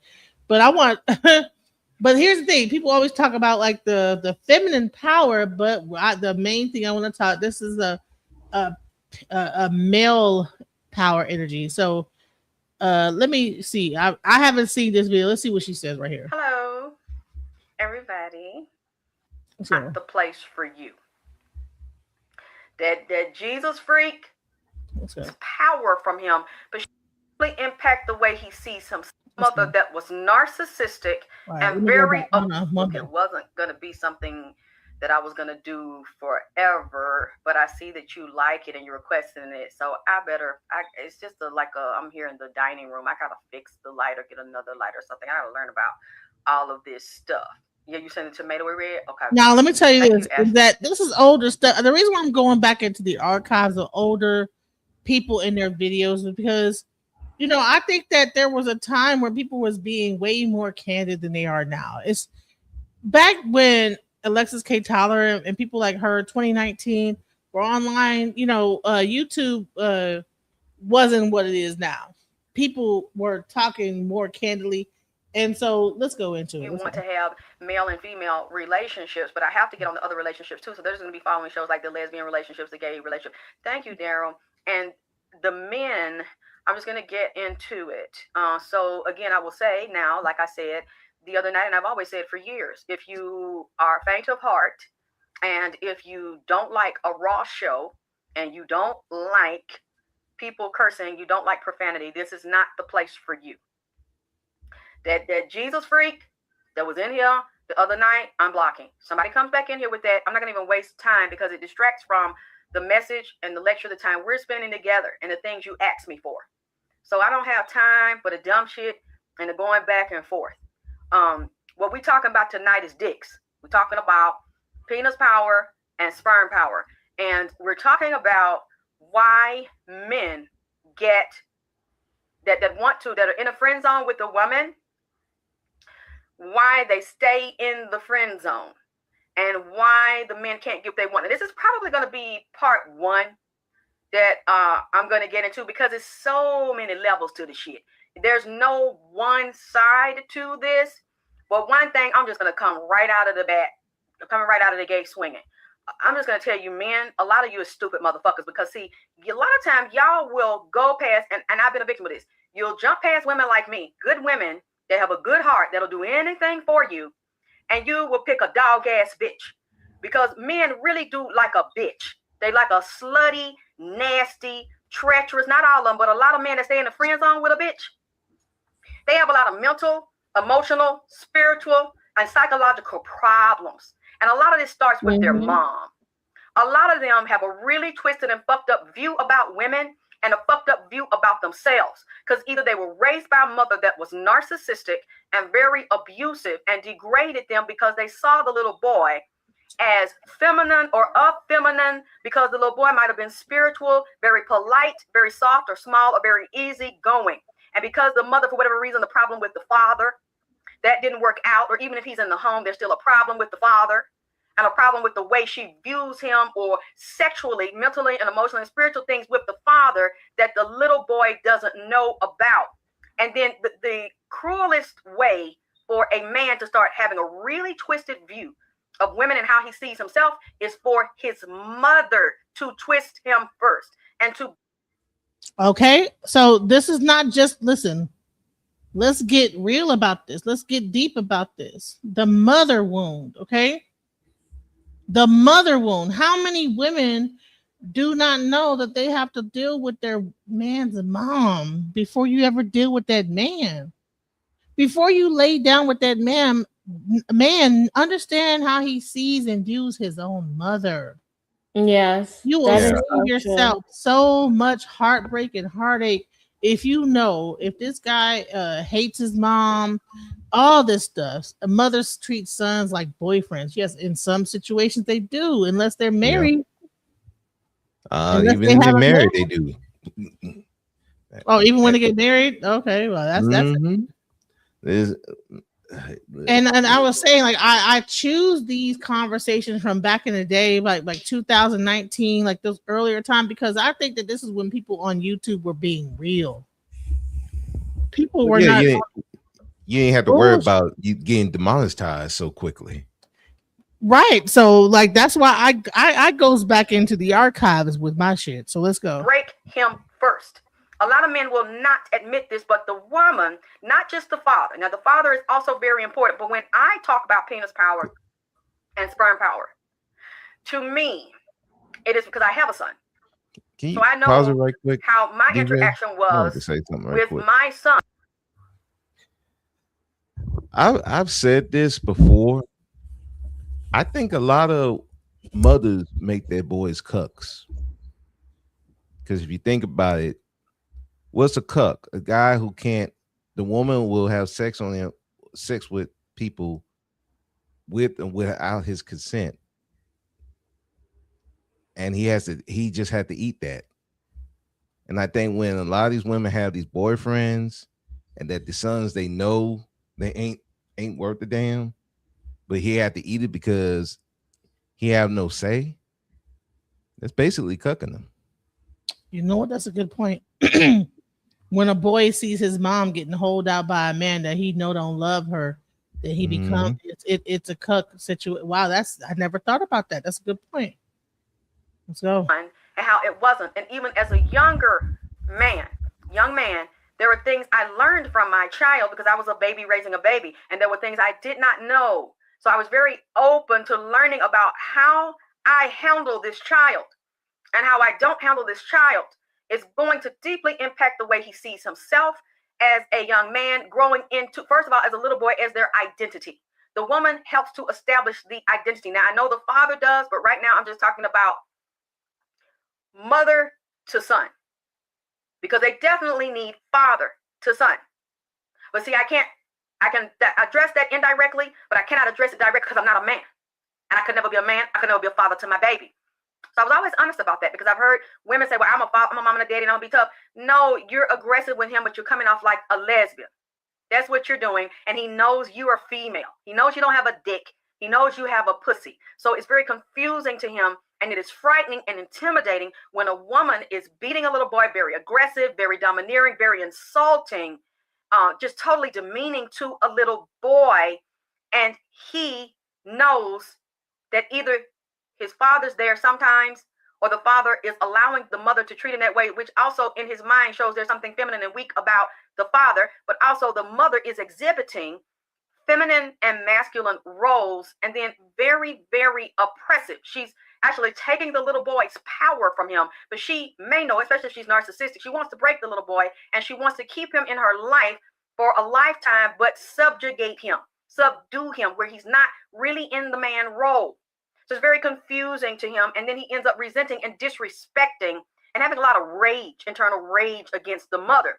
Sometimes this is how these young men start with that type of female. When I talk to men, a lot of them will tell me the story of how this began with the mother. Hi, Bill. Hi, beautiful goddess. And the mother is very dismissive, emotionally detached, and unavailable, had different men in, or the child was isolated with just a mother or a weak feminine father. Or if the father was there and something, he was engaging them and there was not the bond that it needed to be to ground him. See, you have to understand. You have to understand too.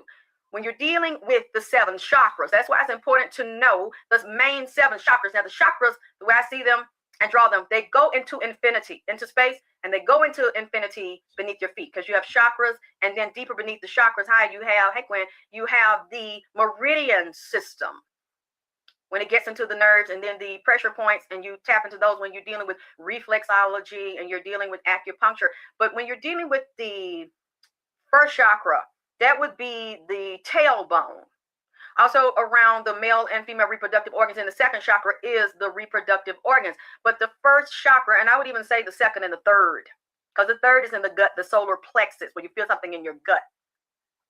Those chakras deal with grounding you into your tribe, your childhood, your tribe, your mother, your father, that community where you came from, making you feel safe or making you feel unsafe and abused and abandoned by that tribe. So it's the mother that gave birth to you, the father, if they're not there and they're replaced by surrogate caregivers, or you put in foster care and you've been abandoned, your men are going to have issues having good sex with the woman, being comfortable with a dick and their nuts, and the effectiveness of being a good fucker, a good pussy eater, pussy sucker, and being intimate with that woman even before you become sexual. Because intimacy is not the physical act of sex, but a young boy, a baby that is growing up in that environment with that type of female or lack of a mother or a surrogate, and is getting treated that way. Thank you. He is looking for his identity because he really doesn't know who he is. He doesn't know what he is, and he's not secure in his masculinity because the young boy has not been loved and groomed and nurtured, and nobody's taking time to find out what you are, what you were born to be, what is your karma, what is your astronomy, what is your astrology, what is your numerology, what areas you're attracted to. Is it science? Is it art? Is it writing? Is it football? Can I just say this? You know, all this stuff was covered in African spirituality, that when, you know, a child is born, they have a rites of passage. When you're first born, and then when you become a teenager, rites of passage. We have no rites of passage.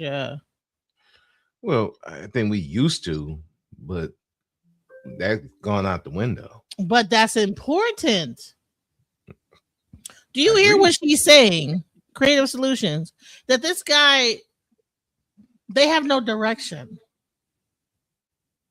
Now, he might be a great love maker. He might be great at doing this and great at doing that. But I mean, who is he as a person?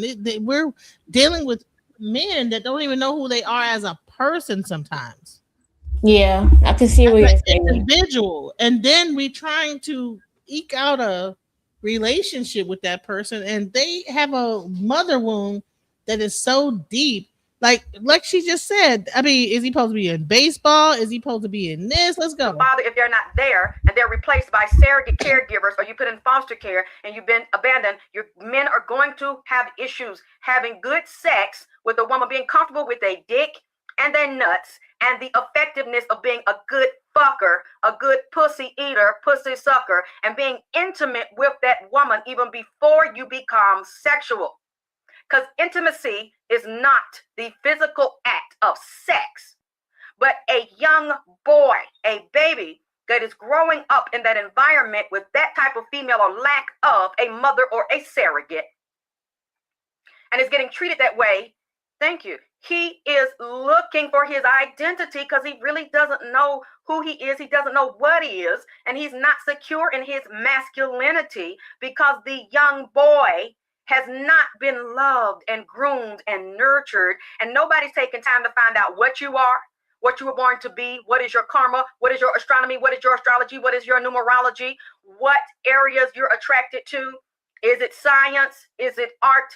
Is it writing? Is it football, or is it several of those? And then having them to develop that child academically, as well as deal with the gifts and deal with grounding the child, not just into himself and being secure in his identity, because many of us still don't know who the fuck we are. And a lot of these men, we are searching for security in them and finding ourselves in them, and the motherfucker ain't even found his own goddamn self. He's looking for it in you.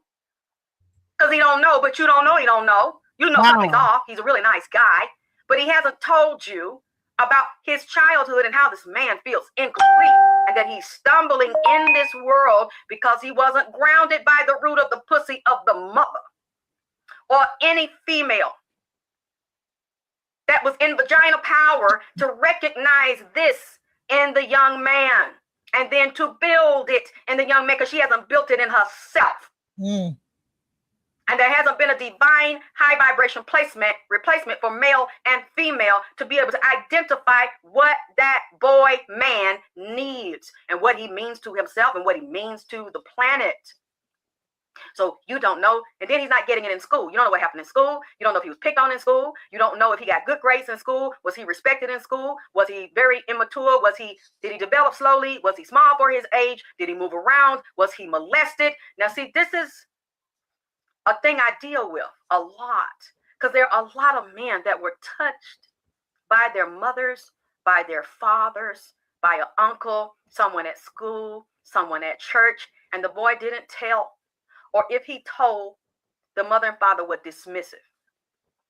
It happens to more men than you know. But most of the time, when grown men are raped, or men are raped in the military, they don't file a police report.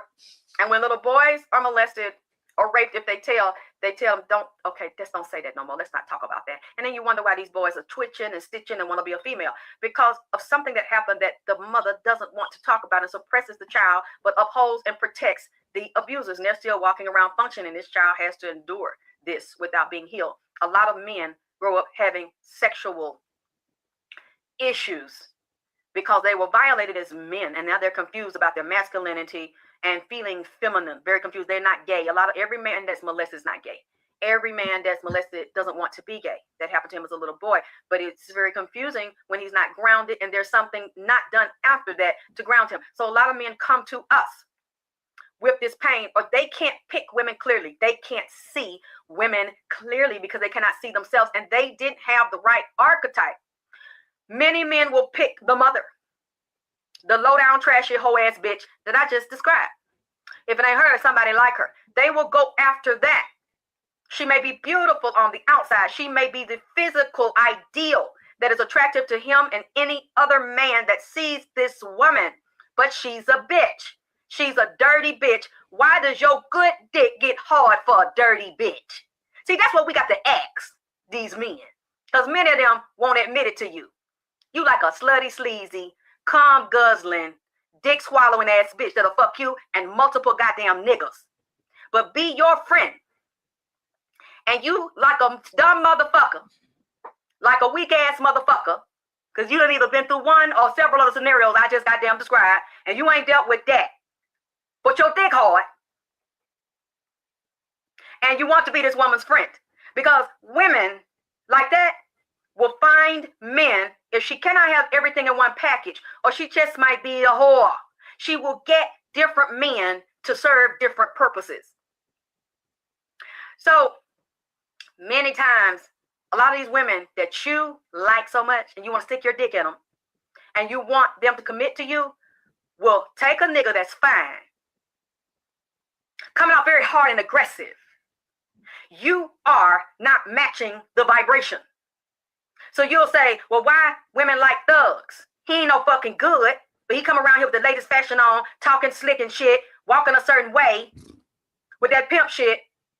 He just met her last week and he all in her motherfucking ass. And now I'm the friend and I'm the nice guy that will do anything for her, marry her, have a home and have children. She's talking to me about how she fucked him and she's so crazy about him and thinking she in love, but he don't call. and won't even buy her a goddamn ice cream sandwich when that damn ice cream truck come up and ring that goddamn bell that we used to run up the damn run out there in the street to the damn ice cream truck. He won't even get a bitch that. Let him tell her he ain't got nothing but hard dick and motherfucking bubble gum, and the nigga is fresh out of motherfucking spearmint. So she'll go for that goddamn shit. She crazy about him. Let me tell you the reason why. A bitch would ask her friend, her nigga friend, to pay a $200 light bill because you work hard every day and you's a good motherfucking man. And you pay that goddamn bill and you don't get no motherfucking pussy. But then the nigga she just described, that ain't got to give her nothing but a big, thick, long, hard dick, balls deep, all in her motherfucking ass, and got her coming back to back and hitting G-spot that she didn't even know she fucking had. And he got this motherfucker ghetto gagging. He putting dick to her ass and putting dick all in her motherfucking teeth and goddamn tongue. She choking, can't hardly get no breath, but she want to do it for daddy. She don't want to disappear daddy. So he trying to tell her, hold your breath, bitch. Breathe, bitch. Breathe. And then he got her so much dick in her fucking throat. Tongue coming out her goddamn nose, man. Because she won't want to disappoint. She running a marathon of dick sucking for daddy. That's all he give. And she bragging that she a pleasing daddy. Daddy? Do it for daddy? Sucking daddy bottle. Daddy got a bottle full of milk. And she want to drink all the milk. Because daddy want her to do it because she thinking that she's got a hell of a goddamn nigga. That she done fucking caught. That's all the nigga getting her. Why? Because he exerts masculine energy. This bitch is dumb. I buy her sandwich. She said this bitch is dumb. Thoughts, guys? She ain't lying. She ain't lying, but see, only thing that's missing is this is what men want from their woman. Yes, I want you to suck it all down the motherfucking pipe, all that shit. I'm gonna buy you ice cream sandwich. I'll pay the motherfucking light bill, but you gonna fuck me royally, and we good. Now you got dudes. I'm that kind of guy. I treat you like that. You know what I'm saying? I thug you out, but you know what I'm saying? I'll fucking damn. I love you too. She's saying that's coming from an unhealed place. Thank you. I'm glad Me? that got it. No, I'm telling you straight up and down. Yeah, if you I got know a man, James. That's coming from an unhealed place. That's not I'm really coming fine, from sweetie. love and I'm somebody fine. who's whole. That's from somebody who's I broken. mean, first of all, you But got to if be that's old to what know you what the want. hell is going on with somebody old, and you very young. I'm telling you this: men love their woman to get it all the way in. At least I do. I don't know about anybody else. If my woman's doing that, I ain't got to sweat nothing else in the street. I ain't got time for nothing else in the street but to get this money and come home and chill. Yeah, I understand that. But like just like Genesis was saying, right?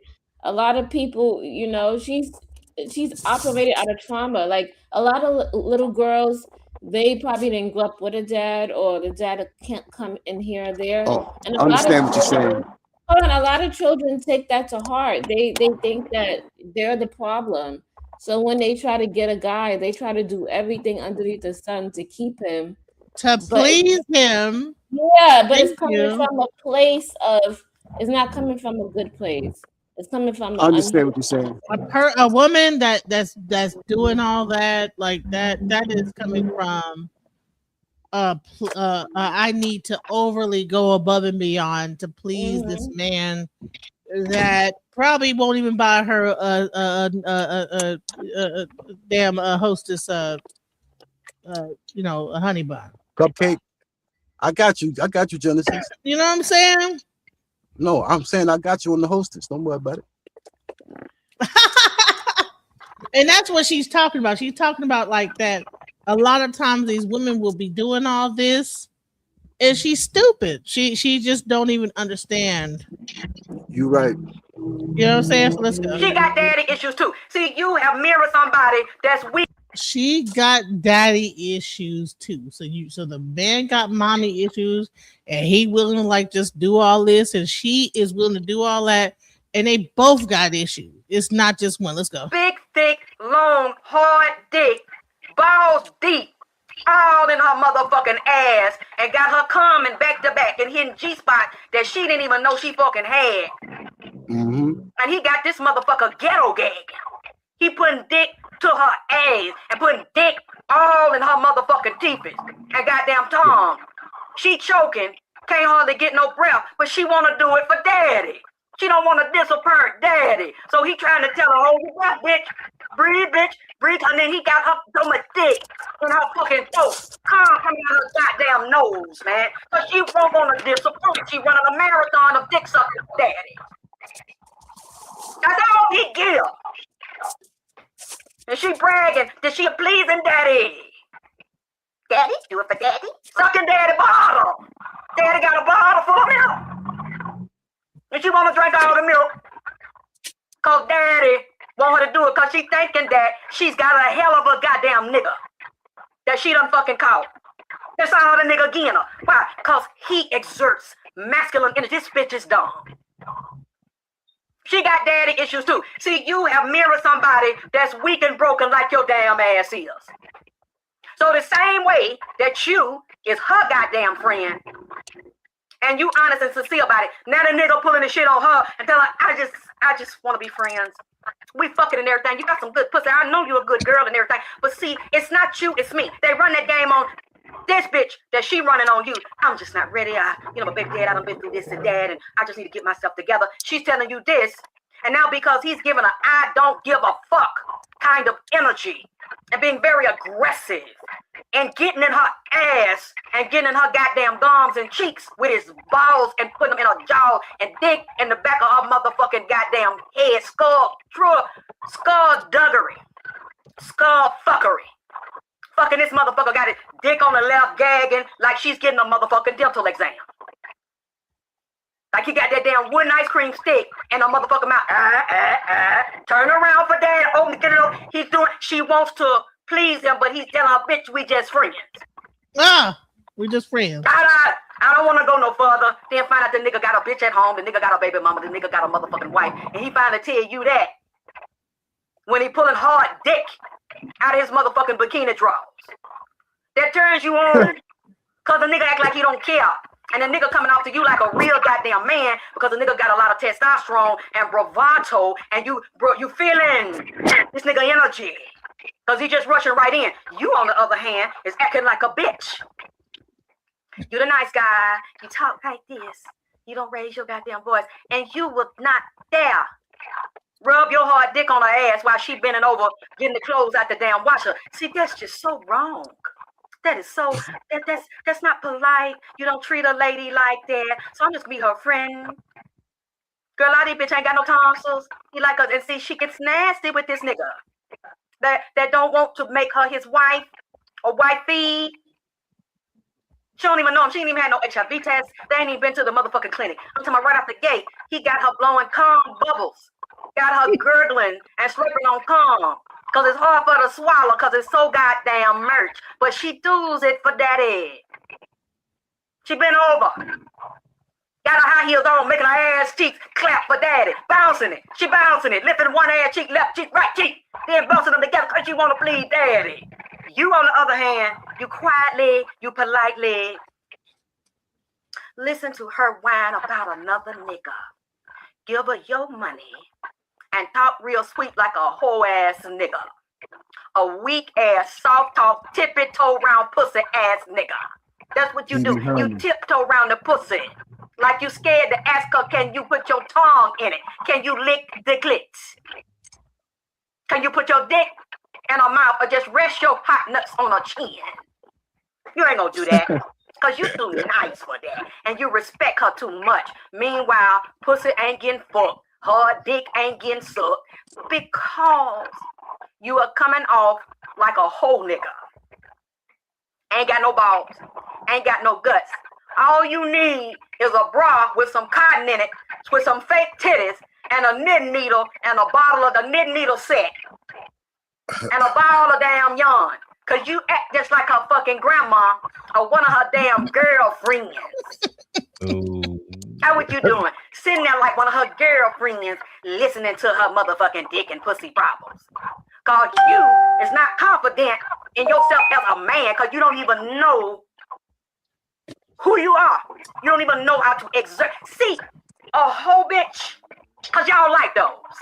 A whole bitch like that ain't gonna respect a nice, polite, soft-talking gentleman who's always quiet like a bitch and let her disrespect you, talking about how another nigga dick feel hard and hot and grease in her ass, and how she got to go in the bathroom and use a tongue scraper to scrape the cum and giggling, squiggling the sperms off her fucking tongue and scrape it out around in between her goddamn. Man, listen, 2019 was something else for YouTube, buddy. I like her. I like her. But the thing of it is, when like the red pill say stuff like this, a lot of the women have a problem with it. So I'm trying to understand. So if she said it's okay, but when the red pill said it's a problem, so I'm trying to understand. So do we want guys to act like this? Do we want the guys to be the nice guys? I mean, I'm trying confused. to. No, the problem is you need to pick somebody who's healed. I think that you guys are listening to it and you're hearing one thing and she's saying a whole nother thing. Yeah. You're hearing everything she's saying, but you ain't hearing what she's saying. At the end of all the things that she's saying that they're both not healed. They both have mommy and daddy issues. No one is better than the other. Yeah. But you know what? Women's like that who want to get slutted out. They need to inform their man if he don't know no better. If the dude don't know what to do, and a woman enjoy that capacity coming from a man, somehow she need to inform him, because ain't no need to do being Pee Wee Herman and she won't fucking Superman. Nigga gotta be a Clark Kent though. Gotta be Clark Kent sometimes. They I'm take gonna that say shit this. off. I'm gonna say that you know what the difference between what she's saying and what the red pill is saying is that the red pill is full of those men that probably was getting cheated on and fucked around with. And she's saying, like, bro, like, let me explain that, man up. You know what I'm saying? Damn teeth, where she done slurp real good. Cause you really want her to suck your dick, don't you? You wanna be my main squeeze, baby, don't you? You wanna get between my knees, baby? Yes, you want to. You want her to be Lil' Kim. But you is a scared punk ass nigga. You're not a grown man. What you need to do, stop giving the bitch money and stop like a fucking hoe with titties and a pussy. You need to stop listening to a goddamn problem. Talk about what another nigga did and didn't do. Listening like one of her motherfucking girlfriends with your period on and a tampon jammed in your motherfucking ass, letting her tell you blow back the hole. How a real nigga came over there, what she considers a real nigga. Basically all it is, he got a physical body with a lot of hard thrust in it and hard dick in it. They're ready to fuck her the way she fucking, he talks rough to her. He talks hard to her. He got bass in his voice and he got that pimp walk and that motherfucking slick talk on him. So it's with him, see, the nigga's a narcissist. Cause when a nigga like that come to you, he not finna ask you how much your light bill is, where your baby at. Invite him out, we're gonna get some ice cream. Let's take him shopping because he needs some more motherfucking shoes. This nigga come up and he takes charge and he starts telling her what he wanna do. Cause it's all about this nigga's agenda. It ain't about her. She don't matter. I see what I like. I'm a fucking dog. Like that old song Gucci said, I'm a dog, I'm a dog, I'm a motherfucking dog. I'm a dog, I'm a dog. She think that's cute. He got the rap song playing. He get out of a hot car, a hot young nigga with some hard dick. With it ball sitting up, he's in his prime.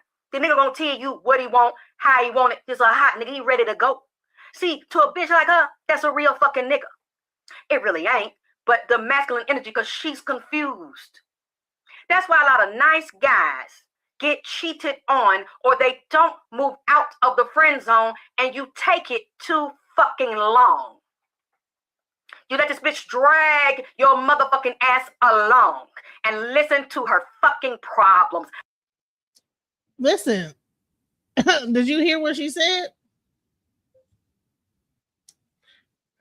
She fucked up too. She's fucked up in the mind. A woman that would take a dude like this is talking about the mental illness that's going on. Like me personally, I'm about to be 50 years old. You can't come to me with that bullshit. You know what I'm saying? I want a dude that, you know what I'm saying, I can figure out how to come. I want to go on dates, and I didn't go through this time frame she's talking about that women go through where they're like just jumping and doing this. When they were doing that, I was DJing at the club and I wasn't trying to, do all that. You know what I'm saying? I was all career. My parents and my aunties told me, don't have a child until you turn 30. I didn't have a child till I turned 30. She said, don't get married until you turn 30. I listened to what they said, and I just didn't even involve myself with a lot of stuff, But some of these women they just like you have the male with the trauma, you have the women with the trauma. So what they don't even know what a man is. They just think that this masculine presenting man is the thing, right? But he has all this trauma and he is just putting on a facade. They don't even know that this guy over here that's helping her and doing this and talking to her, that he's really the man. Yeah. All she knows is that, well, this guy is exuding this masculinity. He makes me feel good. So this is like she's talking really to young women at the time, in the 90s, in 2019. So this is not like something that we should be like, we don't listen to this and take our cues from this. What we do is we listen to, because these are really the millennials and the Generation Z that we see now. She pretty much was predicting how relationships were going to go. Yeah. Everything she's saying right now is how things are at the moment and this was 2019. Back when I grew up, that's not how things were. You know what I'm saying? You could still be in love at that time. You know what I'm saying? You could still find the right guy. Y'all might both have some issues or whatever, but you still like be able to like kind of like get, talk to each other enough to like be able to make it through. But she's not talking to people like us. She's talking to people like what's going on right now. Let's go. About another nigga that she cannot goddamn have because she started it wrong. Just like your motherfucking ass started it wrong. She started out, he saw her, he's in a predator mode, he approached her. He's a lion, he's aggressive, but he's a hunter. The nigga's on the hunt for some hot, new stranger pussy. That's exciting and it's different. He wanna run in. And he's not asking you, do you want dinner? Do you like to fuck? Do I have to take you out first? Where you stay? What your bills is? Because he already scoped out. He liked what he see. And his mind over matter. You understand what I'm saying? Like, isn't that like in your 20s?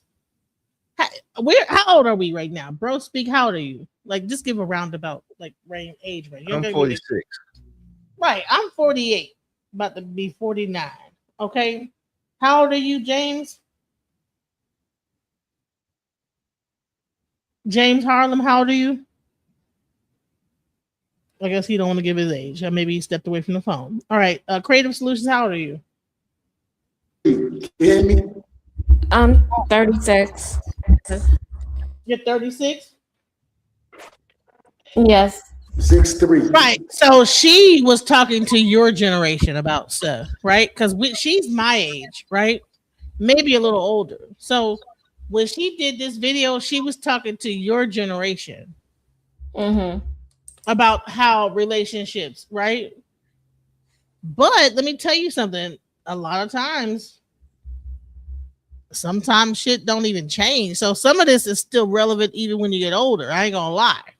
But let's go. Bitch, I don't mind sticking dick in you and running game. And bitch, how you feel or what you need or don't need don't motherfucking matter. Can we hook up tonight? Cause first thing she gonna do is, really, my ass is fat. You like what you see? Yeah, baby, you know. And he ain't even saying nothing deep. That's cute to her. The nice nigga, you on the phone, and you at the house, and you trying to do correct shit. You are doing correct shit, but you're too feminine. You might as well go down there and put one of them body shapers on with an ass built into it and get you some titties lying around because you sound female to her. You look female to her, see? And if you scared to go to church, nigga, the remix hurt. Take your ass. If you scared to do what I'm saying, go to church, nigga, because the remix hurt. You can't take it. Find you another bitch to fuck with. Find a square bitch like you. Nigga, you're out of your league. You trying to fuck a hot bitch that like to take a lot of dick. She likes an aggressive streak, nigga. That's why she's single. Because she's ignorant in the damn head. She's slow. And she don't understand. When these men that she considers real men, that say what she want to hear and are very aggressive up front and they go for what they want, she don't understand they're in predator mode. And she doesn't understand that they're looking at her face. They're looking at her body. And all they want to do is ride in her ass long enough back and forth and take them some Viagra, because all these young niggas is also taking sexual stimulant and taking Viagra so they can wear her ass out and fuck her all kind of way they want to fuck her until they get tired. And she thinks she's special because he coming over there tapping on the door. He like me because he calling and tapping on the door. And she thinks it's going to lead to something. But what she doesn't understand, and these motherfuckers is looking at the visual with a hard dick and in predator mode, and she doesn't understand who she is and what she has and how to defend. How to defend what she was given. That's the biggest problem. When this is happening, the woman doesn't know how to defend what she was given. And they think this nigga's special. When he's saying and doing this, coming to fuck. But they don't know they're special. And the man that's waiting in the wings, that's pussy whoop before he even get the pussy, don't realize who he is. So basically what you have done, you're mirroring her, she's mirroring you. She's sick in the head, and your ass is sick in the head too. She weak for niggas she can't have. You weak for a bitch you want but you can't have, because you are in the divine goddamn feminine. You still in your mama's pussy. And you don't know how to come up out of it and respect the woman, but also respect the lion in you and stand and act on it. You probably never have. And you haven't been around real man to teach you how to do that. And you have not taught yourself how to do that. Because just because a man want to fuck you in your pussy don't mean the man ain't no goddamn good. He's supposed to want to dig in your ass, and he better tighten his game up to know what the fuck he doing. Now, another lady put a comment there, and I hear this too, and I understand. Dick size and pussy size don't always match. Now, women should look at their little boys' penises. And I'm not talking about, you know what I'm talking about. You should examine your child and make sure they go to the doctor and they're developing properly. Because many times, boys don't develop properly. Their penis size doesn't develop. This could be diet, nutrition, but it is hormonal. Because the hormones develop us as women, and they also develop the men and the penis size. So if you see your little boy's penis is developing slow, or it looks small for his age, you should take him to the doctor and have a specialist that makes sure his hormones are balanced, being released from the brain properly. He's developing properly in his diet. When a man gets older, there's still some things he can do outside of surgery. But one thing that is very good is for a man to learn to massage his penis. And there are penis pumps available too. But the woman, to me, you should massage your man's penis. I was doing a reading for a man like a week ago, and I told him he needs to get his dick sucked. This is what's going on. And he gave me permission to share this. I'm just not going to use his name. He wanted a reading. He got a reading. And I started speaking to him. And he was saying that he was trying to pass an exam. And he was failing the exam. And he wanted to know, would he pass the exam? I said, the reason why you're not passing the exam is because, and you're not retaining memory. And I know he wasn't going to get this connection. And he said, no, I'm not retaining memory. I said, one reason why you're not passing it is because you have a low level of oxygen in the blood. And you don't have the right sugar levels and the right diet to be able to feed the brain oxygen in the blood and the right levels of sugar and the right level of greens. Your diet is not balanced. Your bowel is heavy. You're not drinking enough water. And you're not, I said, one thing I know would help that is you start to add the nitric oxide. And I said, are you taking that? He said, no, I don't know what it is. And I said, but what about, Ricky, because we talked about this before. Yeah, the supplements. Yeah, they don't know about the L-arginine and the alpha-ketoglutamate. So I was telling him about the amino acids and also the nitric oxide. And he said he didn't hear of it. And I said, that pushes a higher level of oxygen. Yes, nitric oxide in it too. Into the blood, and it also stimulates the hair, skin, and nails, but it puts more oxygen-rich blood into the brain. And you're not. I see you're not having sex because the prostate's not stimulated. And he said, no. I said, you have a problem with the back and the nerves and the spinal cord. And he said, yes, he was injured in the back, and it damaged the nerve. He has problems walking in the low back and on one leg. And I said, you're getting massaged because you need to be massaged every day. And he said, well, no, because the lady I'm living with, she's upset with me because he had cheated on her and he left. But then he came back and she had a child. First he didn't want it. Then now he's fallen in love with the baby because she brings healing to him. And I said, yes, but you need your whole body massaged every day. You need to get enough steam. The sauna, you need to get into the whirlpool where it's hot and your whole body's massaged and scrubbed down areas you can't reach because of the stiffness and the issue with the nerves. But you also need a penis massage every day, like with warm oils. Massage the penis, and you need to have your penis sucked every day, and at least once a day. She needs to make you come, preferably in her mouth. And he said, that's a very good idea. We started laughing. I said, I know you thought I wouldn't say that, right? You wasn't expecting that, but I deal with these things. And if you don't have a woman to do this, because I could see, I said, yeah, she's a lot of resentment towards you. That's why she won't touch you, because when you were getting this, you did not appreciate her. You mistreated her. He said, yes, that's right. She won't forgive me. And what you said, Ricky, helps the flow of blood into the system. Also helps with putting on lean muscle, including the penis, which is lima. Yes. And so I was trying to give him the things and go to a live diet, even a green diet, and have lean protein in the meats, but a lot of greens and the supplements to give him the amino acids and to increase the oxygen in the blood flow, which is vascular into the veins. And like you said, we'll go right into the dick, go out through the veins and go right up to the brain.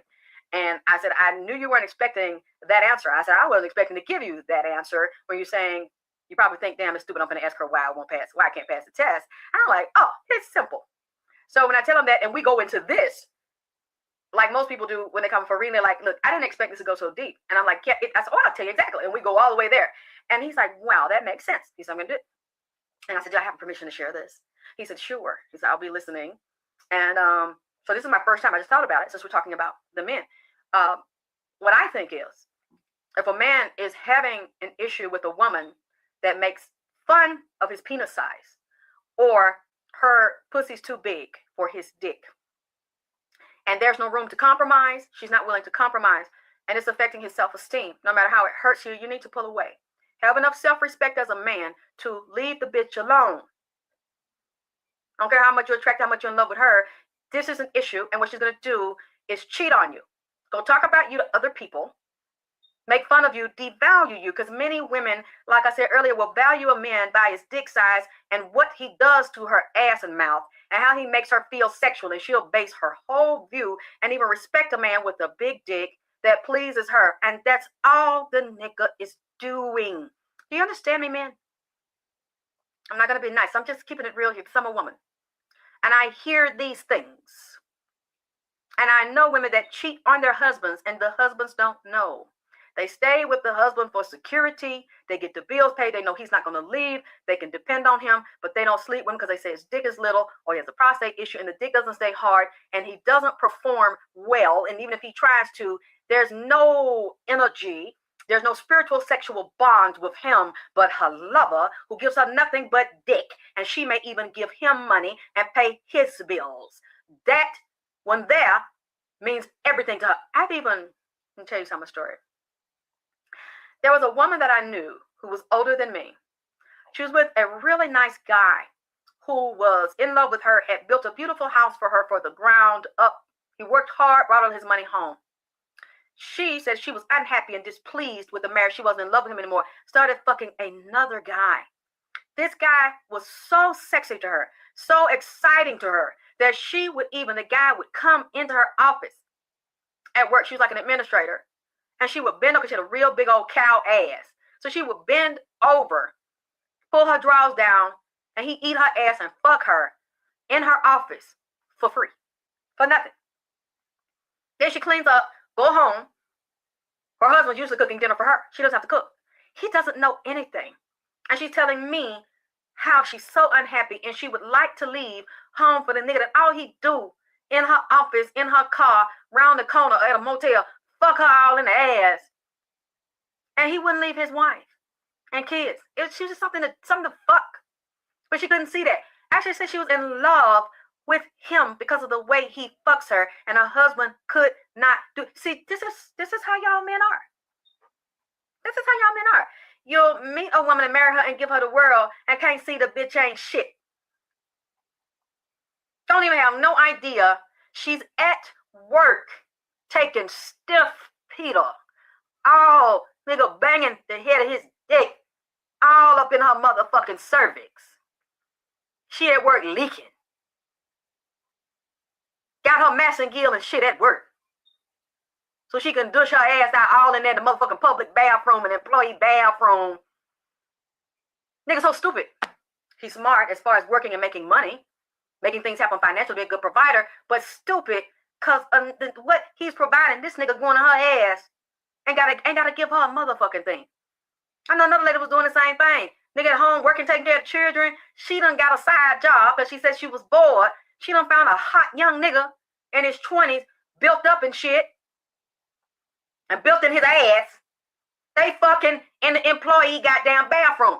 She bent over and pulled her drawers down, bent over the toilet, and holding on to the goddamn stall, getting fucked all in the ass in the goddamn employee bathroom with 10 stalls in the goddamn bathroom. So they hope nobody don't come in because it's more thrilling and the dick more good in your ass. Make you tighten your ass up around the dick and you leaking harder because you fucking in a public goddamn place. Sometimes she couldn't get to no goddamn douche, so she getting toilet tissue. That cheap, thin-ass toilet tissue in the damn job, folding that up and clumping that up, digging that in her motherfucking ass to dry the cum up. Draw the cum out of her stinking ass and wash her ass with the damn bathroom soap and that little damn squirtle thing, skeet that out, and draw up her, wash in her goddamn ass. And go home. Her baby daddy don't even know she was getting fucked. All that work. Then spreading her ass cheek open. Nigga digging all in her goddamn rectum. Because he young and fine. With a nice rounded ass, muscles and shit, and a big hard dick. He about 20-something years old. Yes. Screaming, holding the damn toilet, the damn handle where you flush the toilet, holding the metal part, holding on. Because he jamming so hard in her asshole, she got a little slight case of hemorrhoid, so I had to ease to the stove and get some preparation H, all in her motherfucker. Because her hemorrhoid was kind of hanging out.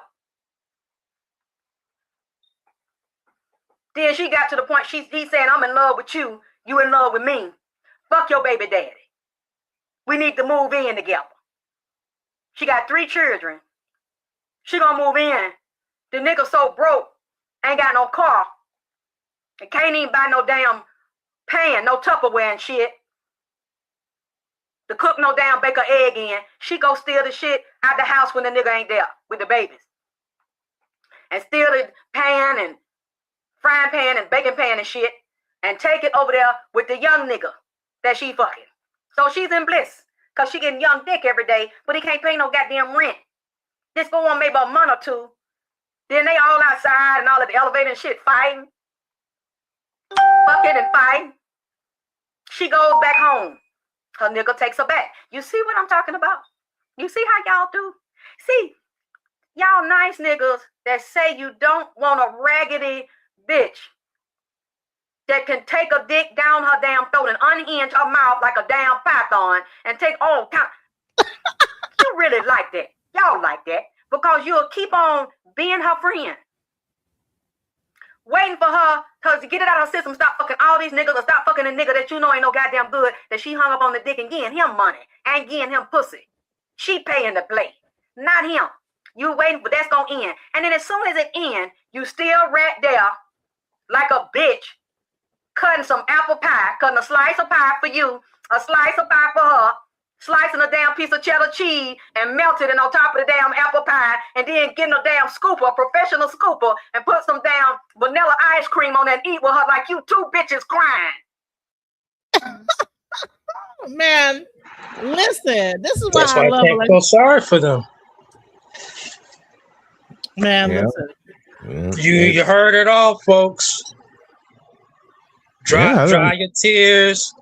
All the back of the ambulance shit, the scene with the stretcher and the blanket and the coffee mug. Michael Myers is gone. You don't have to worry about it. The Warlock energy is gone. Fuck all that shit. It's a myth. A lot of these people, and when I say a lot, it's a tiny population that go through this stuff, and they're exaggerated. Right. Well, it's very lucrative. I'm gonna say this. That does not mean that there's not warlock energy out there. What that means is that the women do the same shit too. Men do. If you actually like listen back, you see that she talked about the male wound with his mother and this, that, the other. Yeah. Yeah. So it's like, oh these sissies be crying too much as well. Right. And So that's a whole nother it's thing. on both ends. Listen, I'm not gonna give one side of the story without giving the other. But listen, guys, I'm going to end this live and come back because I'm gonna be we're talking about Carmelo Anthony. I'm gonna end this one and do we're gonna like leave here and go over to Mel's side and talk about the Carmelo Anthony situation. So thank you guys for watching so far. Thank you for being here. Don't leave, just reload your screen because I'll be streaming with Mel. All right, see you in a second. Just when I thought I couldn't find my way out, yeah, I searched the God in me to find my way out. I know it can seem way out, but the Creator flows to and through me from way out. I'm talking way out, yeah. See if you believe in the God in you, it's a better place.